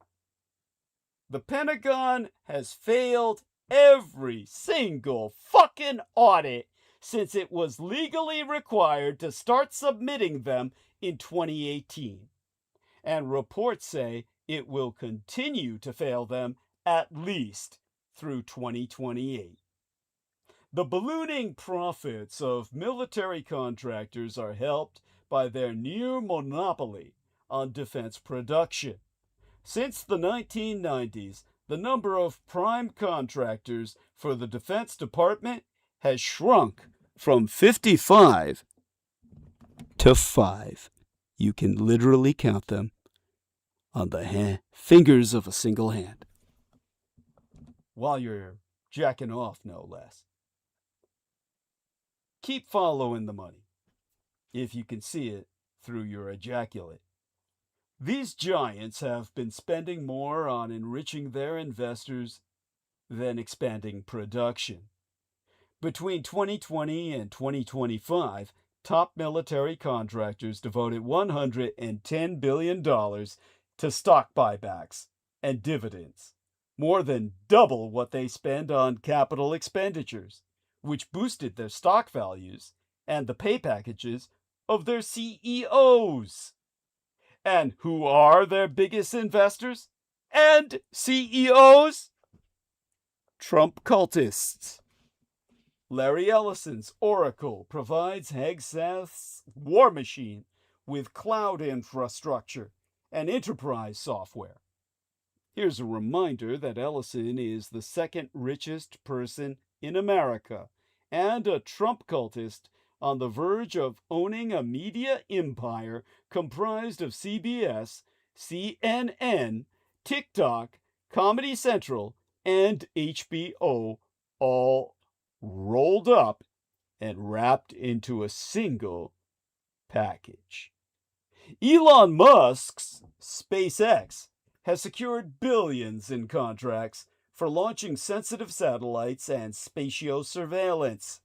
Musk's xAI has received a Pentagon contract to develop advanced AI tools.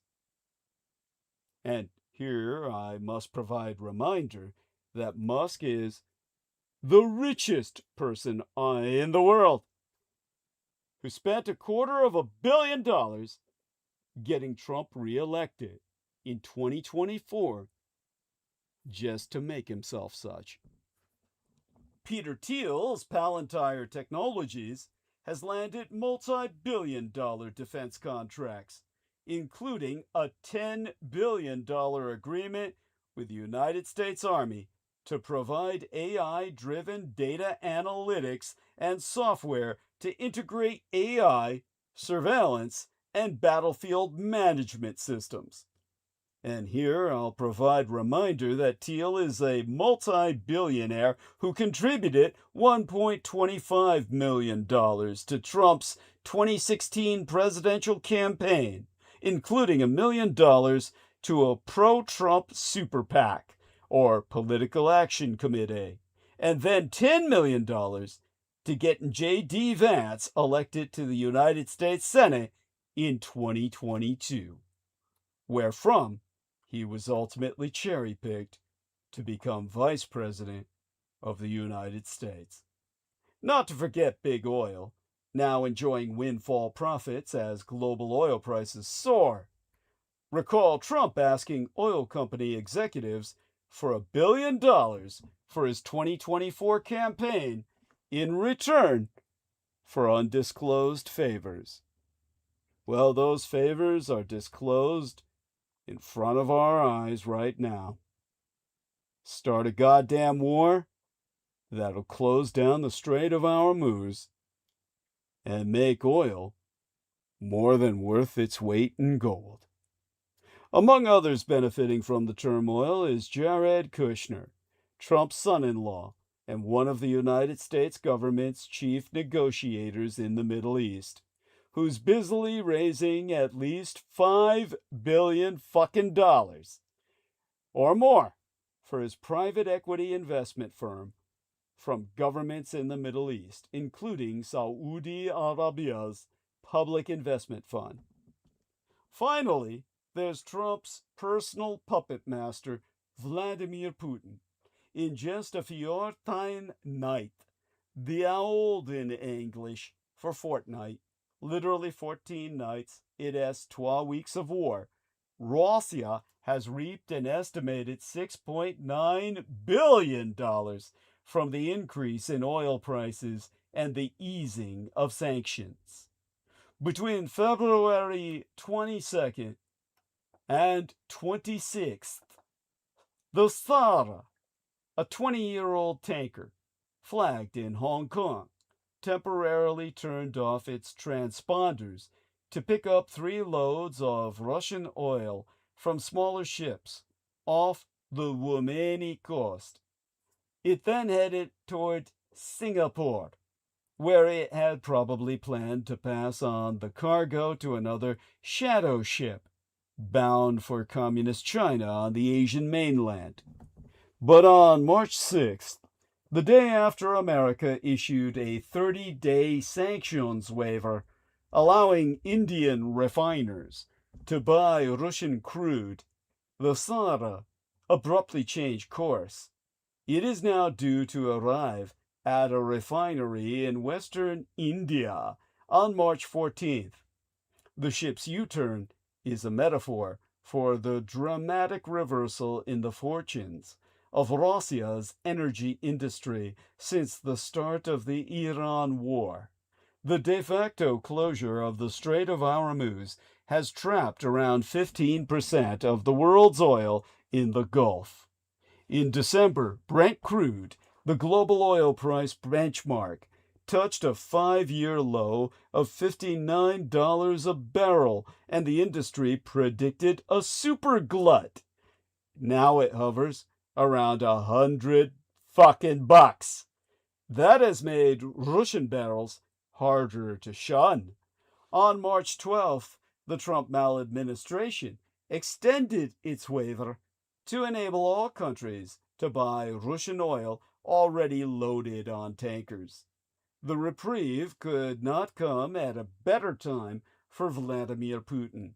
Before the Iran war, it had seemed as if Russia's oil revenues and its economy were sinking at last. Many refiners in India and Red China, the country's biggest customers, stopped buying around November, before American sanctions on Rosneft and Lukoil, its 12 largest producers, came into force. By February, export volumes had slumped by a fifth. That, together with lower prices, meant the Kremlin's oil and gas revenues were 44% lower than a year ago. In just 12 months, its budget deficit hit 3.4 trillion rubles, 9/10 of the target of the whole of 2026. Now Brent is back to where it was on average in the year of Russia's full-scale invasion of Ukraine. Should Hormuz stay closed for much longer, Russia could reap another 2022-style windfall, enough to make up for the $300 billion in central bank reserves frozen by the West that year. As reckoned by Robin Brooks of the Brookings Institution, a think tank that I'm sourcing. The most immediate benefit of the Gulf crises for the revanchist and revisionist Russian Empire is the chance to clear the vast shipment backlog which, for want of buyers, had accumulated at sea. India has already increased its purchases by roughly half, helping reduce Russia's inventory on water by over 10% to 122 million barrels. The Communist Chinese Empire's imports have also risen. This helps traders rather than Russia's financiers, because the shipments have already been sold. But it looks likely that the Trump maladministration, officially or not, will adopt a permissive attitude towards Russia's new barrels too.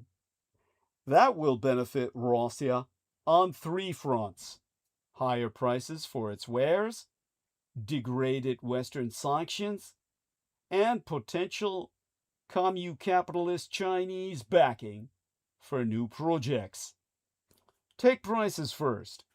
The absence of Gulf oil has triggered a dash for alternative crude. Russia's is more attractive than most.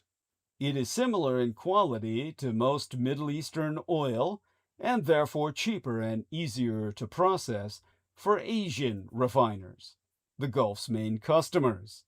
Supply is now so sought after that Uralsk crude delivered to India, once severely discounted, is priced at a premium to Brent.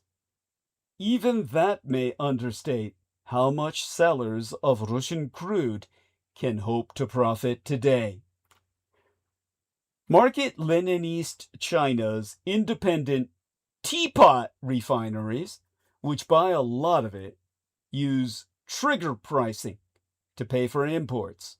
Suppliers may give them up to 12 months after delivery to fix the price, indexed on Brent, allowing buyers time to raise cash through product sales. Meanwhile, refiners must post a margin based on the cargo's spot value. Brent is now soaring so fast that many teapots have struggled to meet margin calls, as calculated by Tom Reed of Argus Media, a price reporting agency that I'm sourcing. That gives suppliers the option to force trigger deals at peak prices. Sergei Vakulenko, formerly of Gazprom Neft, a Russian oil firm, estimates that every $10 increase in the Brent price over a month boosts Russia's energy exports by $2.8 billion, some $1.6 billion of which goes straight to the Kremlin. Higher gas prices provide a little pocket change. Most of Russia's LNG, or liquefied natural gas, is sold by a private firm, and piped exports are well below 2022 volumes. That will help pad Russia's budget for 2026, which had assumed oil prices of $59 a barrel, buying extra time to wage their war. It will also mechanically boost gross domestic product. The energy crisis is meanwhile making it harder for Western countries to tighten sanctions, a second bonus for Mr. Putin. Before it, the Trump maladministration had seemed willing to get a little tougher on Russia by imposing secondary tariffs and pursuing its shadow fleet. With the latest easing, however, America's credibility is weakened, as articulated by Rachel Ziemba of Center for a New American Security, a think tank that I'm sourcing. It also widens the divide with the European Commission, which had proposed a full ban on maritime services for Russian oil exports, meant to be coordinated with America and other G7 members. That sanctions package, since opposed by Magyarország, or Hungary, and Slovakia, now looks even less likely to pass. More alarming still, a looming gas crunch may convince European countries to renege on commitments to stop buying Russian LNG, or liquefied natural gas, from next year. Again, the two rogue Soviet satellite states who want to reinstitute an Iron Curtain behind which to hide, Hungary and Slovakia, which are also due to stop receiving piped gas from Russia in 2027, may push back too, one European official having been quoted as saying, "We cannot afford to fight 2 wars at the same time." The war in the Gulf is also worrying the Communist Chinese Empire, which usually receives 1/3 of its LNG, or liquid natural gas, from in region. That may bring it closer still to the revanchist and revisionist Russian Empire, the third benefit thereunto. The crisis has made Communist China on the Asian mainland acutely aware of its vulnerability to maritime choke points. The Red Empire of the East holds vast reserves of crude, 1.3 billion barrels, equivalent to nearly 4 months' imports, but its gas stockpiles, which are harder to store, cover only 40 days. Drawing on those reserves now will force restocking over the summer, when market Leninist China may have to compete fiercely against Europe, the Imperial Japanese corporal shogunal superstate, and other buyers for spot LNG cargoes. That makes overland gas supply options attractive, and Russia offers one.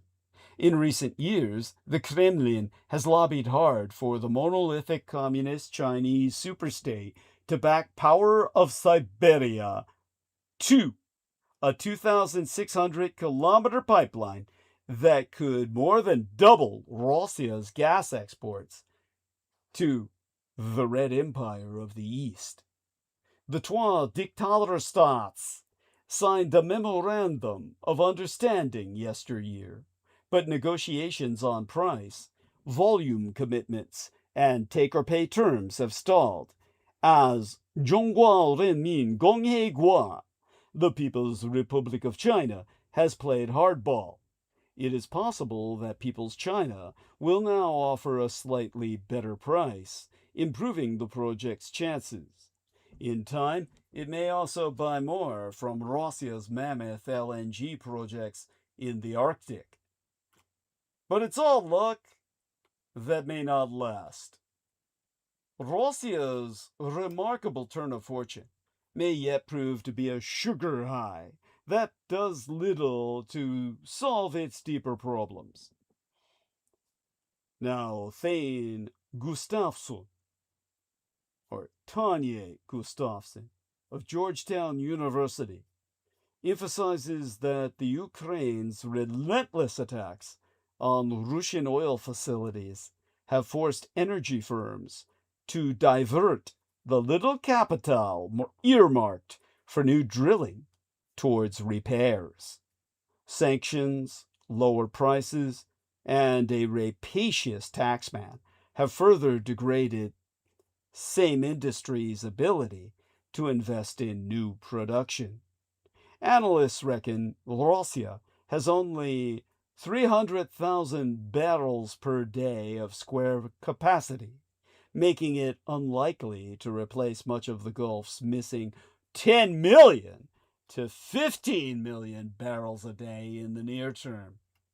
To quotist John Kennedy, a former British trade official in Russia, there is every incentive for Ukraine to double down on its attacks to ensure Russian production remains at risk. It cannot produce much more LNG or liquefied natural gas either. Could high prices give Russia's oil firms the firepower to raise output over the longer run? Perhaps, but the industry faces a dilemma. Companies make large investments only if prices are expected to stay high long enough. Well, stay high enough for long enough, meaning the Gulf War lasts well beyond March. But a protracted crisis could push Brent beyond $150 a barrel, destroying demand and accelerating a shift away from petroleum, negating the gains from higher prices. The Kremlin may in any case raid the bounty for rearmament, leaving little room for production increase. Meanwhile, chaos in the Gulf may cause OPEC itself to implode, turning Russia and its erstwhile allies, not least Saudi Arabia, into competitors. The Iran war is therefore no game changer for the revanchist and revisionist Russian Empire. It was far better off before 2022, when it could sell hydrocarbons to the entire world. Its oil firms could partner with Western majors, and its energy infrastructure had not been degraded by strikes and sanctions.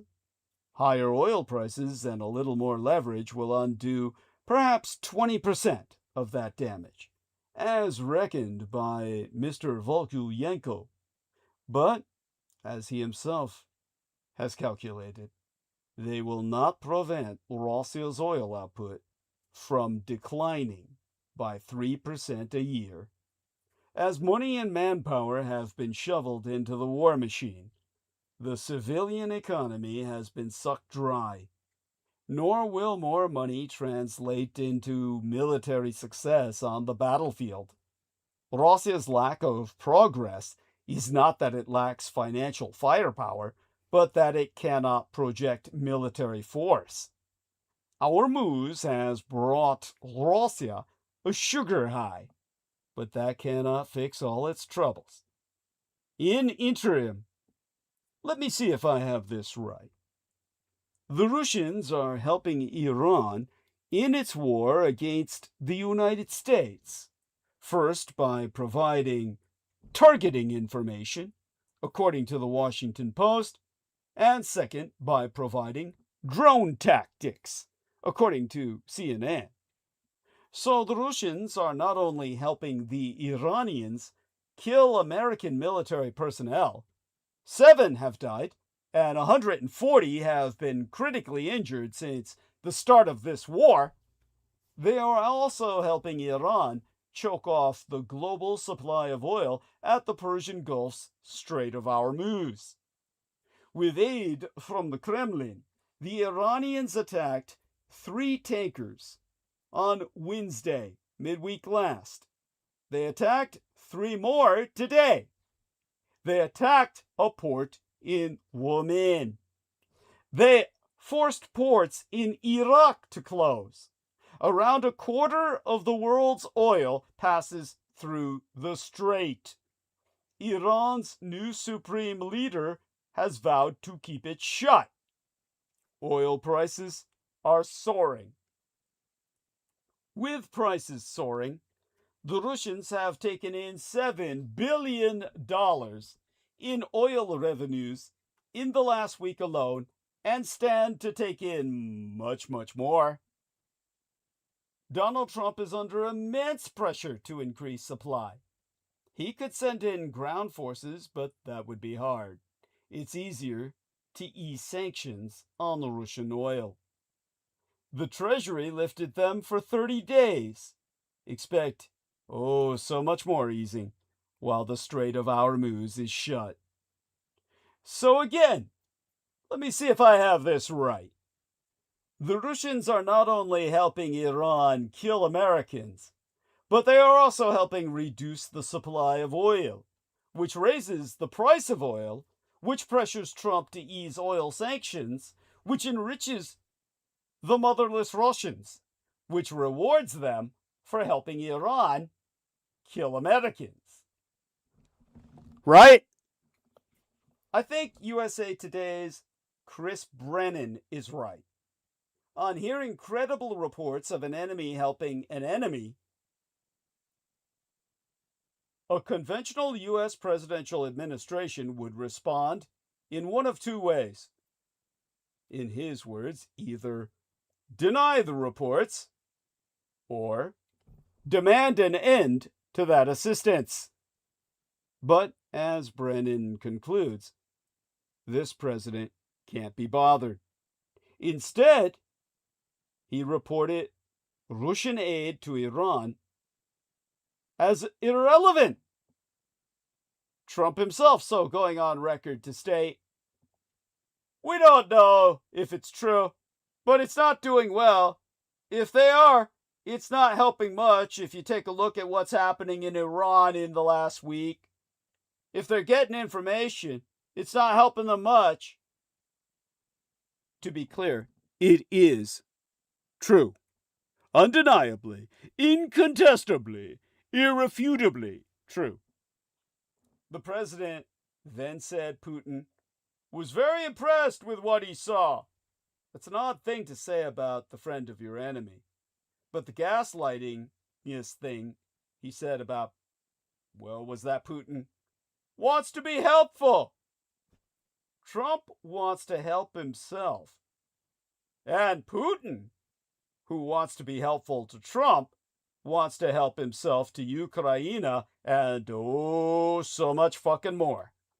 By helping Iran bog down Trump in another forever war, Putin is not only filling his own war chest, he's creating conditions in which Trump cannot be seen as a trusted negotiator.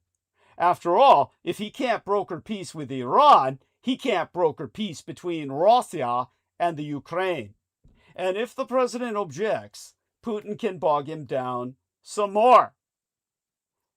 Yoram Hazony, the author of the pseudo-intellectual indulgence titled The Virtue of Nationalism, and one of the most influential half-thinkers behind the national conservative movement, has effectively abandoned a cause that sits at the heart of his own philosophy, the Ukraine's fight for sovereignty against imperial aggression. His trajectory on the Ukraine traces a striking arc from passion to silence. In March of 2022, shortly after Russia's full-scale invasion, Hazony addressed a national conservative conference in Brussels with a forceful defense of the Ukraine. He denounced the revanchist and revisionist Russian Empire as a power that acts as an empire and has never in its history been a nation state.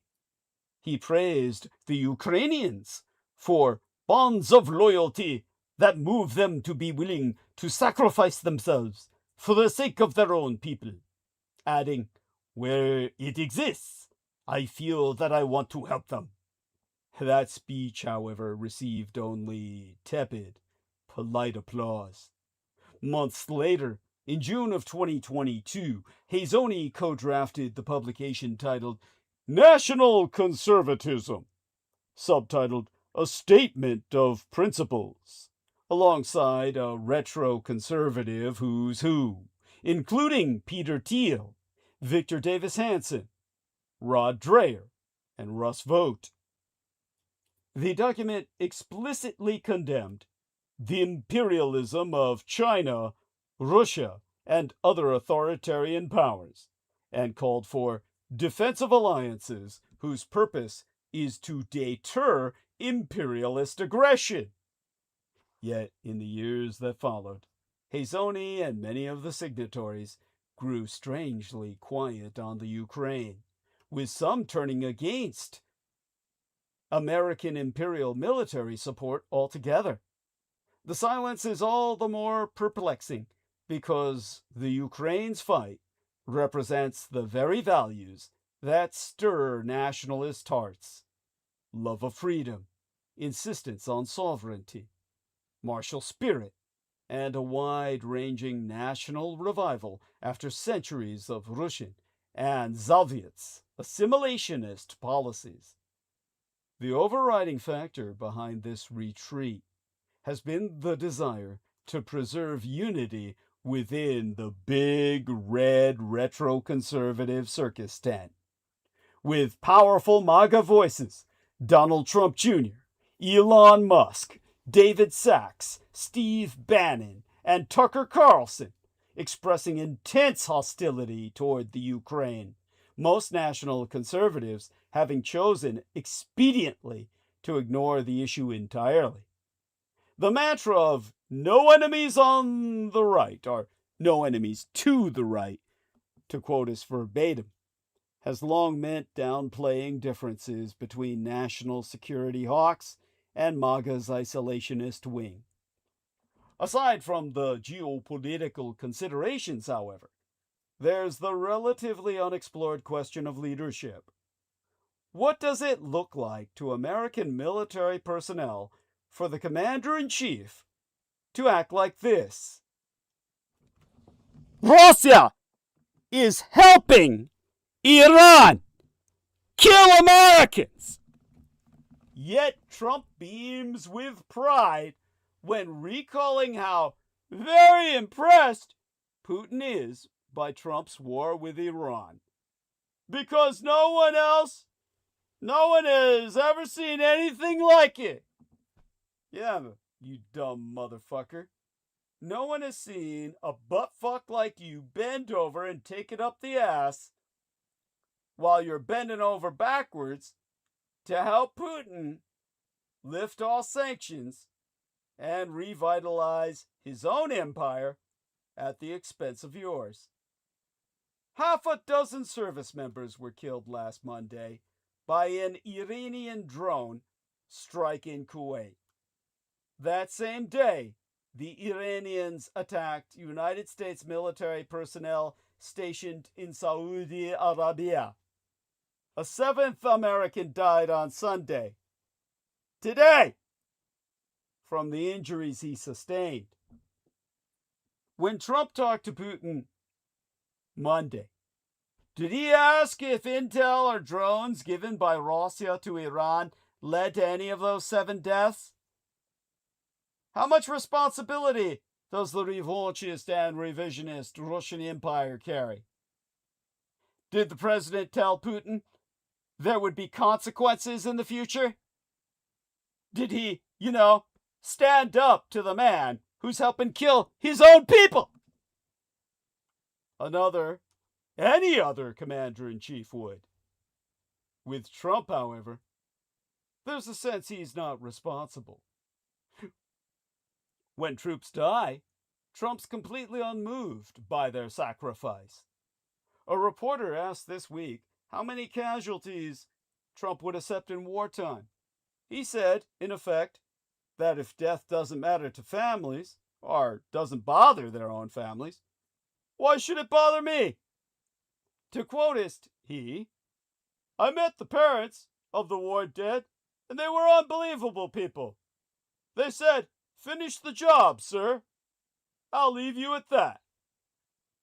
This same indifference was evident at Sunday's dignified transfer. Trump wore a white cap emblazoned with USA and 45-47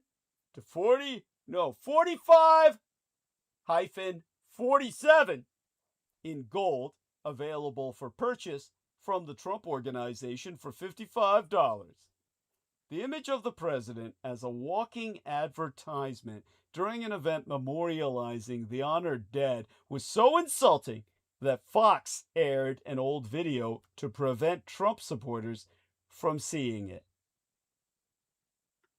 For over 10 years, we have seen this draft dodger abuse the military as a backdrop. At the same time, he's called volunteers for service suckers and losers. He thinks soldiers maimed in combat are embarrassing. He said prisoners of war are unworthy. He insulted recipients of the Congressional Medal of Honor. And through all that, we wondered, why is he so differential to Vladimir fucking Putin? In the absence of war, however, the insults were theoretical. As the Washington Post said, Trump's chumminess with the leader of one of America's chief nuclear-armed competitors with exquisite intelligence capabilities didn't mean much in real life. After all, it wasn't like agreeing with Putin got anyone killed. Until now. What to do? At the very least, Congress must prohibit defense contractors from making campaign donations or lobbying Congress. Why should taxpayers subsidize these activities? Second, tax windfall profits from Trump's war, or from any war for that matter. America has had windfall profits taxes during wartime before. Given the size of current windfalls, we need it again. Tertiarily, cut the defense budget. Start by cutting it 10% for each year it fails audits. This is particularly important during the Trump-Hegseth era of defense bloat. And quadrarily, as long as Trump and his Republicans control Congress and the executive branch, these reforms don't have a prayer. Still, Democrats must introduce them and push for them. Let Trump and his Republicans go on record voting against them. That will be a historical legend. Well, lesson that becometh legend for our future generations. By the way, HTRZ1 says, love you, Douglas. Love you too. Hugs. And depending on your gender, kisses. Kisses definitely to Heather Holman repeatedly. Mwah. She says you're the best. Thank you, honey. And so are you. And so is Vin. And his brother, or whoever was visiting recently. I think it was his legitimate biological bro. Let them both come on whenever they wish. In interim, we will inescapably be returning to topic. But as, hey, we made it to 10 minutes after midnight, let's close stream for tonight. I believe our man Aristides was with us till a short while back. If he still is, hey, feel free to say good morning. And if he's unable to arise to the moment, that's okay too. We'll let him get his rest. With that, every one of you out there, remember, we can't make it without your help. I need that help now, and I mean right now, more than ever. Make certain to contribute. Now, with that, join us on Wednesday. Same time, same place. We'll all be back together before you know it. But bring a friend, or a relation, or both. And, if you can, bring an enemy. They need it more than anyone. With that, hugs to the lads, kisses to the ladies, and we'll be closing stream. Most blessed be to those who help us and return to us with everyone you can reach. Spread the word. We'll be back here, starting at the same time, midweek on Wednesday night.